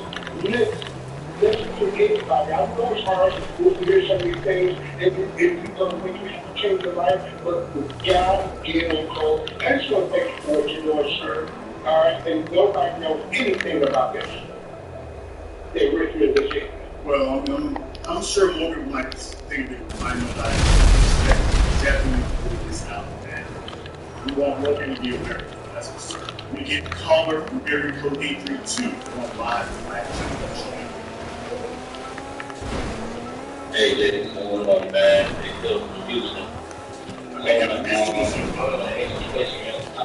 appreciate what you do, man. But I got a question, man. What's the racist dude who did that, man? I don't know. Well, you're talking about in Highland Park, there were reports reporting that it's white. So it's like a white male was sitting up there. Like I say, apparently he was sniping down at people. So if you all remember, this is a motif. This is a motif. We go ahead and connect the dots. You all remember Charles Whitman, the original sniper. University of Texas. Remember that's what he was doing. He was sniping at you from the clock tower. If you remember that. Back in 1666. And I'm telling you, he was sitting up there just smacking the both in. Then you have the MGM sniper a few years ago. Yeah. Went into the casino at a concert. He went there to the casino, it was a country music concert. Bust open the windows, puts an improvised device on the guns to turn it basically fully automatic, and let it spray. Shot them all down from the 40th, 30th, 40th floor, whatever it was. 20th, 30th, 40th floor, whatever it was, in some of the days like that. Now you're seeing again another one. Let me get from a high position so I can start picking people off. It's going to be in a crowd. It's going to be a whole lot harder for you all to lose. It's going to be a whole lot harder for you to lose. So we're seeing a motif. We're seeing a motif happening. This is a pattern of behavior. Thank you very much for giving us a call. Anybody not taking this serious, recognize a pattern of behavior. Call America 267, you're on live with Black Channel. What's your name? Where you coming from? Good afternoon. This is Timmy calling from Port, California. I just wanted to say with all the shootings that are happening. First of all, what I noticed is I'm noticing that they're not talking about it. They're maintaining, ain't nothing new. Just all of it too. It's a shame because, people who are around me, they don't even know what's going on. And so I'm not hearing no version alerting they don't need to know what's going on. And the second thing is, I'm so ashamed of Nigerians right now. The broadcast you did the other day really upset me. I think it's something that's firing would take it to like that. I noticed Nigerians really they do have a tendency mindset, and I saw that everyone for the day a lot of Nigerians have been vacating. Even among other Nigerians, we have a lot of infighting. To be very frank, we have a very back and we brought that over here, and you don't even want to trust them. That's all I'm going to say. Thank you very much. Battery low. It was called night, please. It was called caller from area code 323. You're on live on the line channel. What's your name? Where you calling from? Hey, B1, Big Brother, Live out DC. I want to say the technical tonight's broadcast. It really means a lot, especially as you said, as the holidays. We will do it. I got a question. You said something about ceremonies. With the public going up, you said you wouldn't be doing this 5 years ago and 10 years ago. What is your ritual? What you saw the last when this started to really Trayvon Martin that's really very down because of attention to a lot of people. And a lot of folks were making assumptions about how it would be because it was so crazy and because it was so late. So a lot of folks made a lot of assumptions about how it would go down. And it was only going to be like, if you remember, I was broadcasting that night when there were some pundits and some people saying that Zimmerman was going to be convicted. I was sitting there that night saying, if you think that Zimmerman is going to get convicted, you haven't been paying attention to the last 200 years. Now, if I was going to be proven wrong, that was going to be the night to do. I'm just out here battle rousing and saying things to get attention. That was the night to be proven. And yet it broke exactly the way I said it. And then everything else after that, because I noticed, I'm like, whoa, people's response changed. So like I said, it's just one of those things where I can't really tell you why it was enough. And then after that, Trayvon Martin where it started, and Mike Brown is where the avalanche came from. So from Trayvon to Mike Brown, that's really that gap right there. People's attention was on it, and from there, that was it. The other thing is you have a generation of young people. Their response to these situations is totally different. The civil rights generation wanted to back down and back down. It's called they wanted to. This generation is different. They don't want to back down and back down. So you call these young people at just the right time in their lives to stand up to. So long story short, what happened was you got the right generation in the right place at the right time under the right circumstances doing the wrong things. That's what happened. Yes, sir. Thank you very much for this call. Let me get a call here, code 757. You're on live. Like, tell me what's your name. Battery low. James calling out of Virginia. All right, James out of Virginia Beach. I just wanted to add on to what you're saying there, bro. We need to, as a people, go ahead and plant seeds in our minds. It's time to stop being delusional and doing acts that are described as insane, such as voting, going to church. Things that do not improve our situation. If you really want to improve, you have to make a change. And those are the changes that need to be made from my perspective, as well as to stop supporting things like 4th of July, Christmas, and Thanksgiving. Any one of these little stupid holidays that they want to put out there and think we're supposed to be happy about something. Look around, people. If you're the same complexion as me, if you're a dark-skinned person, you don't see anything for real that this country is trying to do in order to improve your situation. Nothing. So go ahead Stop voting, stop supporting foolishness, and go ahead and stand up. Put your foot down like the Jews did in Israel and say, no more. It cannot keep on going from here.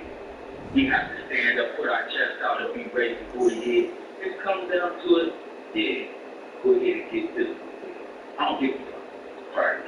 But I reached my limit with all of this foolishness that's been happening to my people. And we just keep on taking it like we have to. I don't like the mockery where the white man tries to say that black people are less intelligent, as if we don't have real. This is our land. The people are ignorant.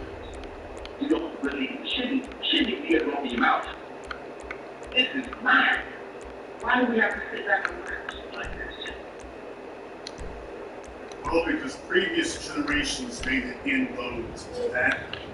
They made it all right to do that. They gave folks the idea that, hey, you can do them any old kind of way, and they're going to accept it. So this is what I've been saying now for a decade. This is a huge re-education effort. This is a big re-education effort. You have to re-educate the entire society. We're not the civil rights generation. Because there's the real problem. They did that to the civil rights generation for decades. And they sat there and took it. Not only did they take it, we just have to accept, hey, John Lewis was not the exception in the civil rights generation. He was the rule. Elijah Cummings was not the exception. He was the rule. Al Sharpton was not the exception. He was the rule. And we have to just accept that's what they were doing, which is my little when nothing's getting done, that ain't an accident. It's not an accident when things this heinous are happening and yet nothing's getting done. If something this blatant and bold and consistent and persistent for an extended period of time is happening to you, this is being allowed by somebody and engineered by somebody else. So the person engineering you can engineer it, but you are what throws a monkey wrench into it. You see, they engineered the murder of Mike Brown. Ferguson, we all stood up, and there goes the monkey wrench. They engineered the killing of Eric Garner. Here comes the monkey wrench. Engineered the killing of George Floyd. Here comes the big monkey wrench. And on it goes. So what I'm saying is, yeah, they can engineer it, but the only difference now is this generation is not accepting it. Now, there's where the change is coming in. So that's why, for example, when Barack Obama came into office, I think all of y'all remember that. When Barack Obama came into office, man, white folk was real rude. I'm talking about the grocery store. They wouldn't move their buggies out the way. I think all of us know the same thing. It just all these little subtle acts of passive-aggressive behavior. You notice, I'm sure you all probably noticed a sharp uptick when that happened. When Obama gets in office, next thing you know, there's a sharp uptick in passive-aggressive behavior. Not that he was doing anything for us, but just the optics of it. Just the optics of it were more than they could take. So next thing you know, folks aren't moving their buggies, road rage is increasing, they're acting like a fool and whatnot. So next thing you know, after Mike Brown, a lot of that bull jive fell off. After Mike Brown, a lot of it fell off, and ever since George Floyd, it's been a whole different kind of thing. So this generation is waking them up. And because what has happened previously is they would do these things, we take to the street for a minute, and then go home. So what we trained them to believe was that they could do these things to us, and that in the 60s, they was in the street for a little bit, but then they went home. And ever since the 60s, if something does happen, they'll go to the street for a minute and then go home. And then there was the LA riots in the 90s, and they was out there for a little bit longer, but they went home. So that's what we've trained them. It's a Pavlovian response. We've trained them to believe that no matter what they do, we'll take to the street for a minute, blow off some steam, and then in a day or two, it'll be business as usual. The monkey wrench is that it ain't been business as usual. It's been a damn decade since Trayvon Martin was killed, and there's no letting up. So now they understand, I'll be damned, it's the new normal. And the reason for that is the civil rights generation conditioned them over the course of 5 decades. You can't let somebody get away with something for 50 years and then think you're going to be able to correct their behavior in 2 or 3 years. No, you're going to have to put in a long period of time to correct that behavior. Hello? Yes, sir. You're still on. Oh, okay. Yeah, what you're saying about the civil rights generation is correct for the most part. My father was one of the civil rights generation that was a bit different. This man's name was James S. Gates Sr. He was a lawyer here in Norfolk, Virginia. He single-handedly changed the politics in this city by having a federal injunction placed against at-large elections. With that move, of course, after that, things went down. They canceled that. But well, that's good. The only issue is that men like your father, and I had folk like that in my family, but we also have to accept that they were the exception. Because if men like your father were the rule, Malcolm would have been a whole lot bigger than he was. We would have seen a whole lot. Hell, we never would have needed the Panthers. So I'll give it to your dad. The men like him definitely did exist. Unfortunately, they were not the rule. They were the exception. Hopefully today. So what we're really looking at is, a lot of these people out here seem to be afraid to stand up for themselves. And the only thing that changes that is when you make it clear to them that there are enough of us who are not afraid and we're watching. Thank you very much for giving us a call tonight. There are enough of us who are not afraid, and the folks who are afraid, they better recognize we're watching. We're watching everybody. Call from area code 312. You're on live with Black Channel. What's your name? Where you calling from? So this is John from Gary, Indiana. John from Gary, Indiana. What's on your mind? Yeah, this is funny to me how the news, the highway parking thing, they're not saying mass shootings. Every time somebody black shooting, there's always mass shootings. When somebody other color, all of a sudden shoots. Yeah, they're trying to figure out how they can spin this because they all were saying Chicago, and now they're like, oh, it didn't go the way they thought it was going to go this time. So they're trying to figure out a way to spin this in a manner in which they can use. And the events are not working out in their favor at all. Not working out in their favor. Thank you very much for giving us a call tonight. Let me get a caller from area code 314. You're on live with Black Channel. What's your name? Where you calling from?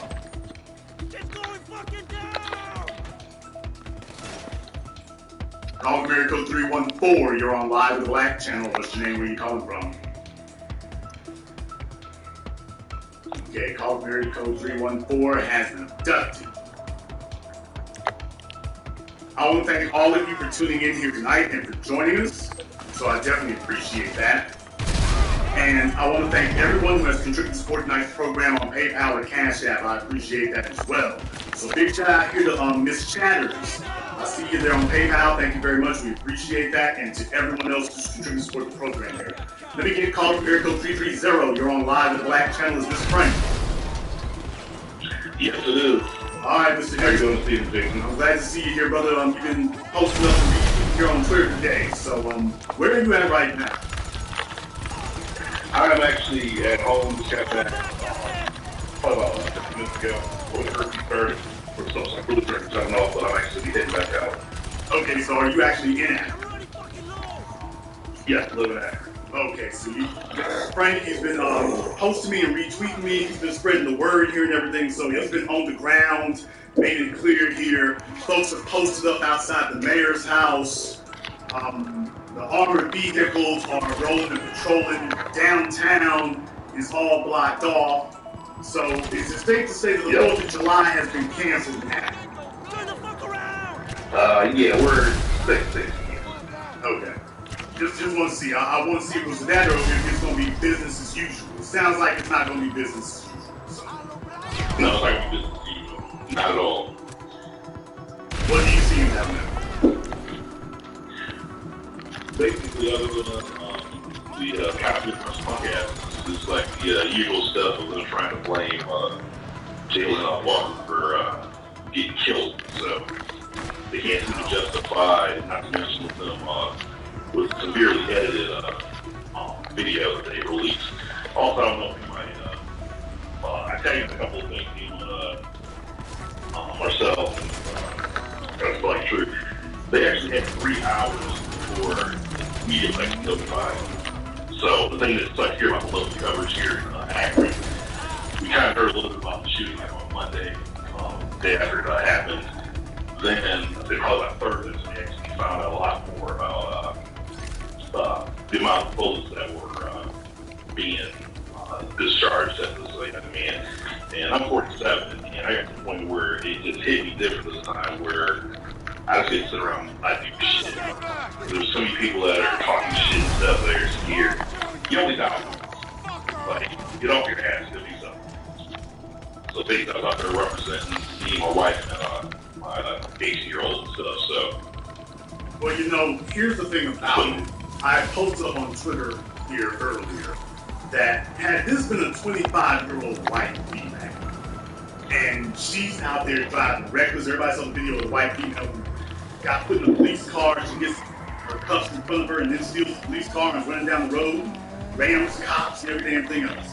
If this had been a 25-year-old white female, if this had been Ashley Babbitt, now you take a look at the responses that white society gave Ashley Babbitt, and she was part of a damn bunch of insurrections, storming the Capitol. Exactly.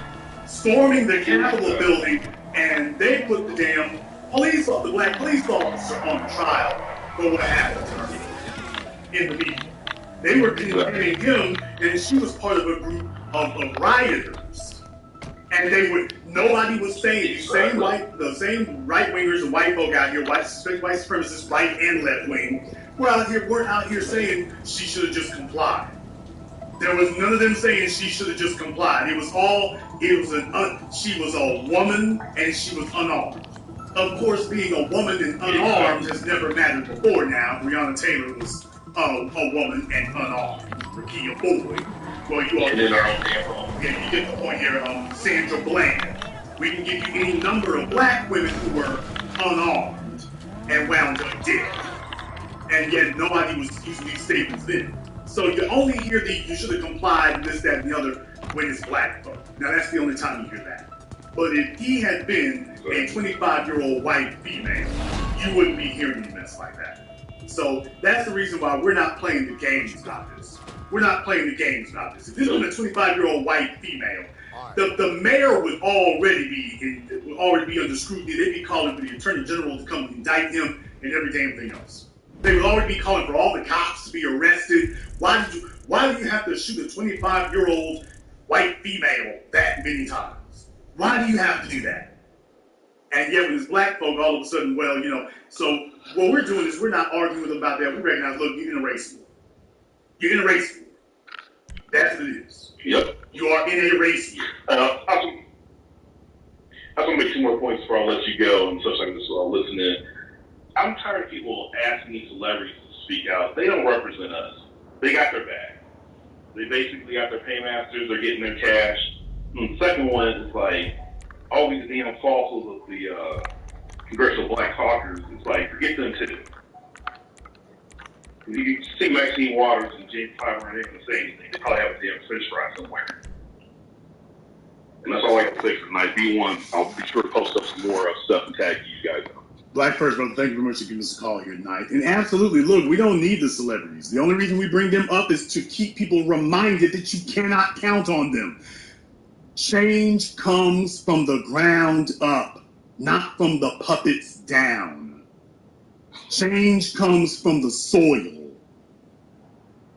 This is a movement, and this is change that's coming from the soil, is what I'm trying to tell you. This is a change that's coming from the soil. It's coming from the people.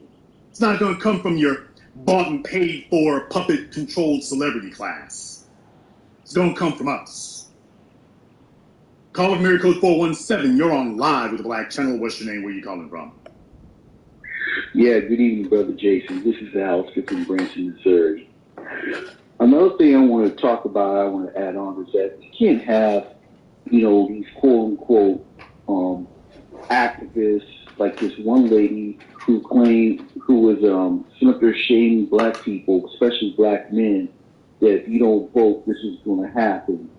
I mean, we've been voting for over 50, 60, 70 years, and still we have police brutality and white supremacy going rampant in the black community. And this lady had the nerve to shame black people, black men,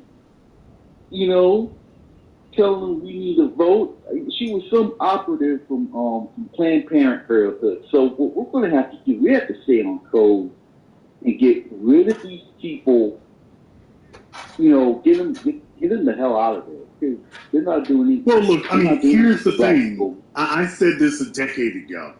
After Trayvon Martin, after Mike Brown was killed, you all remember Time Magazine and Black Enterprise and some of these other white publications. They were trying to create a new class of political activists.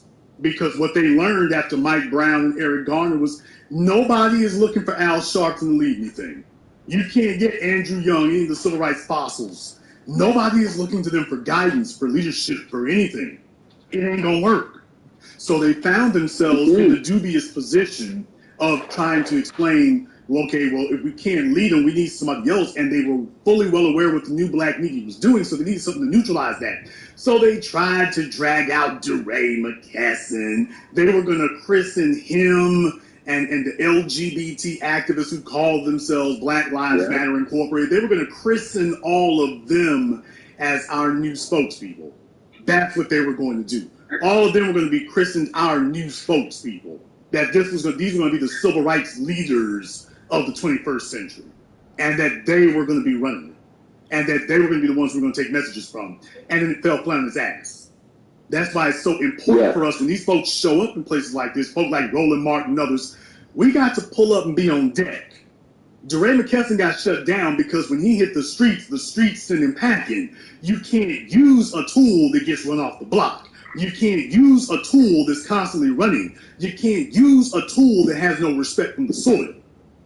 You can't use them. That's right. So that's why with all those folks they named, they've all come and gone, including Ta-Nehisi Coates. None of them can go anywhere and get the soil to respond. None of them. So that's the reason why you've seen an effective change. So we're leading the narrative. We're leading the narrative. There will be no celebrities. You will not create any AstroTurf activists to take our place. No, none of that's going to work now. They tried it. They gave it their best shot. It didn't work. You got to keep them out. You've got to keep them out because if once they start getting involved in that, they're going to mess up the entire movement. They did it back in the 1960s when, you know, they had A. Philip Randolph and Whitney Young and all those idiots. I mean, they screwed that generation up. They screwed the civil rights movement up. And there were a number of folk who saw it. You know, Elijah Muhammad, Malcolm X, Huey Newton. We can go down the list. That didn't happen in a vacuum. That did not happen in a vacuum. You had a bunch of brothers and sisters out there who were talking just like we are now. Only the civil rights generation, just say it like it is, as a group, they didn't have an appetite for it. They didn't have an appetite. There were some who were about the business, but when it came down to brass tacks, most of them were not. This generation is different. Thank you very much for giving us a call. Let me get caller from area code 312. You're on live with the Black Channel. What's your name? Where you calling from? This is Dante from Chicago. Dante from Chicago. What's going on up there? Got a question. With this Highland Park, Illinois shooting at the parade, right? Why they didn't shoot this guy that shot 36 people, injured 36 and killed 6 people? Why they didn't shoot him 90 times like they did Jalen Walker? For the same reason that they didn't shoot Patron Gendron, for the same reason that they didn't shoot Dylan Roof, for the same reason they didn't shoot any of the others. Wow. The guy in Kentucky could gun down 3 cops and shoot a dozen more and be brought in alive. That's not a fluke. When you see a pattern of behavior like that, that's not a fluke.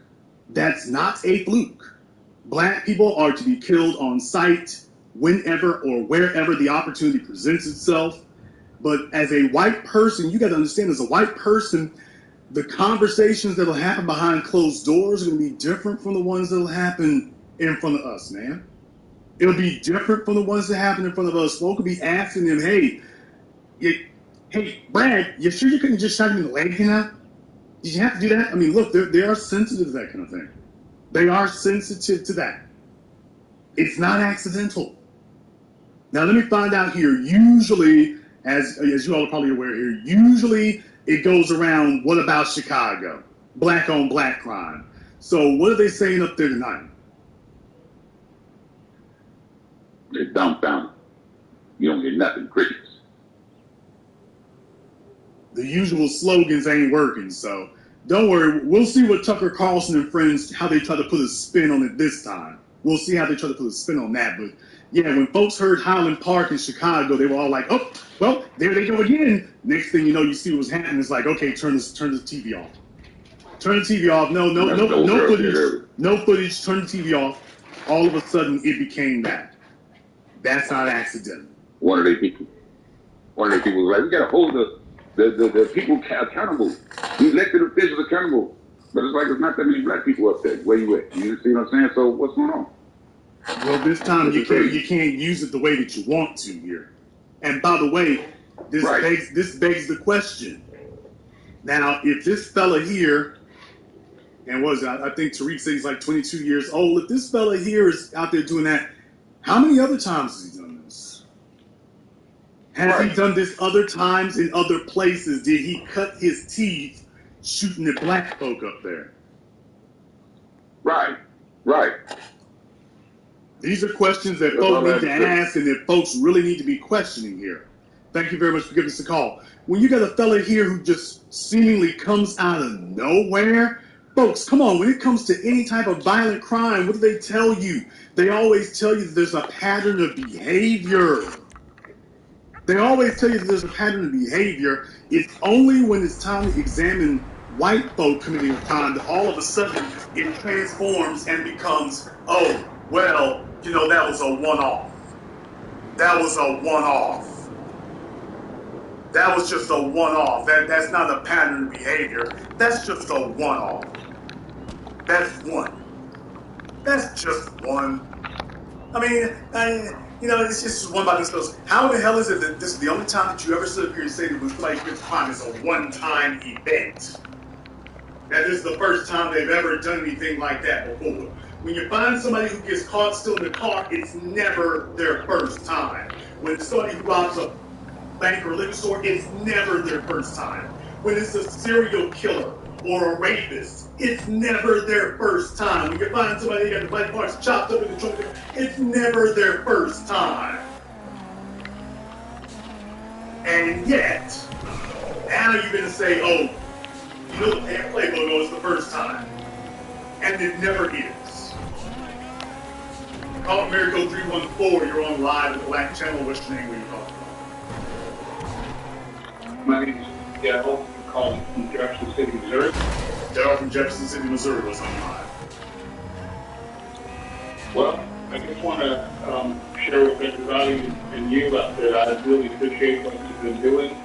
I'm a 59-year-old retired former banker, mortgage broker, and I'm the son of the civil rights generation. My parents were, involved in the movement when I was born in 1963. And they always taught me to get a job, go to school, integrate with the white people, get along. And in the last few years, especially after my friend, I'm originally from St. Louis, I grew up near Ferguson. I do believe you're right, that's when things changed. The entire attitude of people in Ferguson changed. At the time, we had a congressman named Lacey Clay, who was the son of one of the original founders of the Congressional Black Caucus, and Cory Bush beat him. And nobody thought she could, but the young people did that. So this generation's different than ours, for sure. All of social media a lot. I run a couple of jazz groups on Facebook, and have a lot of friends of my age. And they're all coming around. Lately, I've been sharing videos of, when I used to go hear Minister Farrakhan speak as a young man. And at the time, I thought, my cousin was radical and taking me to see him. And I was listening to it and didn't really understand it. But I was looking at a video today, and he was prophetic. Back in 1985, 1990, he predicted almost verbatim what's going on in the streets today. And the other day Here's the thing, brother. I mean, the reason why that can happen is because it's not new. It doesn't actually require prophetic powers. Right. History is repeating itself. It's repeating itself, and eventually it's going to run out. People like Louis Farrakhan understood this. Malcolm X understood that black folk in the 1920s weren't as militant as individuals like himself. And he understood that the Huey Newtons were coming up behind him. He said it then. He said it then. This several speakers talking about is a new generation of black folk out here. It's a new black generation out here. It's not the Uncle Tom generation. So even he was seeing, hey, the tide is beginning to turn, which is why you started having riots in the 60s like you did. Because that's not really what happened when they bombed Black Wall Street. When they bombed Black Wall Street, that was the widespread response. Next thing you know, with the civil rights movement, the widespread response was taken to the streets until they placated enough people to get out of the streets. 1991, splash in Los Angeles, that's it. Next thing you know, now 20 years after that, Trayvon Martin and like Baldwin said, fire next time. And this, you got a whole generation like, okay, you know what, we got time. And we're not like our parents and grandparents. We don't have to accept. We don't have to pay. We can actually put our cell phones down all of us fast. Our kids are millennials now. And they are way different than I was at their age. And even my friends at my age are realizing that the people that, like Mr. Farrakhan, like Dr. Claude Anderson, were right. And it's not too late for us to teach our kids that. Maybe too late for us personally to go out there and build a business and teach our kids, Well, I encourage mine to go and try to open their own business so they don't have to work for anybody. But that's not something I would have told them 5 years ago. But I've come around to that now. I realize that's the only way we're going to, as a group, get to the next level. But, well, a business school, life insurance policy, make sure you have assets, make sure you're telling your children about what they're going to be doing and recognize that socioeconomic foundation is essential and that white supremacist power is being deprived of that. That's why all of this work is being done to deprive us of that. But it's a new day out here. Across the board, it's a new day. Thank you very much for giving us a call tonight. Let me get called here, go 256. You're on live. Last channel, what's your name? Where you calling from? Hello, my name is Jada. I'm from Alabama. And I was calling Hey, Jada, where at in Alabama? I'm in Huntsville. All right, Jada, Huntsville, Alabama, what's on your mind? Robert Radio found the shooter of the terrorist in the Highland Park shooting was actually living, I'm watching CBS and going back and forth between you guys, was living in a house with his father and his father's brother, his uncle. The house had gone into foreclosure a year ago, but they held it off, and they got their final notice a week ago. The news media said that. And that sent him crazy, and now he has a mental health condition, and that's what caused the white on white crime. It caused him to go mad and go shoot up other white people. Isn't that amazing? Three low-income. And when you're when you are black and you suffer a socioeconomic hardship, you never get reclassified as mental illness. Nobody pulls out the mental illness card. If you're black and things don't work out for you socioeconomically, you should have looked harder and you should have done this, that, and the other, and you all are lazy and all this stuff. But when you're white, boy, I'm telling you, here comes the socioeconomic card. Here we go. And now mental illness, all that compassion, all these excuses, and all these academic explanations all of a sudden, boy, I'm telling you, whiteness is ran.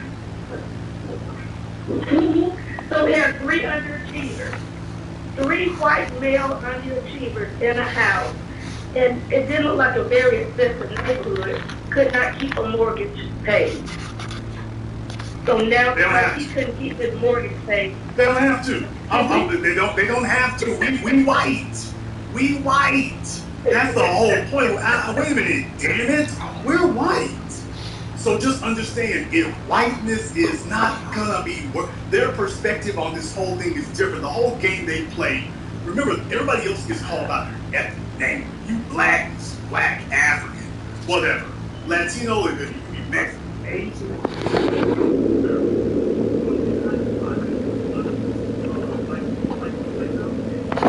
When they say I'm white, when we say we're black, we're describing these little characteristics. When they say they're white, they're not describing this little characteristic. He means something else. He means I'm false. That's what he means. I'm white will be I'm privileged. So these are all the things that we've been saying all this time, that it is understood that that whiteness is supposed to come with unearned benefits. And one of those unearned benefits is, niggas get evicted, not us. Niggas get foreclosed, not us. It doesn't matter how low and raggedy on the socioeconomic bar we are. Damn it, our whiteness is supposed to be redeemable at the bank for something. Our whiteness is supposed to have a monetary value. I'm not saying this is hyperbole. I'm not saying this is metaphor. I'm not saying this is vigorous speech. Take a look at these folks busting on people. Peyton Gendron, another white loser, busting on people. Dylan Wolf, we go down the list. All these white mass shooters busting on people. It's like, hey, whiteness ain't working for me. It's not working for me. These are not your well-to-do upper middle class folk. These are not your wealthy people. These are not connected to generational wealth. They don't come from nothing like that. Ethan Crumley's family, we can go down the list. They don't come from anything like that. When they do this stuff, it's like they're saying, hey, whiteness ain't working for me. And when whiteness ain't gonna work for me, damn it ain't gonna work for none of us. You are right. And I would not be surprised if in the morning when I get up, there is a GoFundMe to help them save that house or to relocate somewhere, even though he has committed this fight on white crime. White America will still support this nonsense. Understand something. I told y'all about this. For those of you who forgot, for the first movie, RoboCop. I keep reminding y'all about the first movie, the first RoboCop movie, the original one back in the 90s, back in the late 80s, 90s. Directed by Paul Verhoeven, where the hostage situation in City Hall. Police get there, and one of the council members, he lost the election. He takes the mayor and 3 or 4 of the city council people hostage. He killed one of them. When the police show up, they ask him, okay, what are your demands? And it was a movie, but this is the way whiteness works. When they asked him, what are your demands? He said, first of all, I want some fresh coffee. Second of all, I want a recount of the election. And third, no matter how the recount turns out, I want my old job back. Damn. Now he's at City Hall with a Uzi. Killed one person, holding 3 others hostage. I want coffee, I want a recount, and oh yeah, by the way, I don't give a damn how the recount goes. I want to do the recount so it's official. But no matter how the recount goes, I want my old job back. So you think about the events. Trump's been watching too much TV. Well, think about the events that you're seeing here today, because that's the way whiteness works. First of all, I want a coffee latte. Second of all, I want you to recheck your records about my payments on this mortgage. And third, no matter how your checking of the mortgage payments goes, I want my house back. Now, when I say it like that, it's like, wow, you didn't know the movies were really doing that. So often it works for me. So often. Well, because they assure them of that. I mean, when you come in the door getting all kinds of preferential privileges and treatment, of course you assume that. Of course you do. You got a lower interest rate that you didn't deserve and didn't earn. And see, this is the result of all these decades of giving them preferential treatment in interest rates, preferential treatment in prices, preferential treatment in reorganizing and refinancing their debts. So eventually, by the time you get to the second and third generations, they're like, okay, look, you didn't give me discounts all this time. You can keep giving it to me. You can just keep giving it to me. You've overlooked these things before. You can go ahead and overlook that again. You can overlook that again. And then eventually it gets to a point where it's like, yeah, we're not going to do that. And that's when it becomes, okay, if whiteness ain't going to work for me, then damn it, whiteness ain't going to work for nobody. Thank you very much for giving us a call tonight. Let me get a call from area code 773. You're on live with the Black Channel. What's your name? Where you calling from? Alexander from Waukegan, Illinois. Alexander from Waukegan, and what's on your mind? Cool, Jason. Feel like summer is full effect. Shit is getting crazy out here. Excuse my French. I currently live in Waukegan, which is about 35, 40 minutes from Holland Park House, where shootings occurred in Lake County, Illinois. And I used to work at Holland Park Hospital over on Avenue in that area where the shooting happened.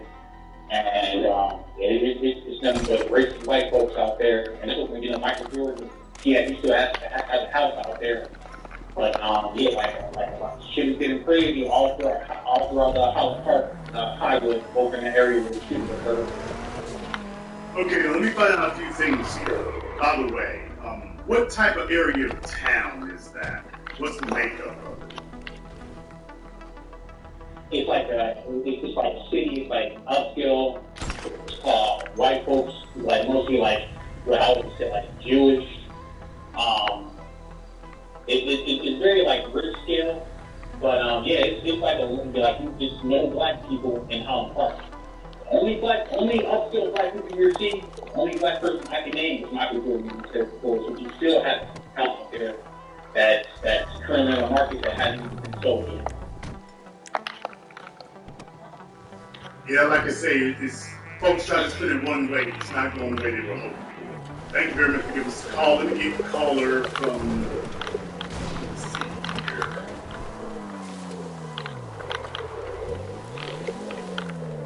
Okay. Now, everyone, our good friend Leopold is on the line. Our good friend Leopold is on the line. I have a feeling that he needs a wellness check. So. Not sure what number he's calling from. Our good friend Leopold is on the line. Our good friend Leopold is on the line, so hopefully if anybody knows his number, he can get a wellness check. See if we can get anybody to assist him. Let me get called from area code 408. You're on live with Black Channel. What's your name? Where you calling from? Yeah, this is Matt calling out of San Jose, California. That guy San Jose, and what's on your mind? Yeah, what's up, JD? Man, I'm just calling because we got Dr. Bush on Twitter today, texting, talking about black folks are scared of Trump supporters, and that, we ain't seen enough killing of so many black people at one time. Then he has the nerve to say, like, would you see scared of more black people be killed? Let him know.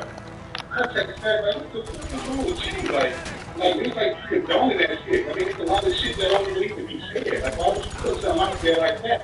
So, I mean, what do you think of that? You know what I'm saying? To me, that's a tough move to me. Yeah, you can tell a tree by the fruit it bears. Oh, what the Thank you very much for giving us a call tonight. Dude, why don't you go back to sleep, or at least let the white supremacist cellmates, hang out? Why don't you do that instead?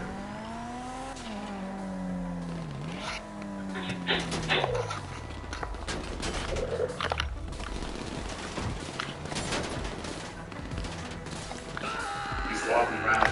Leopold is walking around trying to figure out what he can do. Go to bed, son. All one on this tonight. Call Mary Code 708. You're on live with Black Channel. What's your name? Where you calling from? My name is William. I'm calling from Maywood, Illinois. William, I don't live too far. I don't live too far from Highland Park, Illinois myself. But this Highland Park thing just made my day. The lie of the 4th of July, and this just happened. It just made my day. Because I'm sick of the lie. Thanks for taking my call. Thank you very much for giving us a call here tonight. Let me get caller from area code 330. You're on live with Black Channel. What's your name? Where you calling from? Rudy from Akron, Ohio. Rudy from Akron, and what's on your mind?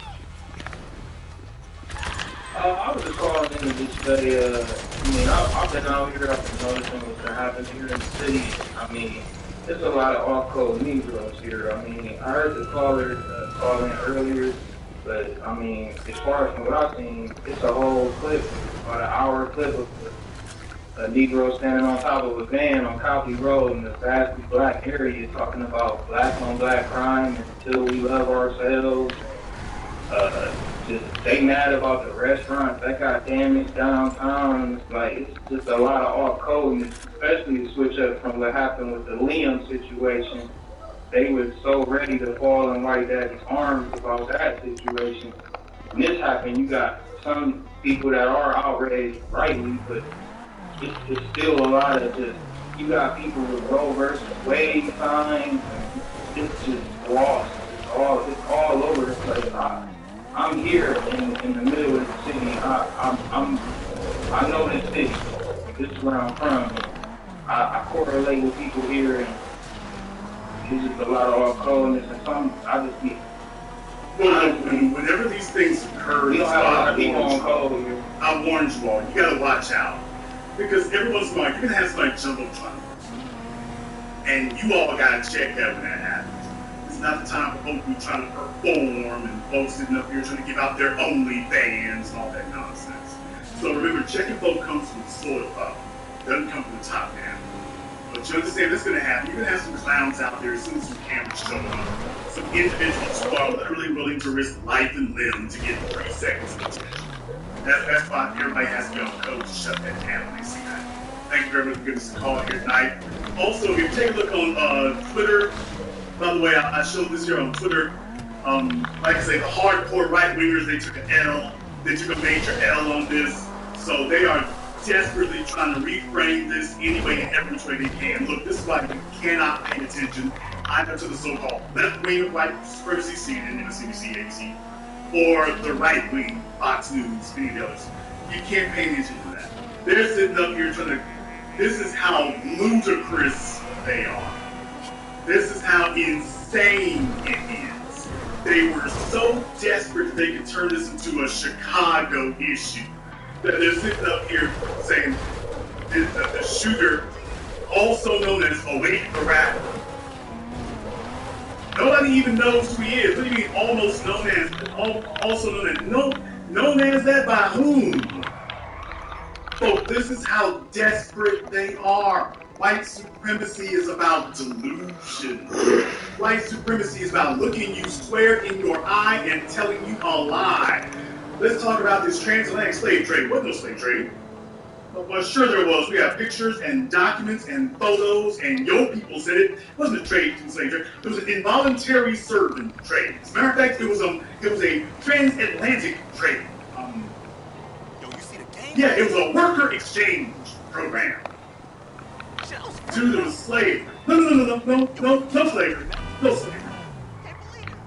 This is what you're dealing with. That is why you cannot reason with white supremacy. You have to defeat it, but you don't try to reason. And it's not because they're stupid or they're dumb. They're evil. It is not because they are stupid or they are dumb. It is because they're evil. And they always have been.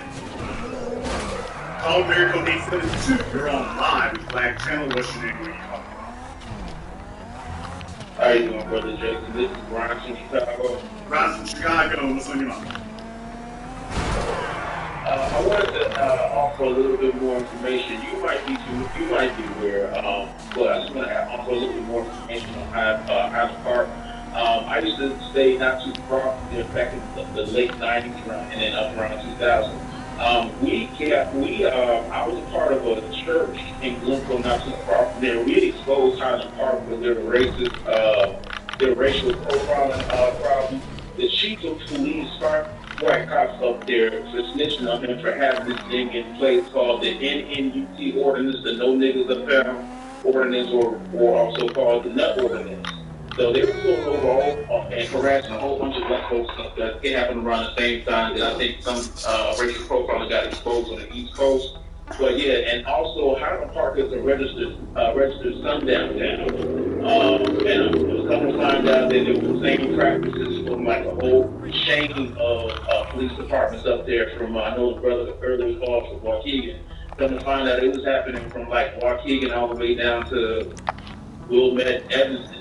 So, that's just how bad it is. And, some people will try to act like it's only in Chicago.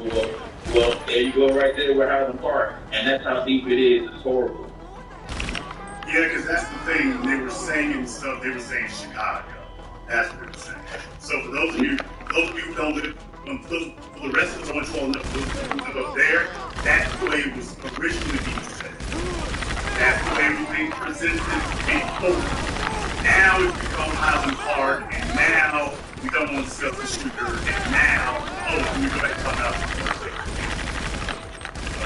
just so you all know, that's the way it was presented. Now it can no longer serve their purposes, is being directed in another area here. So what you're about to see is a group of white folks get cold gunned down, and the white media is going to put icing straight over this. That's what's going to happen, because they can't use it. They can't use it. Because right now, what you have to do is say, hey, we need to start mass incarcerating some people. Now, that would be the next logical step.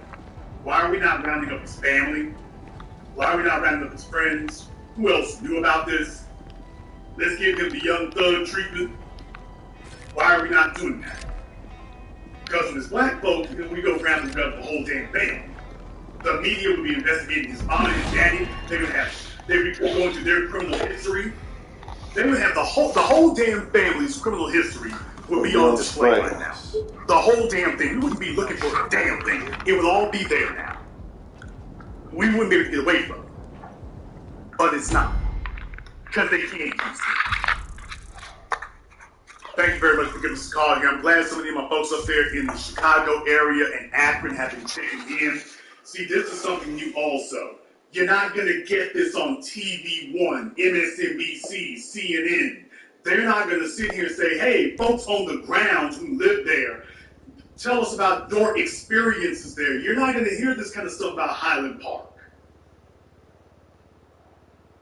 You're not going to hear it. Folks told me about Highland Park, and it wasn't really a place I needed to go to. So for that reason, it's one of those things that didn't really, it's like, I know about it, but it's like, okay, it's never really been a place I wanted to go. But folks know the no-go zones up there. They know the areas where, we can do you how we want to. Like up there in Detroit, everybody knows about Grosse Pointe. Okay, watch out when you go up on Grosse Pointe. Watch out if you stray in that area. When you're coming out of Detroit, you make your way out there, you make that, the right takes you back toward the hood, the left takes you towards Grosse Pointe. Everybody knows the no-go zones. You know the no-go zones in your suburbs and stuff. So these things are not accidental. They're not accidental. Let me get called here, go to 4-0. You're on live. Like, channel, what's your name? This is Mark from DC. Mark from DC, what's on your mind? I'm just here to report that DC is hella on COVID today. There's fireworks all over the city. DC is just hella on COVID. I'm not talking about the downtown, but I'm talking about the park where black folks come to be just completely over.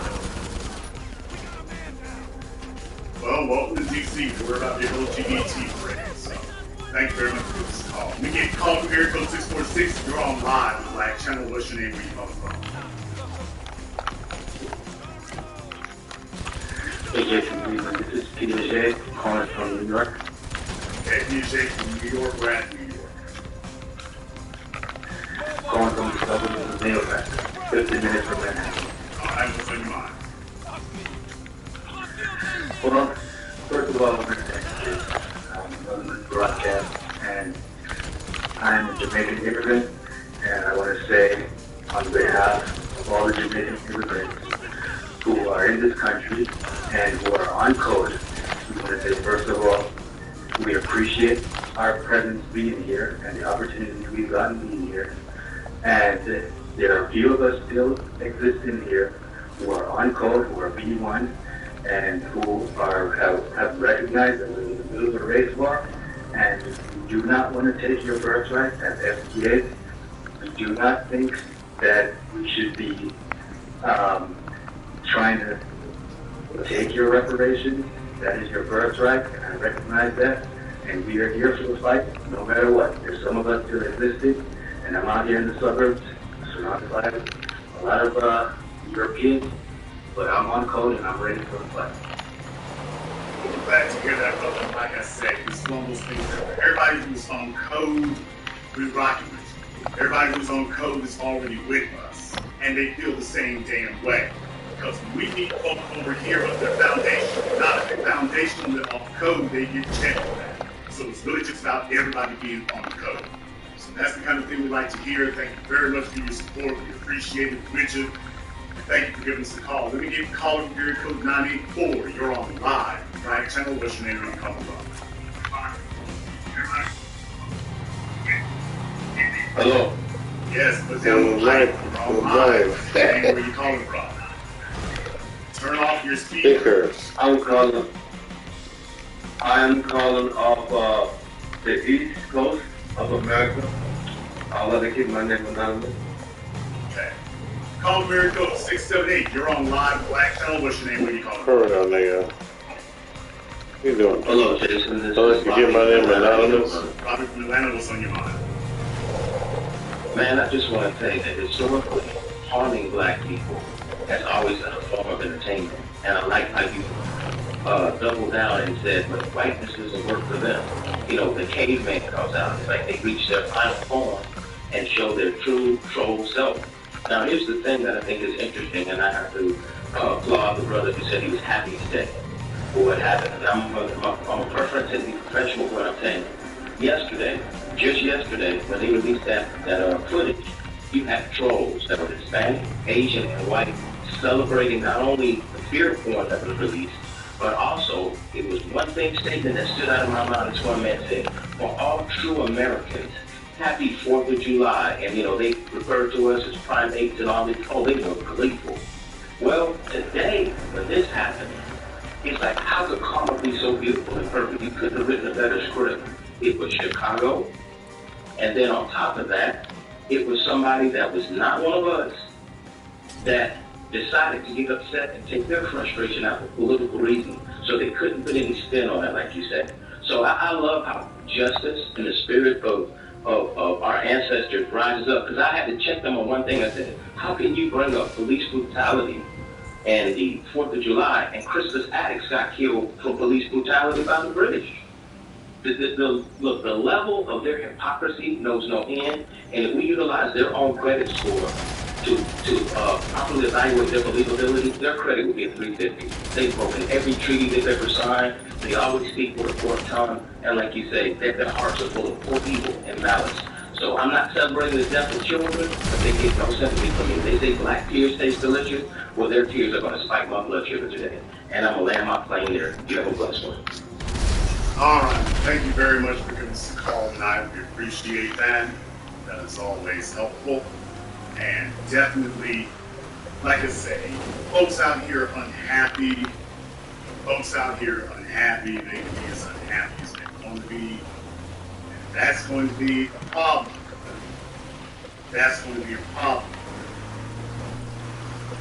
It's going to be a problem with them because we're having a different conversation. We're having a different conversation than was had previously. We're having a conversation amongst ourselves. They're not going to want that. Because understand, nobody's taking their cues from Fox News. Nobody's taking their cues from them. Nobody who matters. All the folk were already predisposed to believe garbage. That was all. But nobody who actually matters is listening to them. That's why I was putting this together for you right here, so you can see that. And, you know, it's one of these situations here, you know, if it's not working for them, and those similarities, things can flip. Things can flip real quick. They can flip real quick, they can flip real fast. You're in a place right now where I want you to know that the tension, when I'm talking about that, I want this to connect for you here about why the tension is what it is. Folks recognize it. They recognize it. It can go one way or it can go the other real fast. I'm going to take one more phone call. You're going to get a call here, code 706. You're on live with Black Channel. What's your name? Where you calling from? Yes, can you hear me? This is Ezariah. Okay, Ezariah from where? Oh, yes, I'm sorry, from Augusta. Sorry, I'm new to the channel. Okay, Ezariah from Augusta where? Augusta, Georgia, sorry. Ezariah from Augusta, Georgia. I thought he was going to say Augusta, Maine. I'm like, wait, yes, what? First of all, I just want to appreciate, I appreciate you, Jason, your efforts on exposing feminism. I'm new, actually, calling in, but I've been watching the show for a few years. And exposing feminism and how it's destroying black communities, and how you handle that whole Jason, how you handle that whole, Kevin Samuels thing. That was very professional. We get straight to the point. It's tragic what's happened. And what really bothers me is they killing black men, every day. It seems to be no justice for the black men and no accountability for the black women. But we do need to come together. And I just wanted to really quick bring out, two things that I think black people should consider. Just want to say this real quick. I heard what you said before about, Hebrew Israelites. The Bible is not a religious book. It's actually a book of historical facts and prophecy that actually identifies what's happening to our people, like getting shot down in the streets, the poverty, white supremacy, and how white people keep us oppressed. And certainly you can look out the window and see how they're keeping you oppressed. So I certainly think anything else is a great supplement in that regard. At the end of the day, at some point you stop needing to be told, because the whole purpose of telling somebody something is you give them knowledge, you give them information, and then the final step is, all right, I did.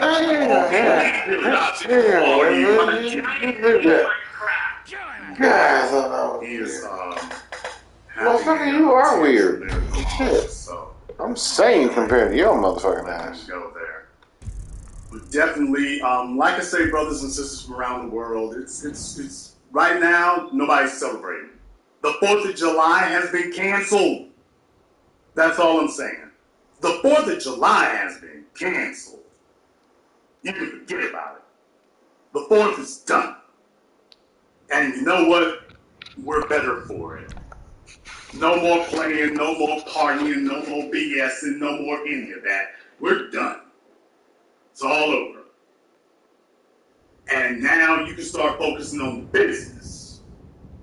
As I said, if we cannot all be equally comfortable, then damn it, we can all get equally uncomfortable now. So if we ain't gonna be able to sit back and rest and enjoy the fruits and benefits of the nation that we built, if we're not gonna get to enjoy that, then damn it, nobody gets to enjoy that. If you're gonna create a place, understand something there. When you create environments like this, when you create environments where being white means you have a pass to do the most heinous things, and it will be upheld and protected in courts of law, upheld and protected and defended by your media, then these are the kind of things that occur.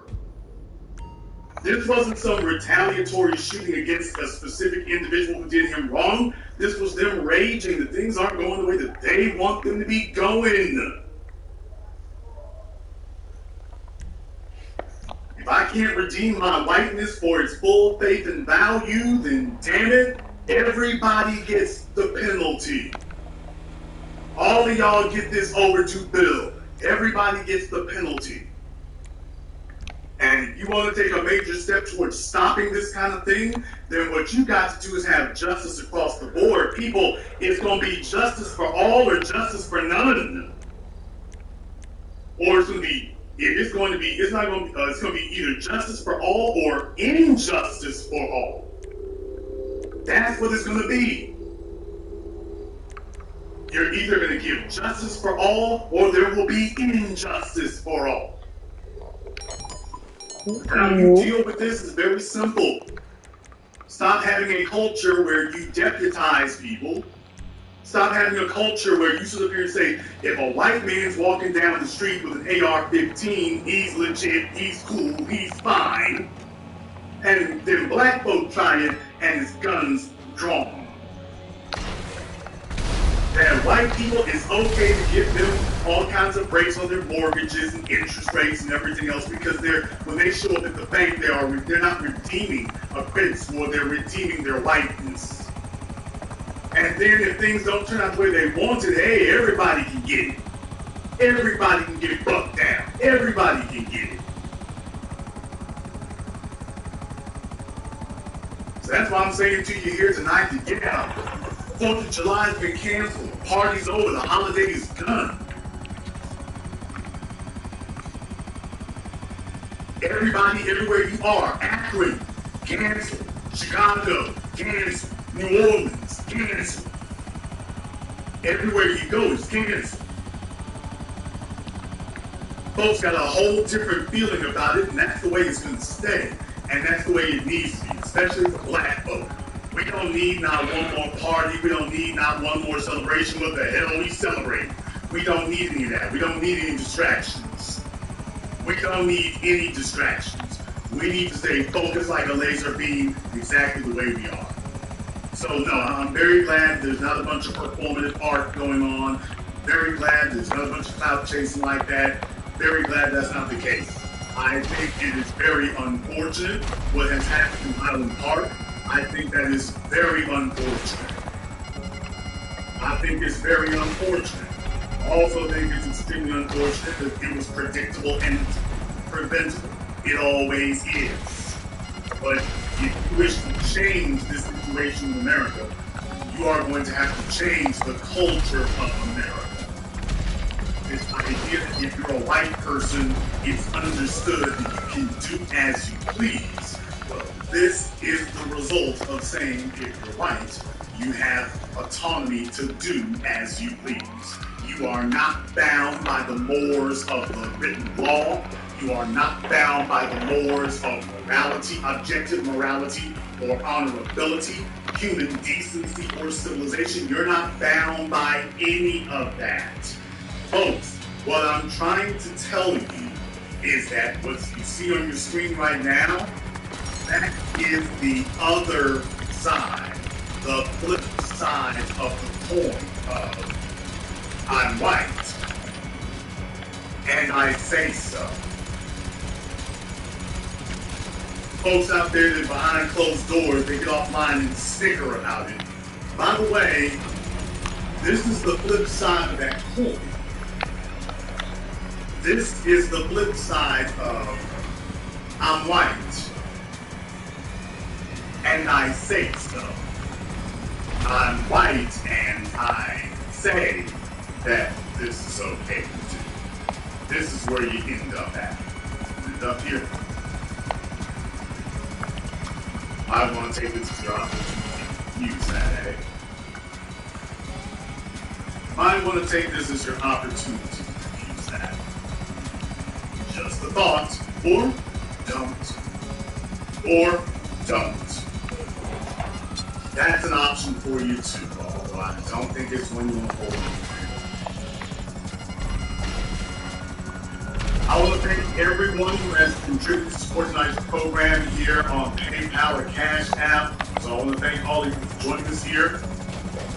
If you are new here to the Black Channel, welcome to the Hating and Home to Black Thought. We do this every week and every weekend here. Over 143,000 subscribers and rising. We are not a little thing. So click that red subscribe button, click that yellow notification bell, and join us each and every weekend. If you haven't been to our website, blacktunnelfilms.com, you can go there and check out our groundbreaking, best-selling documentary work, 7 Genocide, Racism, all available on DVD on Amazon. Go to blacktunnelfilms.com. That is blacktunnelfilms.com. I want to thank all of you for joining us here tonight. We have over 6,000 people here, which shows a lot of folks are very serious. It's not going to see numbers like this with a holiday. It's not going to see numbers like that. A lot more folk are getting on code. A lot more people are getting on code. This has specific ramifications. So I want to thank all of you here for joining us tonight. And this concludes tonight's broadcast of the Black Channel.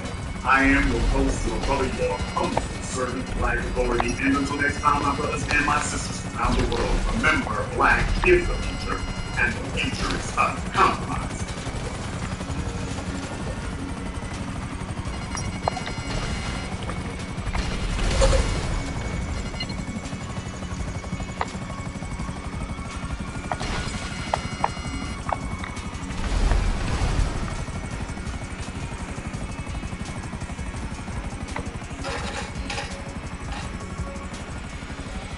Every of a code in position of rules and regulations and standards.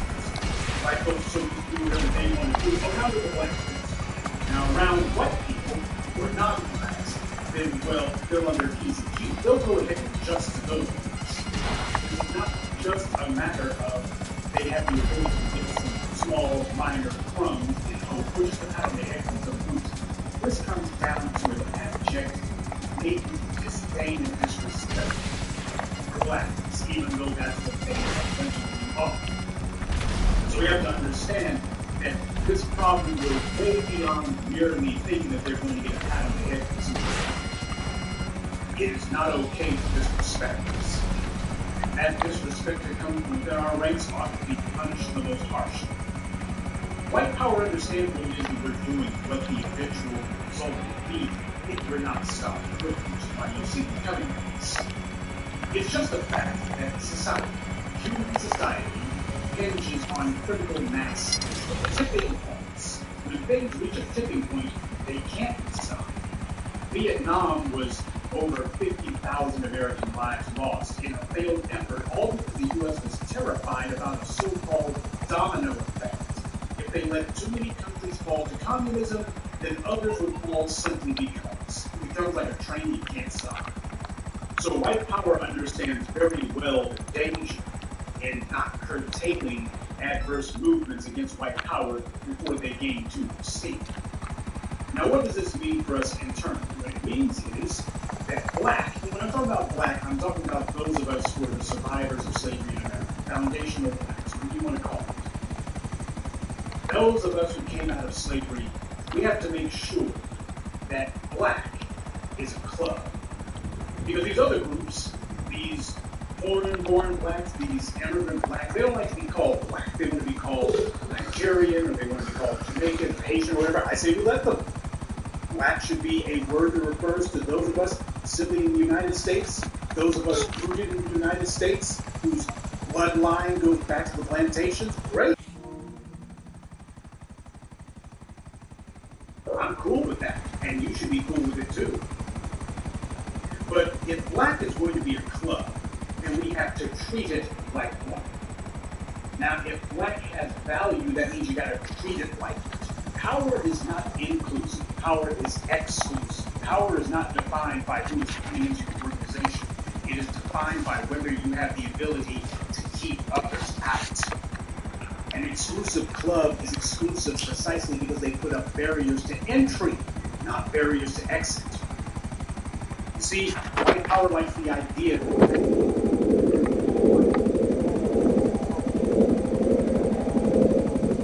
up the hand and say, well, black folks, y'all are not going to get any part of it. We'll let all of these non-black or even a few foreign black have not part of it.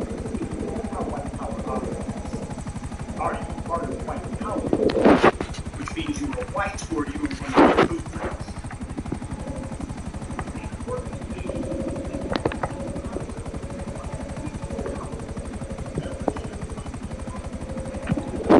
Lose. Okay, where's my tangents? It don't work like that. You can't come up to some group and say, I'm going to partake of what you guys have fought for or amassed or accumulated or achieved simply because I walked in the door. That can't be the way it works. You have to be able to exercise some sort of sovereignty. Now, before we go any farther, let's make this clear. Foreign blacks, migrants, whatever you want to call them, I do not look at them and say that they are our enemies. Let's get that straight right from the start. They are not our enemies and should not be regarded as such. But they are our competitors because they've chosen to be. And when you look at some of them, there are some of them who have chosen to be our enemies. That's just a fact. There's a large number, in fact, of these foreign-born or migrant blacks who have chosen to be our enemies. They show complete and thorough disrespect. They have no problem trying to figure out how they can use us in order to get themselves a quickie paycheck or get a quickie pat on the head from white power. They have no problem with that. They have no problem trying to use us to their benefit. And they disrespect and attack us all the day long. They do everything that they can to run us into the ground. Their attitude toward us is no better than some migrant who came from Southeast Asia or from south of the border. So there is a reality there, and we're not going to ignore it. Now, as far as the vast majority goes, they have not been embracing us. The word that as children, the collective children of Africa, wherever we find ourselves in the world, we have got to accept one another on the basis of the fact that our bloodline ultimately goes back to Africa. That's what we were trying to institute. That's what we were trying to find out. They got the message. They understood what we were saying. And they said, we're not buying what you're selling. As far as they were concerned, nah, we consider ourselves to be better than you, and that's because we're trying to get in good with white power. We consider ourselves to be better than you because, well, you guys achieved things that the rest of the world has been forced to take notice of. Meanwhile, the Africans in Africa, or the Africans in Jamaica, or in South America haven't done anywhere near as much. And because of that, there's a lot of anger. And instead of them looking and saying, you know what, our problem is white supremacy, our problem is white power, it's really exciting. Our problem is like us. Our problem is you bias. Our problem is your anxious. That's one of the things. We've been trying to practice Team Black, and they've been trying to practice Team Evo, or Team Somalian, or Team whatever. How the hell are we supposed to have any sort of alliance or brotherhood with those who've already made their minds that that's not what they're looking for? Oh, it's starting to become a lot clearer why it is white power is so intractably entrenched in Africa and why they budged 1 millimeter. It's starting to become very clear now, isn't it? The problem is that these foreign blacks are practicing disdain, practicing disrespect. They've been allowed to get away with it and benefit by doing so. And they have not faced any substantive pushback from us. We haven't pulled their coat off. We haven't checked them on it. More importantly than that, we have not denied them the ability to be able to ride on our coattails and be able to get some tangible benefits by pretending to be us, by using our achievement, by trying to hijack what we've done and to hijack being one of us. They get to cloak themselves in being one of us while spitting in our faces. Our relationship, such as it is not what it should be. And the burden falls on them to change that. I'm not going to sit here and lie and pretend that both sides are equally to blame for that. We're to blame at all. We are not. This is one of those few occasions where you got one side who's totally wrong and one side who's totally right. You better have your head on straight about which. We have a lot of our brothers and sisters from beyond borders who happen to know where it is, where everyone's got to be, but we have to be honest. These foreign blacks who happen to be on the side of the angels, they're a minority within a minority, and they know it too. The exact same attitude of dissension and disunity and variance for variance sake, simply being contrary and simply being contrary, all of this bickering, backstabbing, infighting, this is what's been occurring in Africa for so long. And there's a lot of blacks who have migrated here who understand that. But also understand that a large number of those migrant blacks happen to come from the groups in Africa who have made their common cause with the Europeans, made their common cause with the Arabs, and made their common cause with whatever invader is showing up this week. These are the guys who white power wants to bring in, because if these guys were effective in disrupting our internal politics in Africa, then they'll also be equally effective at disrupting our internal politics here in the U.S. This is the reason why we are making it very clear that unless your bloodline goes back to the plantations, well, don't expect for us to be bending over backwards any longer trying to save the jurisdiction of us. Don't expect that to be happening anymore. In fact, before it's all over, as we begin to gain even more steam and even more influence, even your bloodline going back to the plantations won't be sufficient. It's the reason why I kept coining that phrase. You may have the bloodline, but you have the bomb. See, it's about more than whether or not you had a couple of ancestors who got caught up in the slavery experience in the U.S. Oh yeah, it's going there.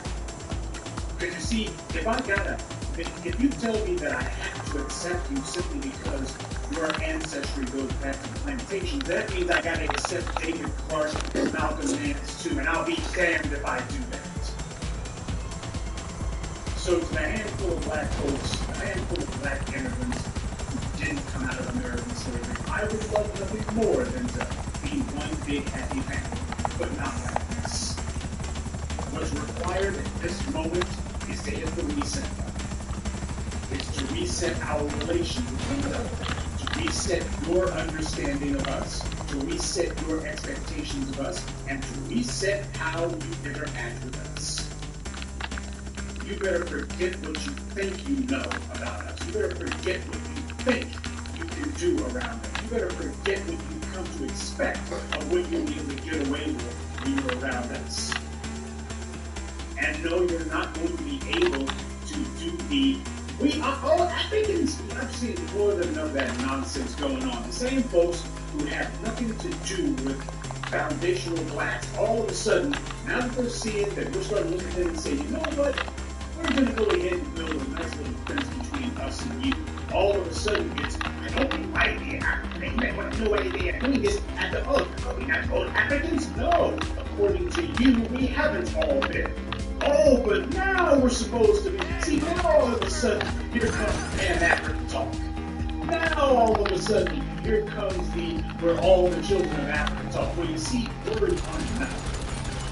I've always said that unity is not something that happens just when Rodney King is beaten half to death. Unity is not something that happens when Trayvon Martin is murdered. Unity is not something that only happens when Jordan Russell Davis is murdered.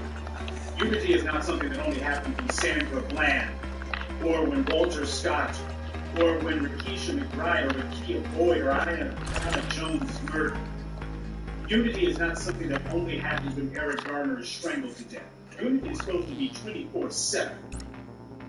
Unity is not merely something that's supposed to happen whenever one of us is killed and white power is scheming how to aid and abet the murderers.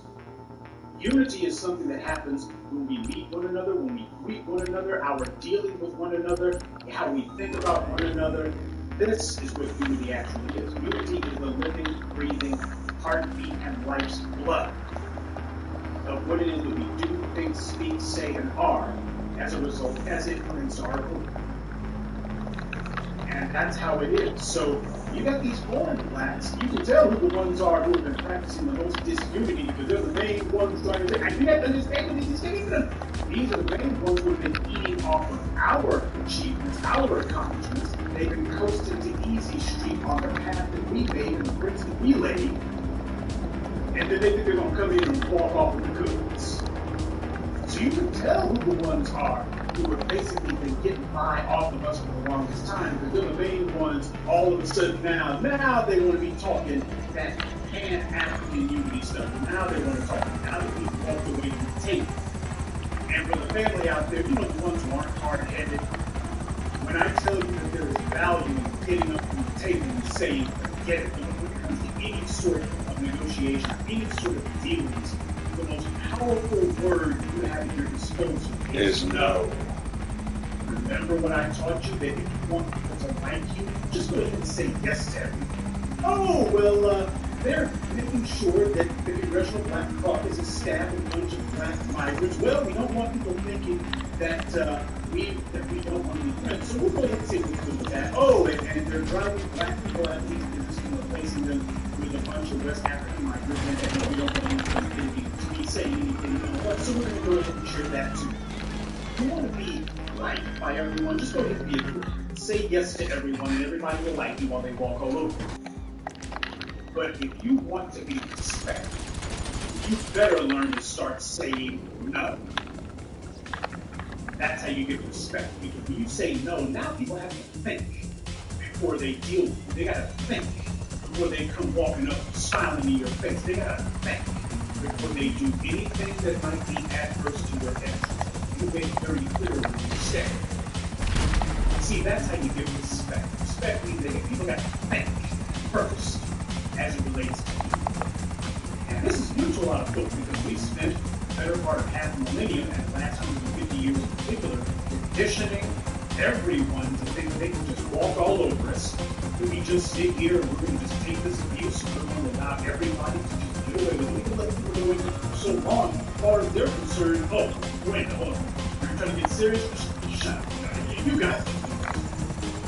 Because that's the pattern that we're going to place. So we're going to have to prove to everyone that we are serious because it is the new normal. We're going to have to prove that because we've been spending so long proving that the opposite is true. And as the good book says, charity begins at home, then spreads abroad. Well, power also begins at home. Now, because white power rewarded all of these non-foundational blacks at our expense, this process of hitting the reset button is going to be a shock to the system. Oh, it's going to be really, really shocking, very unpleasant, to put it mildly. This adjustment is not going to be easy because everybody's been used to having white supremacy give them some crumbs, and they get to go ahead and scoop stuff off of our plate too. And what's happening is we're going to take that fork, that knife, and put it in their hand when they start trying to scoop stuff off of our plate. The free lunch is over. They're going to be going to white supremacy's pretend to be black buffet and we're going to find a big buffet clothes. And they're going to see us standing there saying we're the ones who clothed. You know, you come to white mommy, white daddy going, you must do something about these agatas. You must do something about these hanishas. You must do something about these buffets. That's what they're going to, that's what you see happening right now. What's happening right now is these guys, and being disrespectful all the while, saying, well, what the hell's the B in their pocket? What's it? Oh, all of this vaccine. This is self-hate. Yeah, see, it's not self-hate when these black migrants are attacking us and running us to the ground and claiming that, oh, well, you guys, you just don't want to work, or you just don't try very hard to the damn insult. We're the ones who established the very historically black colleges and universities that they want to get into. We're the ones who kick open the doors to the white universities and colleges that they keep getting into. We're the ones who kicked open the employment opportunities that they've been taking out loud to take advantage of. And then these same people say that we don't want to work very hard. We're the only ones who do work. Everybody else just shows up with a freaking handout and white supremacy puts something in it. We're the only ones who know what it means to get some sweat on our brow. That's just a fact. That's the reality. We work, everybody else just shows up. And what's happening is they're scared of being right about the others. They should be working. White power can be using them for a political counter lever against us. And once we decide that we're short-circuiting that little con, what does white power need these black migrants for? The entire idea was to quickly doze us off into a false sense of security and those people that make it and maybe that means we're in the project. You want to say, nah, just this is a con, this is between you and some white ethnic, political, economic theater. And we understand the con that's going on now, like our white. They're not going to sit on their hands while we exclude them and marginalize them to oblivion any longer. So what the hell do we need these damn migrants for? That's what they're worried about. Donald Trump ain't going to be cracking down on Latinos. Yeah, these African migrants, they've been getting that business too from Donald Trump. And what's also going to start happening is these white corporations are going to look and say, okay, we're sick and tired of pretending like we, as if we didn't mind having you migrant blacks around. We didn't like you guys any better than them. You clearly have failed in your mission, so we don't need you around. White power will give these tools. Now let me go ahead and give you a glimpse of the future and tell you what's going to occur when white power begins breaking its tools in earnest and making a show of it. They're going to want to do it publicly and make a show of it so that a lot of those other migrant blacks who think there is still that the white supremacy, the white power buffet is still open. Just that white power is going to put them on notice. The real buffet is you thought you were going to get, you can stop showing up for it. This is how white power puts its tools on notice, by making some high-profile examples. Now, when white power makes it very clear these black migrants is breaking their tools, which means to break them, we're not going to do anything, and you're going to claim that we're the bad guys. Oh, that's when all of that phony baloney, fake as hell, black unity talk from these migrant blacks is going to kick into high gear. That's when it's really going to kick into high gear. White power starts going in on them, and we don't do anything about it. Take up for them, ain't nobody holding up any candles, ain't going to be no marches, ain't going to be none of that. It's going to be just at best, tisk. That's it. We're going to go on about our business, which is the business of empowering ourselves. You're going to go ahead and claim that we're the bad guys, and that's fine. There's going to be all sorts of pathetic evil attempts at shaming language or attempts to try to figure out how to get some phony sympathy from us. Yeah, well, don't blame us, and don't come to us. Go to the immigrant blacks who white power installed in positions of alleged power. You know who those immigrant blacks are in the Congressional Black Caucus, or rather the Immigrant Black Caucus. That was my video essay before last. I went ahead and gave you their names. You already know who they are.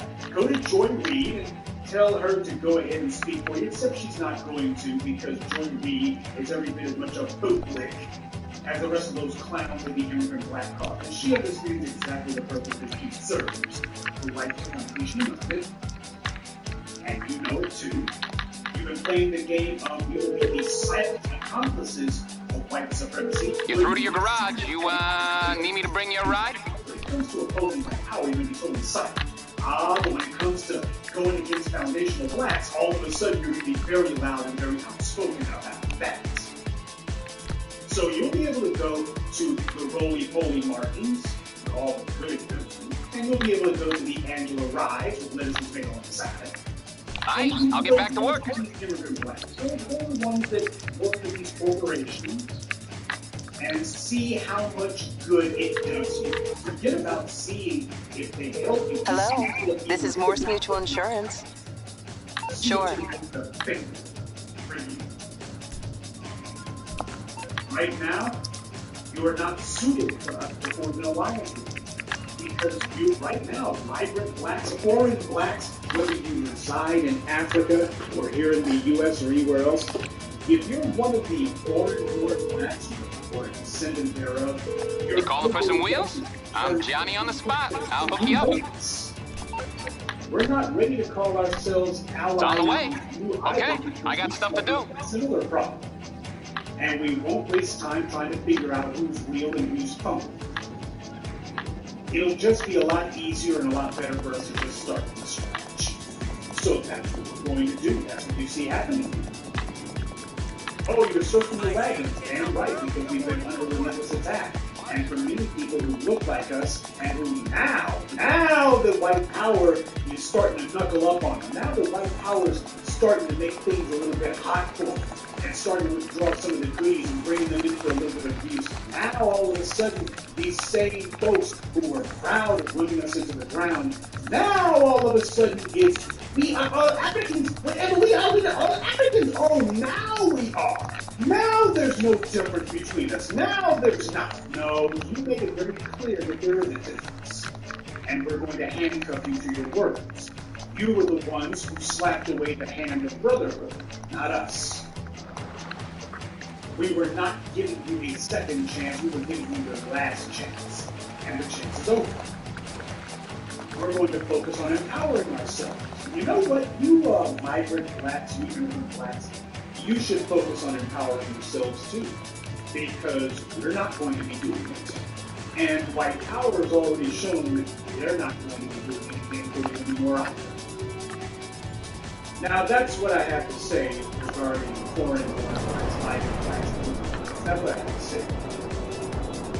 But this evening's address is not in regards to that. It's in regard to those of us whose bloodline goes back to the killing fields of the American South, back to the plantations.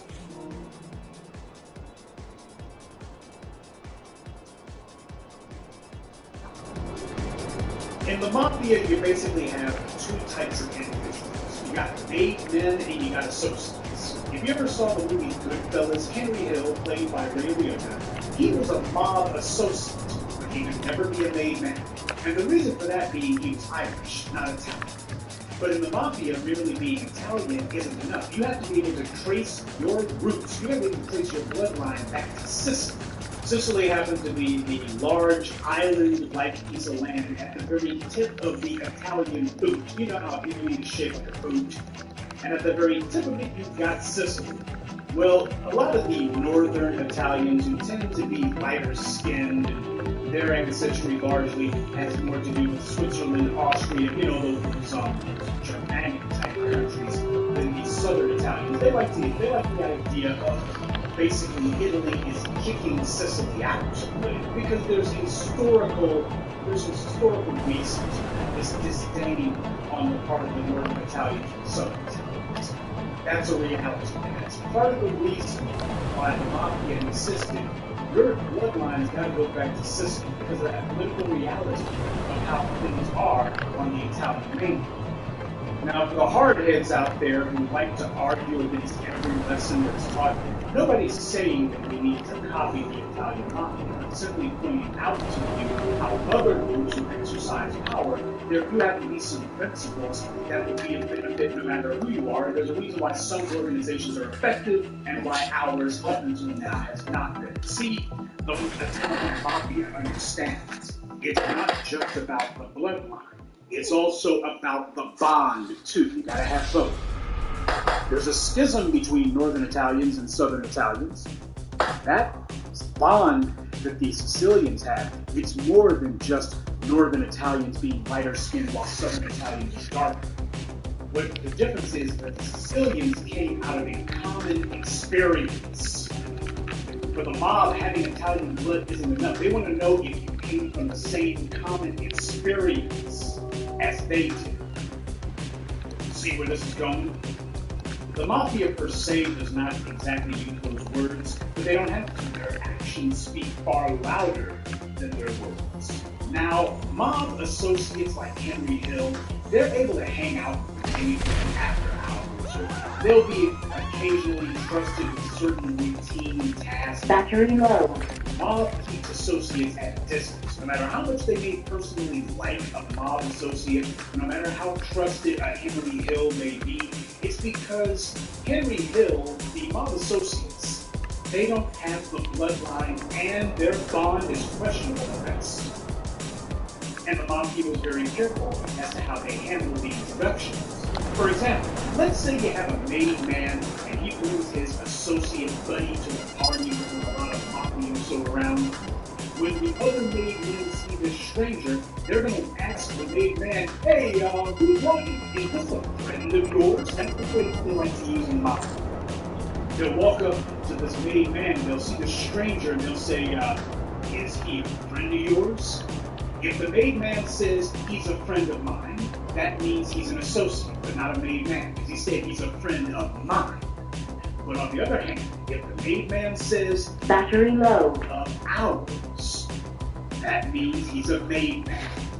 But the stranger, he can't make the introduction himself. He's got to get somebody from that mafia crew to do the introduction instead. You just see, the mafia understands how it works. You can't just go running up into a mob joint and start declaring yourself to be one of them. You can't just declare yourself made man. Only someone who the family knows as one of theirs, somebody with the bloodline and the bond, is authorized to do that. You cannot bestow legitimacy upon yourself.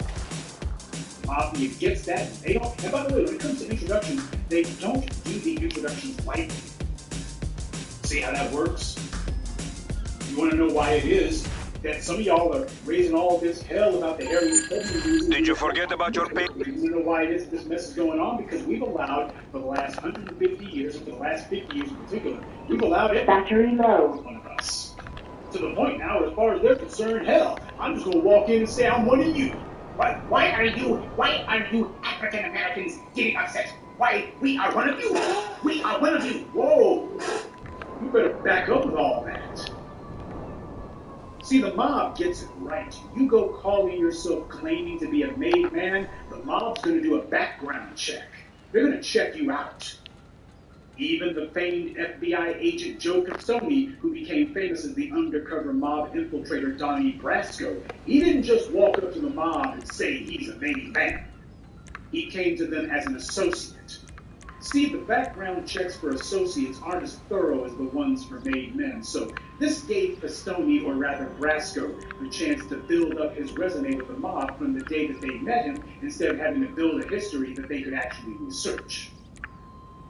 This is why you've seen this effort on the part of the Battery low. media to start getting background on these black bootlegs, from the black puppets in the white media to the immigrant black caucus. We're checking people's background, just checking their papers. That's what we're doing. We're checking their papers. We're not taking these fools' word for it. And if the white media were the ones who presented them to us, then we call them agents and move on. See, we don't allow just anyone to introduce you to foundational black society. That's the reason why we keep saying black first. Your introduction cannot come to us through the white media. In fact, if the white media is the one who presented you to us, that means that you are a certified, bona fide, dyed-in-the-wool white supremacist agent. White power is never going to give a platform or exposure or publicity to someone who's working against the interests of white power. That's why the white media exists. It's there to promote the interest of white power. Battery low. So when we see white power trying to establish you by putting your name out there, they're going to try to make you famous, try to make you prominent. We're like, okay, so this is the next white supremacist tool that's being put in front of us. And when people keep trying these stunts, we got to make sure that there happens to be a penalty for it. We have to take care of our own internal security. I've spoken to you about black men establishing their own intelligence gathering and analysis capabilities. Now you understand why. And finding out where these agents are coming from enables us to quickly separate the real from the phony. We have a right and a responsibility to vet these would-be spokespeople for you and me. We didn't choose these people. They didn't come from the grassroots. They don't talk like us. They've never associated with us. They don't stand up for our interests, and that's because they didn't come from us.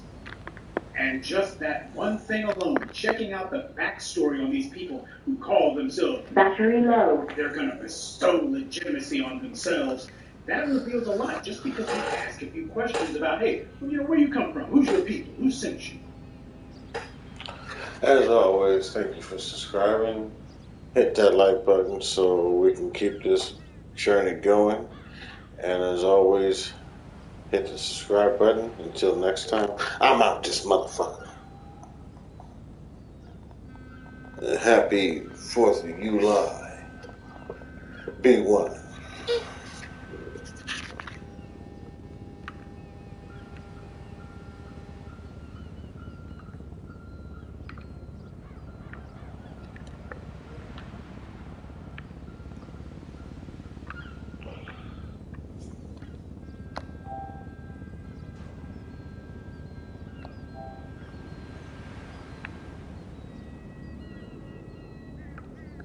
Battery low.